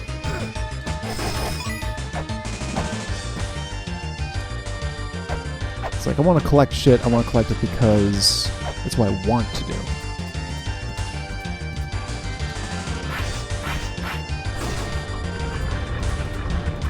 And one of the series of collectibles, in every level, I believe, there is a cat, a bird, and a frog that you are tasked with retrieving. And each of them requires a different, series of things to make it done. And when you do that, when you successfully get all three, and only then, you open up another side level. So your reward is more work.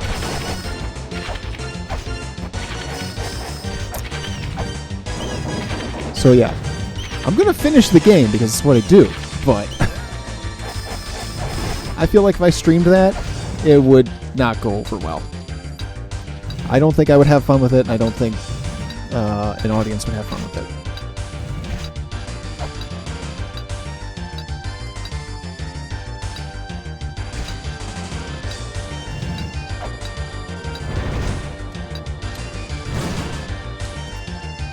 Okay.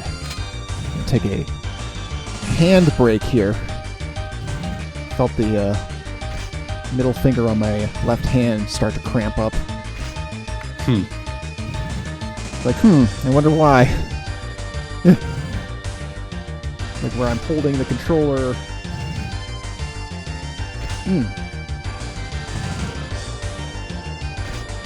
It's tight.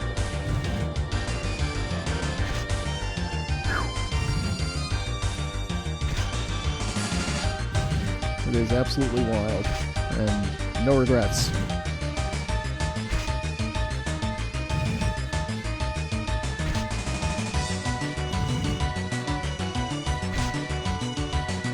But nice yellow cactar you got there, Tasty Chick.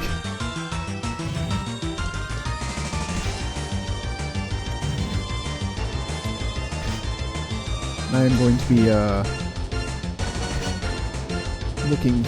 looking to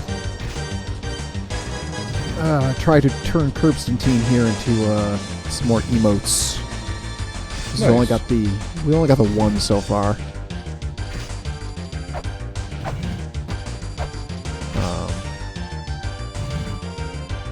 The animated one would be a good idea, but once Freya gets back for good, that'll be a little bit easier.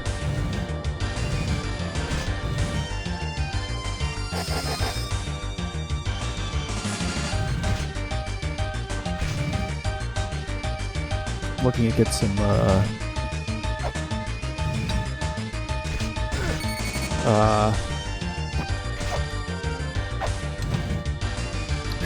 there we go. Alright. You got this. Yes.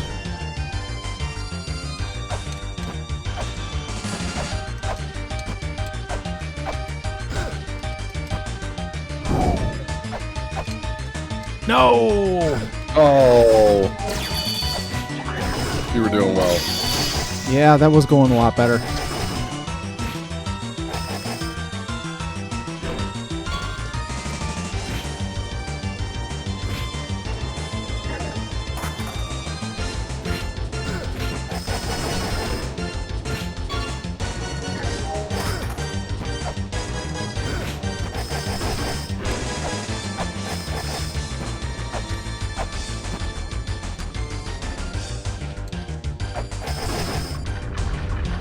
Yep, that's the furthest we've been. It's the unfortunate thing that, you know, and that's of course the nature of the beast here.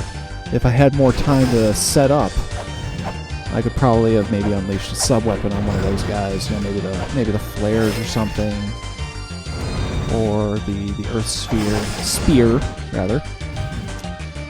You know, to get him off me, but alas. That probably would have required me to expect their movements, and couldn't do that. Because their movements have been different every time I've been in there.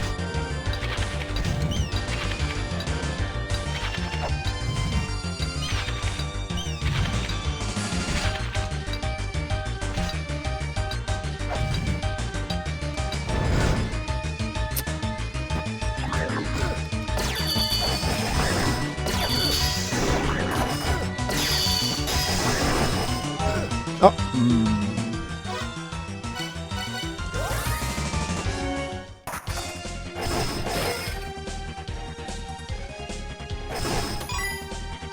Alright, give me a hot second here. I'm going to use the men's room. I'll be right back. What?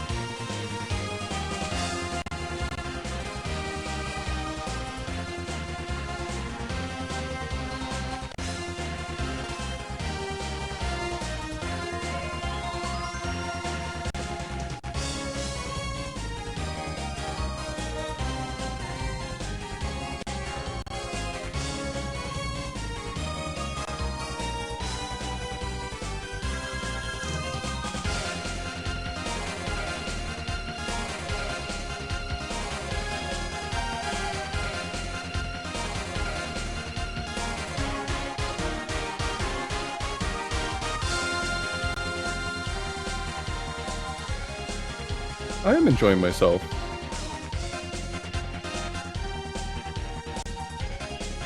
I love La Mulana. I haven't played in a while. This is my opportunity to experience La Mulana vicariously.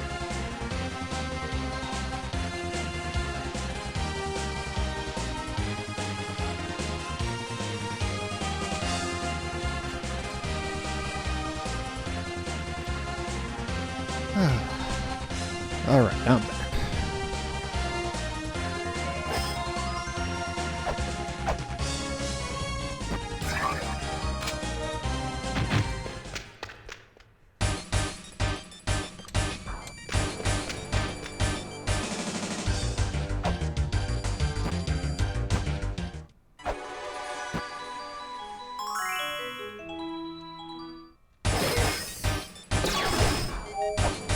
We're back at it. This is the run. This is the run.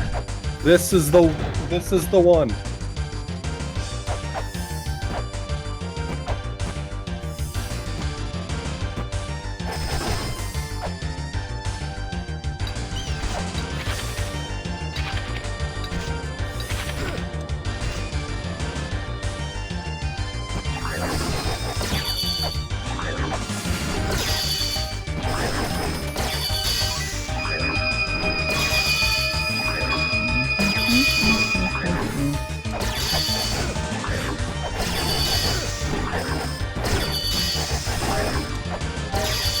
Had to get that guy killed, as we saw.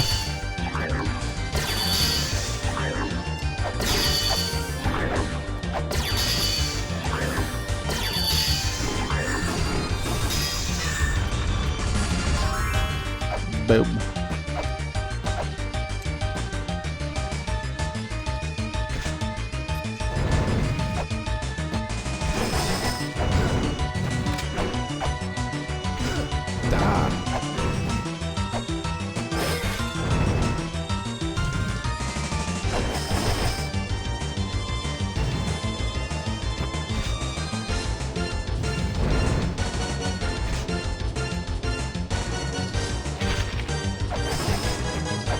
Alright, here we go.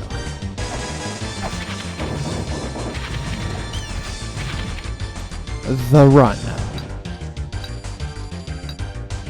I guarantee it.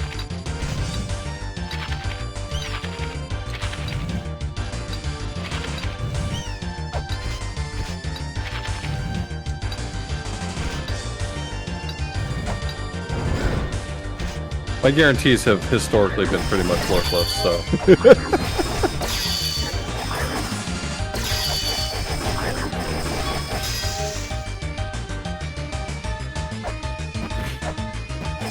Aha, that's how to coax him out of there.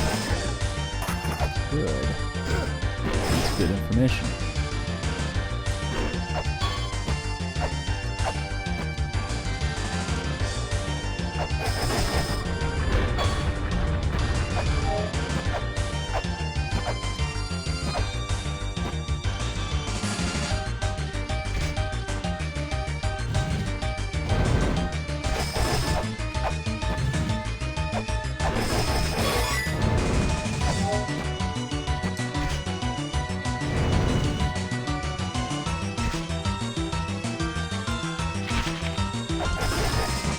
Some of that classic luck to come into play.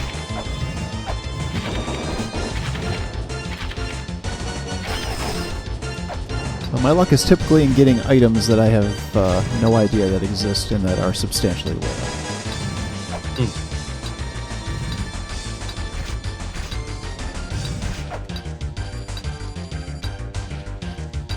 It's like part of me almost doesn't want to play 4-Job Fiesta again, because how can I ever replicate what I did in my first run?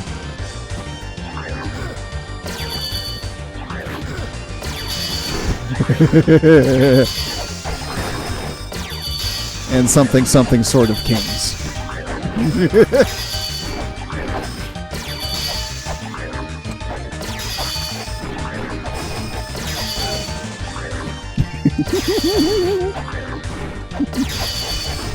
That has been almost 2 entire years, and Freya is still blown away by the Sword of Kings situation.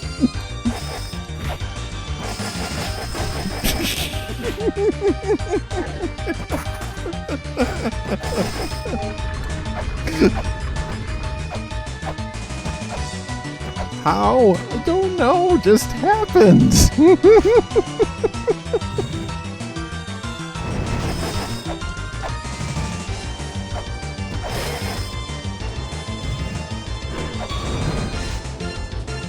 Keep getting away with it. Right?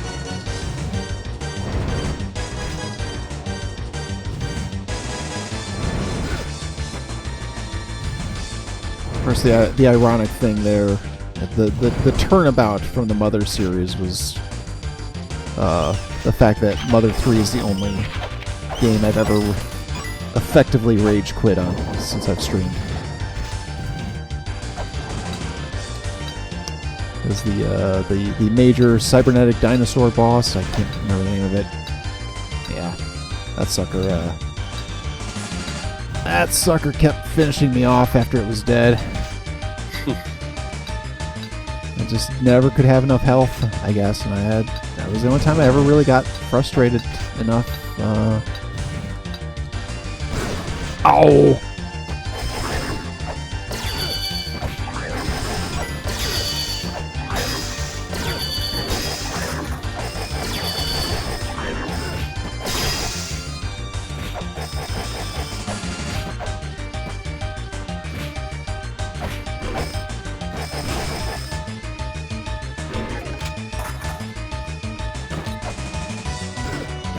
That's the first time I've killed a unicorn and not made the jump.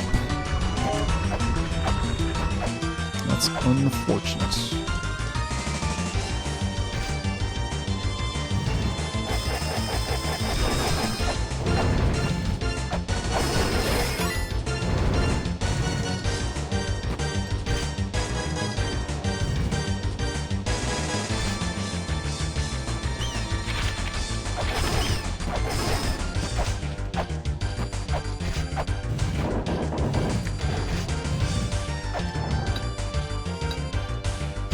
Ah.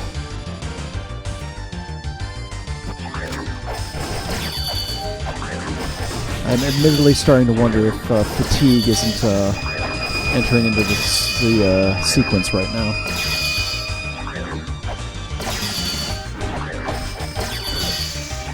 Oh. Okay.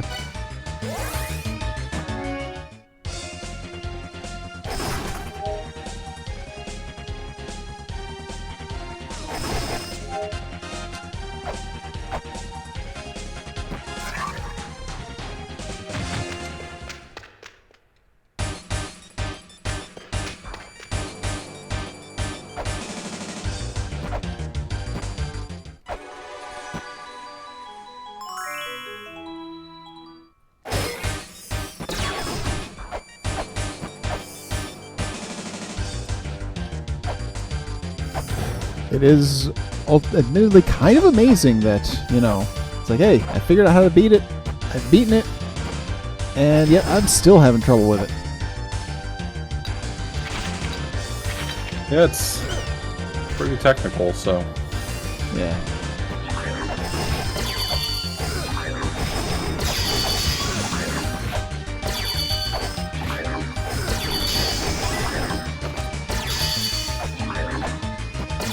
I mean, if you want to up your consistency, I can try to get you set up for doing it with the damage boost strat. It's a little tricky, but once you get the hang of it, it's definitely more consistent. Yeah, I mean, we can give it a try. Sure.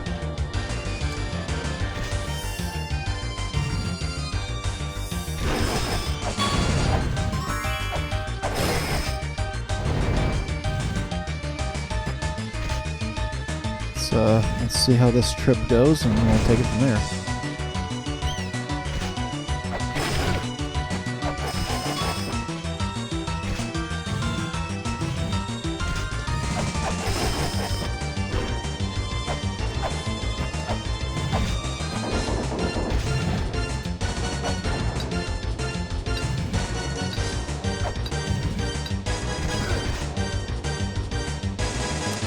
Okay, so we have to go get an item for that. Yeah, we're gonna go get moves, so teleport to illusion and backside. I think what I want to do is actually do a load, so I keep all my bullets. Sure. And yeah. This one. Alright. So teleport to... Oops. So I'm not sure if you'll have enough money. If not, we can maybe grind some real quick if we have to. Yeah. But go to illusion on the backside. Yep, and you'll just want to go left 2 screens, and the door there is the shop that has move. I want to say it's 300, but it might not be. I don't remember how much anything costs in vanilla. Randomizer messes with the prices so much, I've stopped pretending I remember anything. Yeah. Ah, there it is. Yep, 300. Okay. So what you're gonna want to do is we'll roll a. You can grab this fairy right here if you want to with Space Capstar and Miracle equipped, and that'll be a luck fairy. And then we can go grind at the normal spot in Extinction real quick.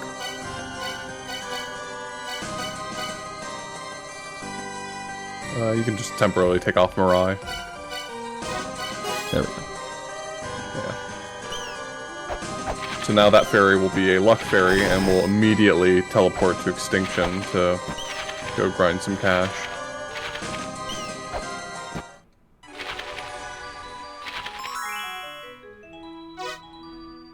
Extinction is on the... Is that purple one at the bottom there? There we go. Oh, yeah, right there.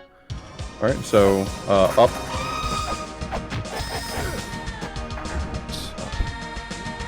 And then you can jump around that ledge if you want to straight up, or you can go around.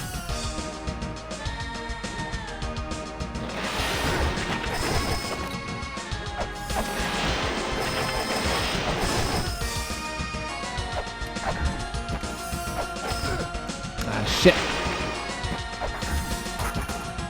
Alright, that'll actually take me up. And now we do this. Yep. So don't move left, just attack, and then screen transition into two.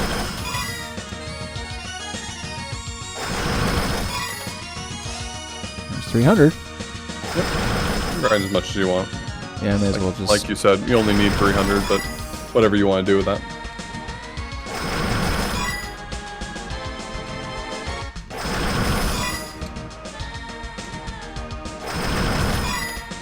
Never know what might happen.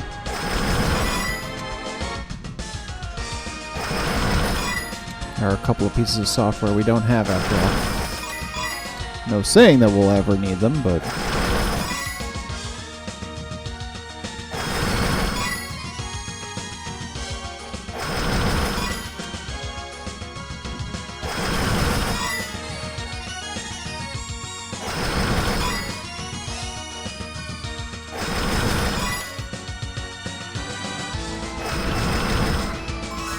Yep. Okay, so you'll need to unequip Miracle and put on Mirai again if you want to teleport to Illusion. Oh, right. That's what that is.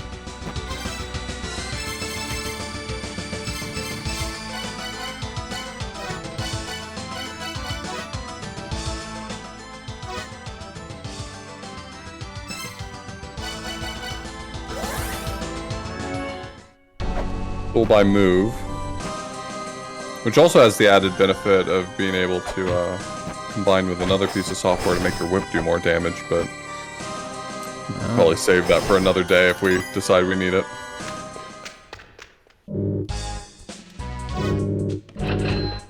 Okay, so now if this software combines with Death Village, Death V, you get increased iframes.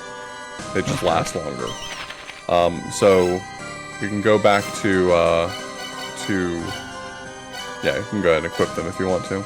You might need to shuffle around some stuff, take off Capstar, you don't need Mantra, you don't need Bunmon or Bun Plus. Really, you don't need any software other than, yeah, Death Village and Move. So those two make it so that when you take damage, your iframes are increased, so you're invincible for longer, which is key to making this strat work. So let's go ahead and go back to Gate of Guidance, and we'll try it out. This guy sold bombs, didn't he? He did. They're expensive, but we're gonna use bombs, so if you're low on them, let's make sure we stock up. I don't know how I many am you have. 0. Oh, okay. Yeah, we can buy them from here. How many come in a pack? 10 at a time, I believe. Might be 5, but I think it's 10. Once again, my brain's entirely poisoned by randomizer. Yeah. So yeah, Gate of Guidance. Let's do a hard save here, because if you like start to run out of bombs, we can just reload it instead. And let's head in, and I'll show you where you want to use it. All right.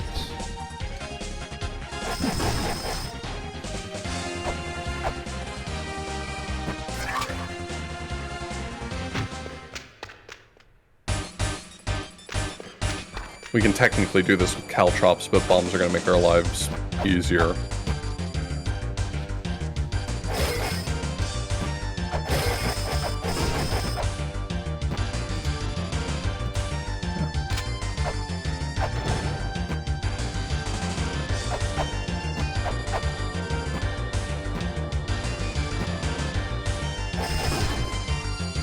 Okay, so you're gonna wanna hug that top left corner when you get in there. You want to go into that little alcove in the top left when you go down. Okay. Whoops. Okay. Fine. Okay, so from here, what you're gonna want to do, here's what we're gonna end up doing. You're gonna jump up while facing right specifically, and you're gonna throw a bomb into the ceiling so that you get knocked back into the door and you don't really move, and you're going to immediately jump down to get to that ledge, because your iframes will last until you get there, but you don't have a ton of time. So you're going to jump, throw a bomb into the ceiling, and then you're going to immediately throw yourself off the edge, and your iframe should carry you down. Okay. So here is good? Mm-hmm. That's great. Just jump into the ceiling and throw a bomb so that you take damage. Back up a little closer to the door. Should help. And you want to throw it basically when your head runs into the ceiling. So you'll need to jump so that you have air control, but otherwise that'll work. Okay.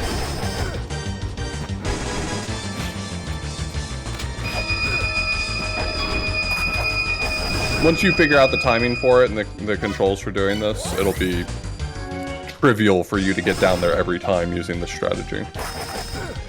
Yeah, that should speed it up substantially. I originally was going to suggest that you do that once you had gotten down there successfully once, but then you start getting down there successfully for a while, and I kind of forgot to make the suggestion, and then, like, I think fatigue was setting in, and you stopped being as consistent with it, and I should have stepped in, but it only just now occurred to me, like, oh yeah, I was going to recommend a more consistent strat. Yeah, I just figured you'd probably want to solve it yourself at least once before we started doing cheese strats. Right.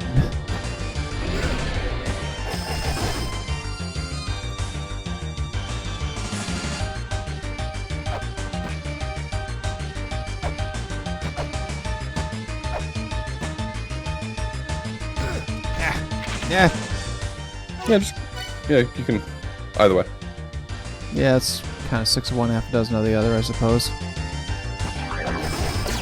The walk back here is going to take you about as long as it'll take you to get through this room and back up, so it's really your call.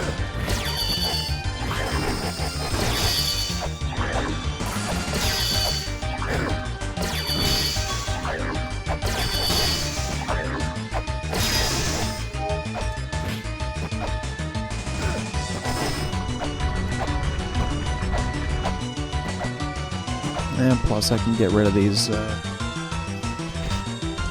other critters just for good measure. Yeah, it's probably still worth it to clear them. Now you'll have iframes, so it won't matter going down, but when you go on the other side, it'll be kind of nice not to have them harassing you too. Yeah.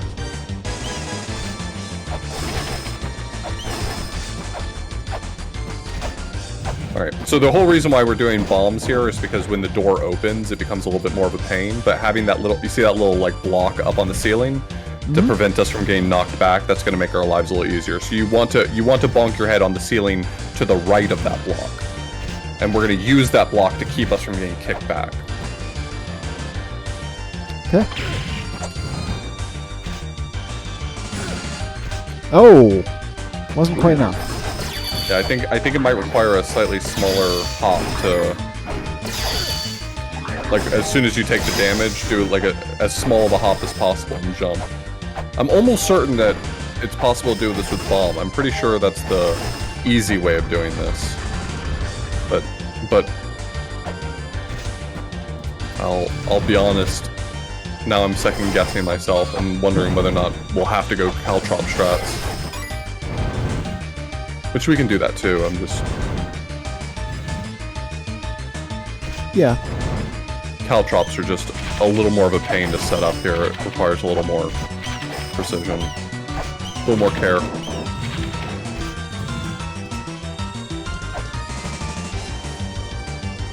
So you still want to do a full jump to hit the ceiling, but as soon as you land from the knockback, you want to do the world's tiniest hop and immediately go right.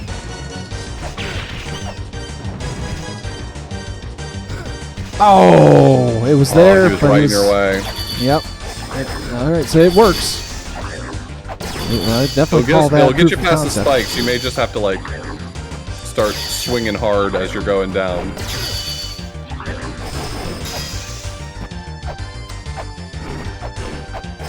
Yep, it may entirely be dependent on his location. It'll be a little nasty if so, but.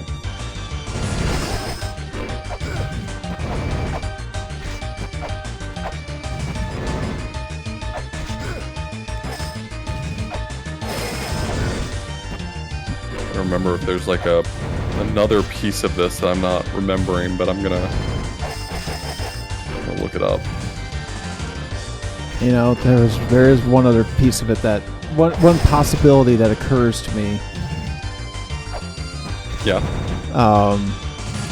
Which in theory could work in any situation, I suppose. The time freeze. Yeah, so you can use the lamp in order to stop him from being in your way, but you basically only get one try at that per load.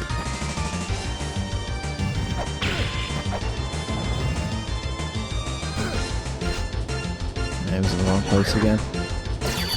I'm looking at a video really quickly to remind me what the strat is here, because I think there might be a thing that I'm forgetting.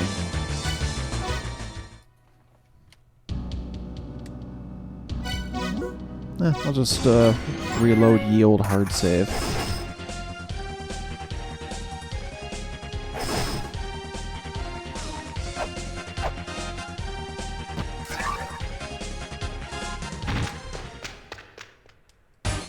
Oh, okay. So the strat's correct. I knew I had to be forgetting something. The thing I was forgetting is that when you jump down, go ahead and grab the wall right above the entry point for a moment, just to let the unicorn walk away, and then you can let go and just walk in behind him. Ah. He's always going to be in your way there. I didn't consider the fact that like his movement is pretty consistent, so there has to be another step to that to get it right. And I was correct. I was forgetting something.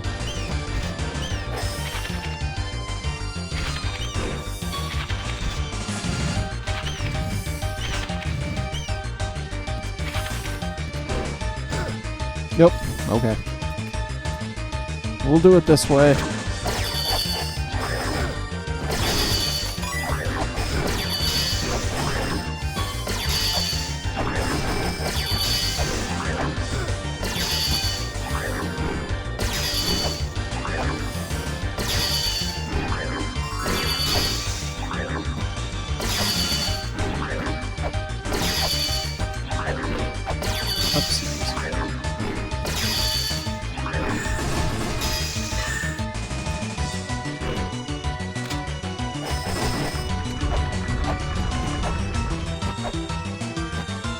Yeah, the hard mode speedrun just throws a chakram at that unicorn after following him, because apparently 12 damage is enough to kill him, so.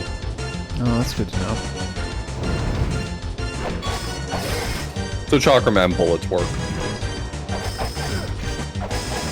But it does seem like this strat requires that you grab the wall after you pass by that last spike on the right. Like, delay for a moment, and then let go and follow in after him.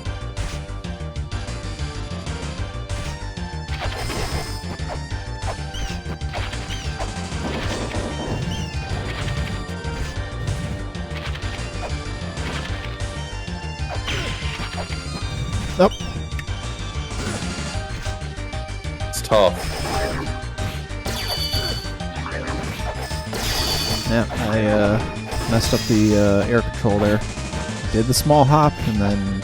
I still think that this will prove to be more consistent once you figure out the timing and everything for it, but yeah, I'll admit that I definitely remembered it being a little less technical. My memory of it was that this was a lot more free than I guess it actually is.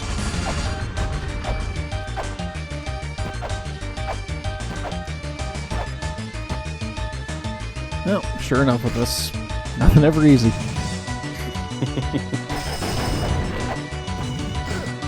Even the cheese straps are highly technical.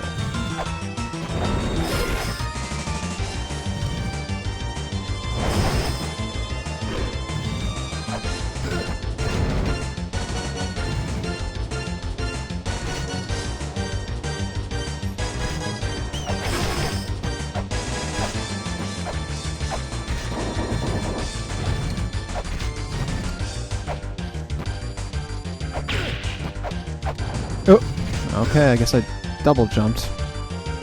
Shit. Yeah, so like as a backup, like if you realize that you've made an error, like you jumped too much or you jumped too high and you're like, I don't think this is gonna work and I don't want to just throw this attempt away, you can just at some point while you're falling down grab onto the wall before you run into the last set of spikes and just do the rest of it like you've been doing.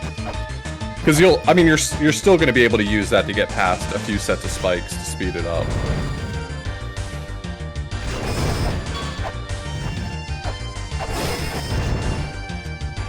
So I guess just keep in mind that that's an option. Yeah, definitely.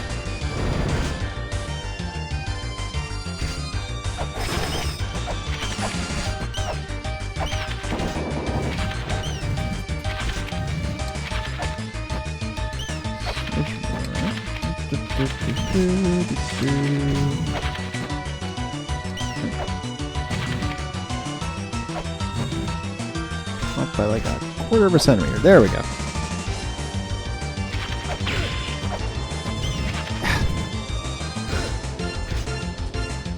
Just, you can afford to just full send the right button. Like just hold right outright when you finally make that jump. Yeah, it's one of those things. It's one of those things that, like, if you second guess it and you let go right for a second, you'll probably stutter step off the ledge. Which, yeah, is pretty much what happened. So, like, when you commit to it, just tap the jump button and full send right.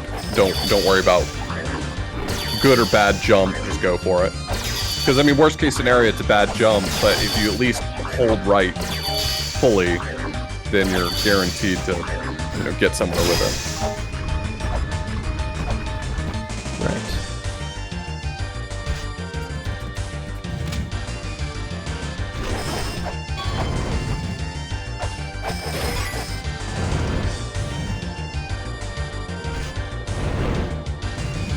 It's amazing that for all the things that Mulana does, a high combat game, a high puzzle game, that it's also an incredibly demanding platformer as well. Like, it just, every genre that this game fits into, it does so big. No half measures. Yeah. Yeah, I definitely get that.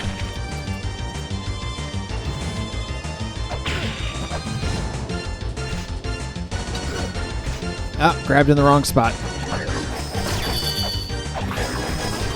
Yeah, the jump was a little high, but even then, if that happens, you just, like, as soon as you hit the screen transition, just go ahead and snag the wall.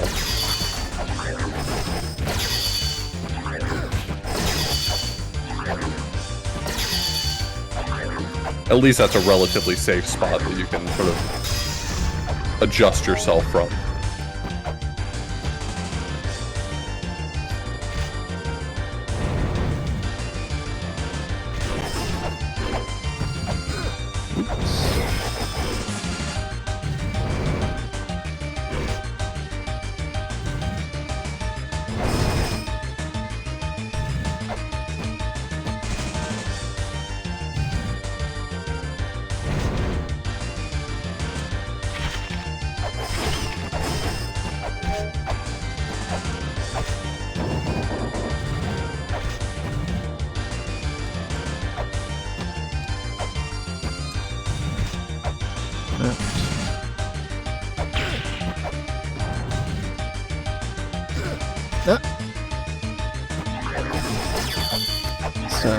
shade off. It's very, very, very tight on that timing.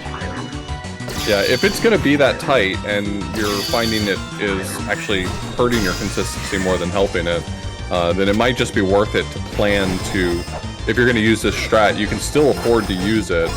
Just grab when you do the screen transition and navigate that last spike manually.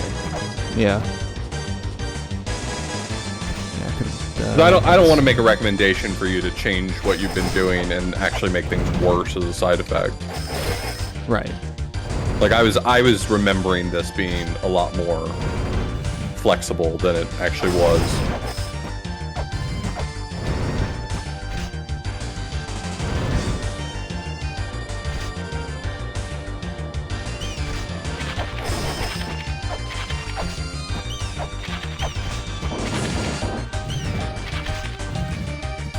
Definitely difficult to do consistently, I think, either way.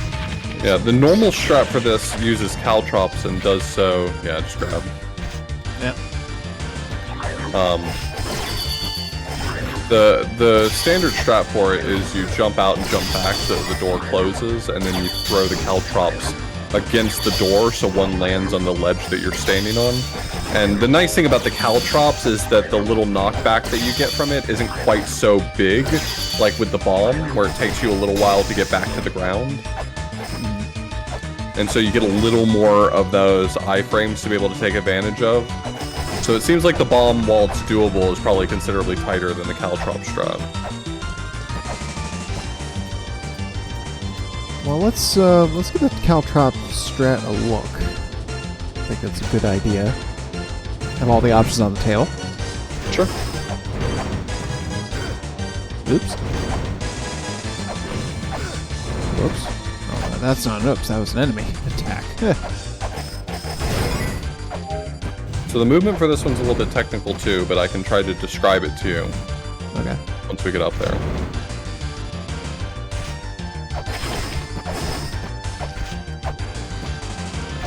So you're going to want to push open the door, and the first tricky step is that you want to jump up and out and come back to this platform. So you want to jump once out and then jump once back in order to get that door to shut. Okay, so next thing you want to do is with your nose facing the door, you want to do, this is going to be kind of a little silly maneuver, but you want to tap right very quickly, throw the caltrops, and then immediately go back to facing left. And what that should do is it should throw a caltrop against the door so that one lands on the platform that you're standing on. And as soon as it hits the ground, you're going to take the damage and you're going to use that to go. So exactly like that. And if your jump is small enough, then that should give you enough iframes. The difference with the caltrop strat is that the damage boost that you take is much lower than the ground. Okay. So you get back on the ground faster and you can use that faster. So that should grant a couple of additional iframes that should, if properly executed, avoid me running into that last set of spikes. Yeah. So the real tricky part is like the moment your feet hit the ground after you've taken that damage, you need to immediately, like, as best as you can, like, one frame tap jump, just enough to get you airborne and throw yourself down the pit. You want to get as little height as possible. You want to get falling as quickly as you can. That's why this is kind of a tricky strat, is because you're utilizing just a hair more iframes than you usually have that grants you just enough to get down there.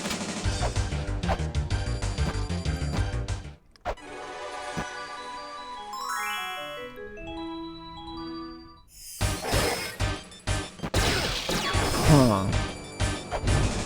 Her presence is interesting. Unsettling.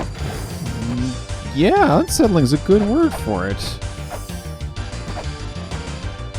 I'm not sure what to think right now.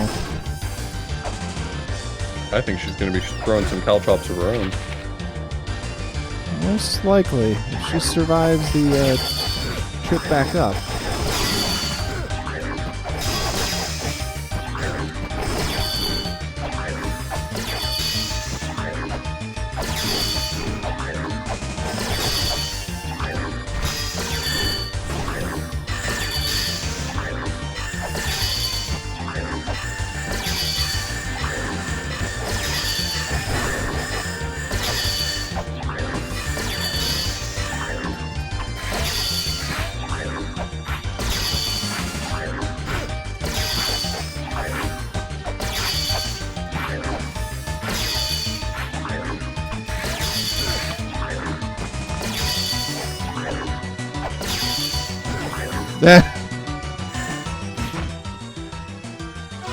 Yep. That's not what I expected to have happen. But it sure did, didn't it? She sure did drop a caltrop. Yep. It's in the wrong place. It was going to have been more entertaining to have seen it at the door itself. I don't think we're going to see that now. The damn Ice Wizard hadn't been so insistent on being a teleporting douchebag. We would have been all set there.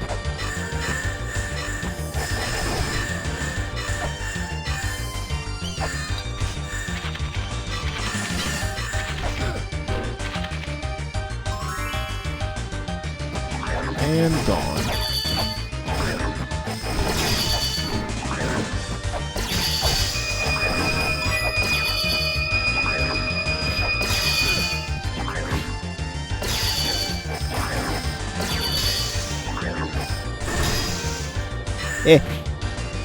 Take that.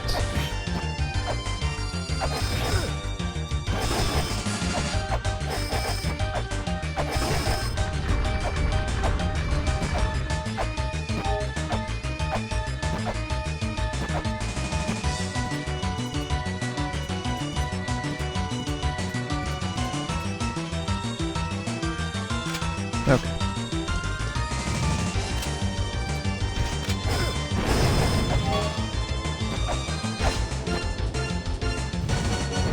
Now we're tracking on minimum jump height.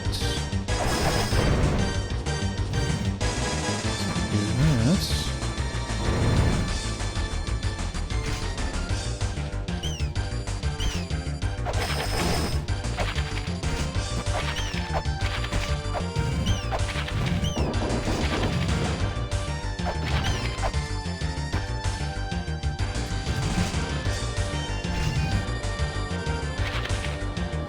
Okay, right drop, left jump.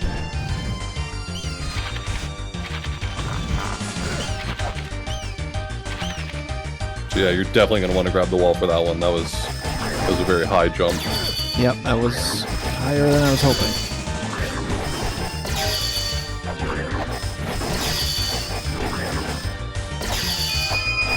That seems to be the only thing I need to... Yeah, if you can get that under control, I think you've got the idea. You're doing all the little tiny detailed movements correctly. You're consistently getting a caltrop on the platform with you. You're consistently getting the door shut. You just gotta get the timing down to jump the moment your feet touch the ground and make sure the jump is small. Yep. As has been everything with this particular room. It's all just kind of right there and just a teeny tiny bit.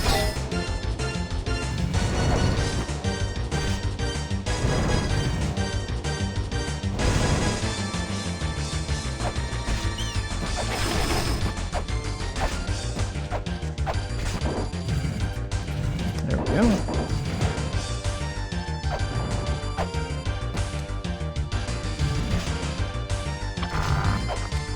Nope. Well, that went wrong all the way.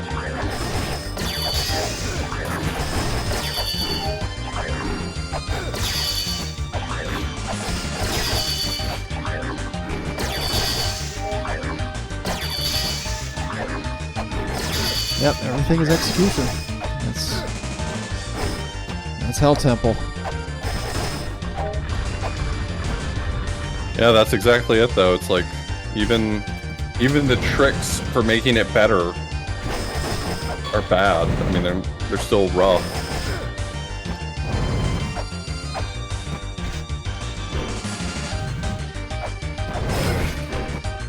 I mean, heck, I've seen a couple of instances of using the screen transition to cheese item access, and like that itself is, you know, it's a bit of a thing.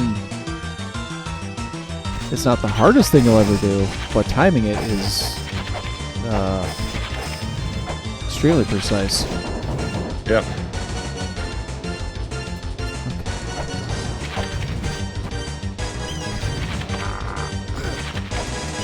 Nope, that was too high.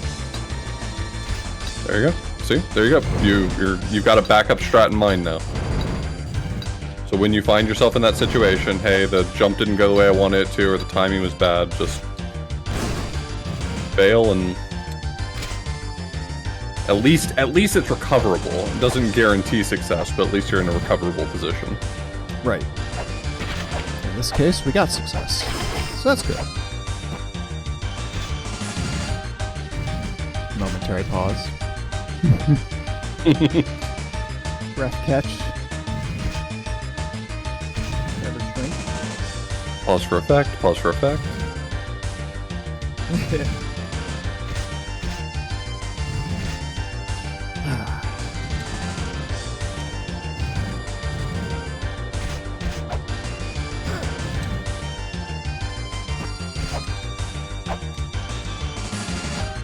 Nice.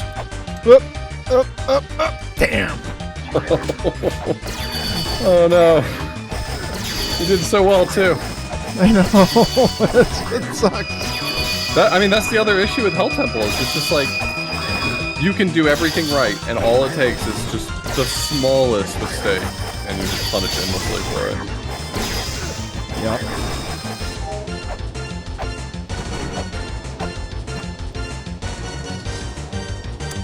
I mean, is this just like, screw that, I'm out? Yeah.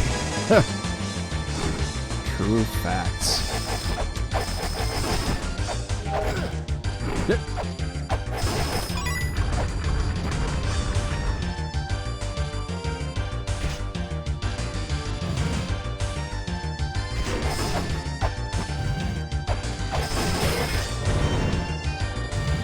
It's like even no matter how many times you do it, it's still gonna be a bastard when you have to go through it. Yep.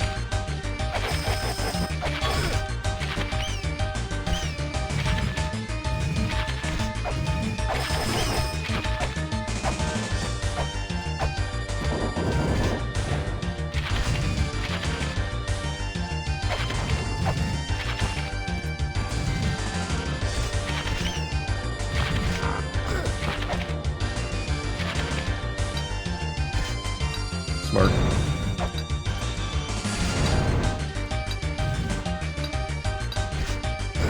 Nah, shit. If he had done anything else, I'd have been set.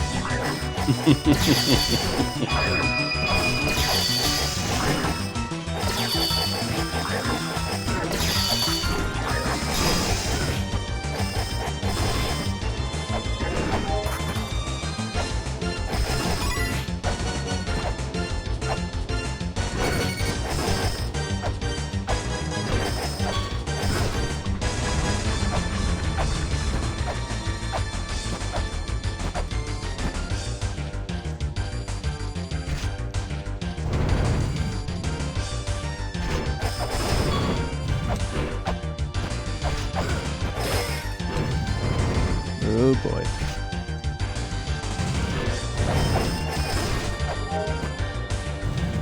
It's not enough. It's not enough.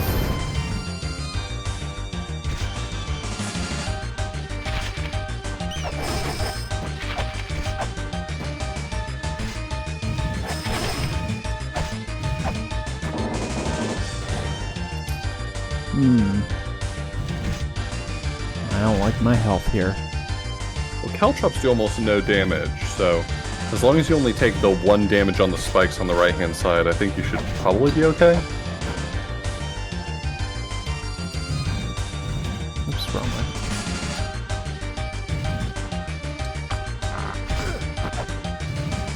Oh, that's all wrong.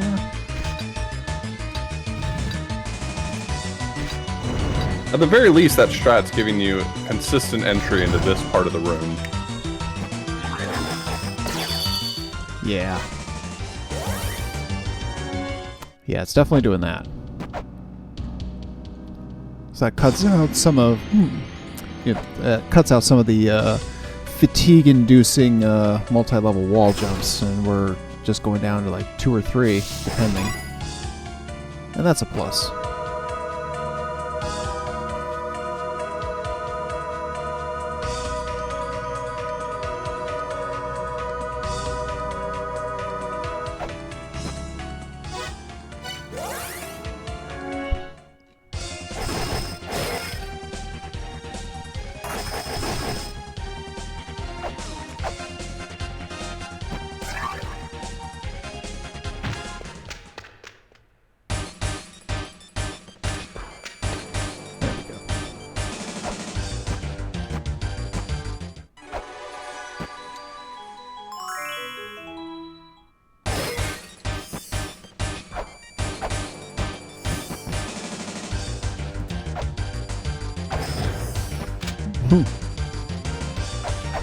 Did not mean to whip there, so it's a good thing that that didn't do anything.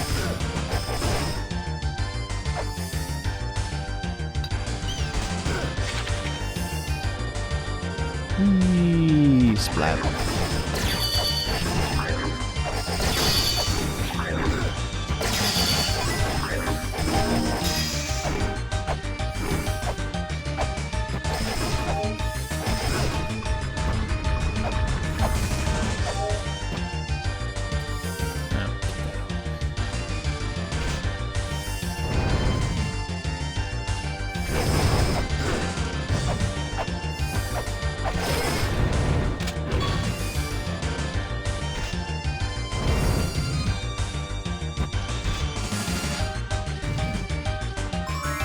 Oh, I've never noticed her wave goodbye when she's leaving.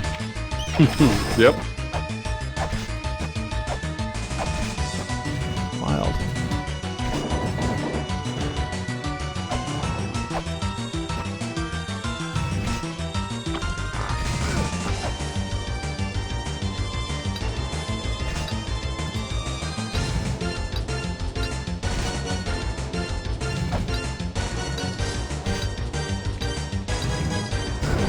Ah! Right as I was letting go to get out.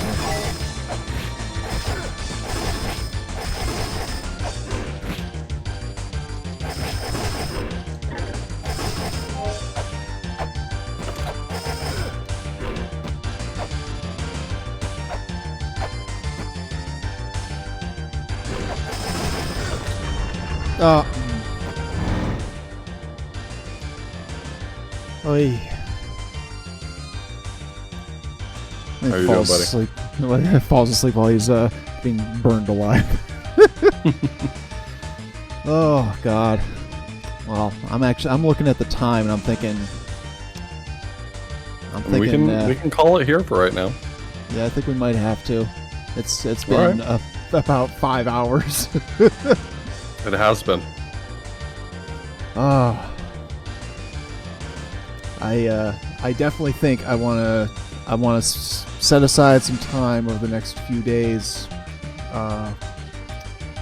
in between when we can set up to do this again and work these strats and, you know, up my consistency so we can get through and do the rest of this. I want to do the rest of this. I'm going to finish I'll what's send you a time-stamped link for where this room happens in the Hell Temple speedrun, so you can look at like their movement and see if that's anything that you can reflect on, I guess. Okay, definitely. I'll take all the help. Alright, All right. so let's see. Let me go ahead and find somebody for us to raid. And here it is, as always, your moment of zen. And I want to say thank you, of course, to Auth for coming in, and everybody for dropping by. Yeah. It's like good time. It's a hoot to do this, and it is a load of fun. Let's see. I got. Oh, that's right. Well, yeah, no, it still is. It's still technically John's birthday on his side of the world. So let's raid John. All right. Of the Proton variety.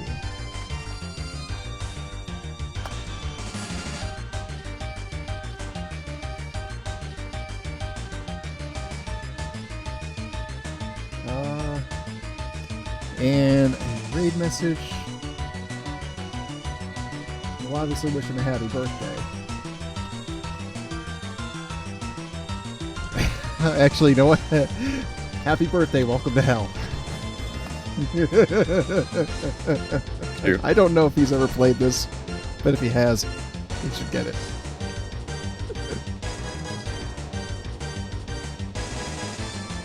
Alright, so let's see.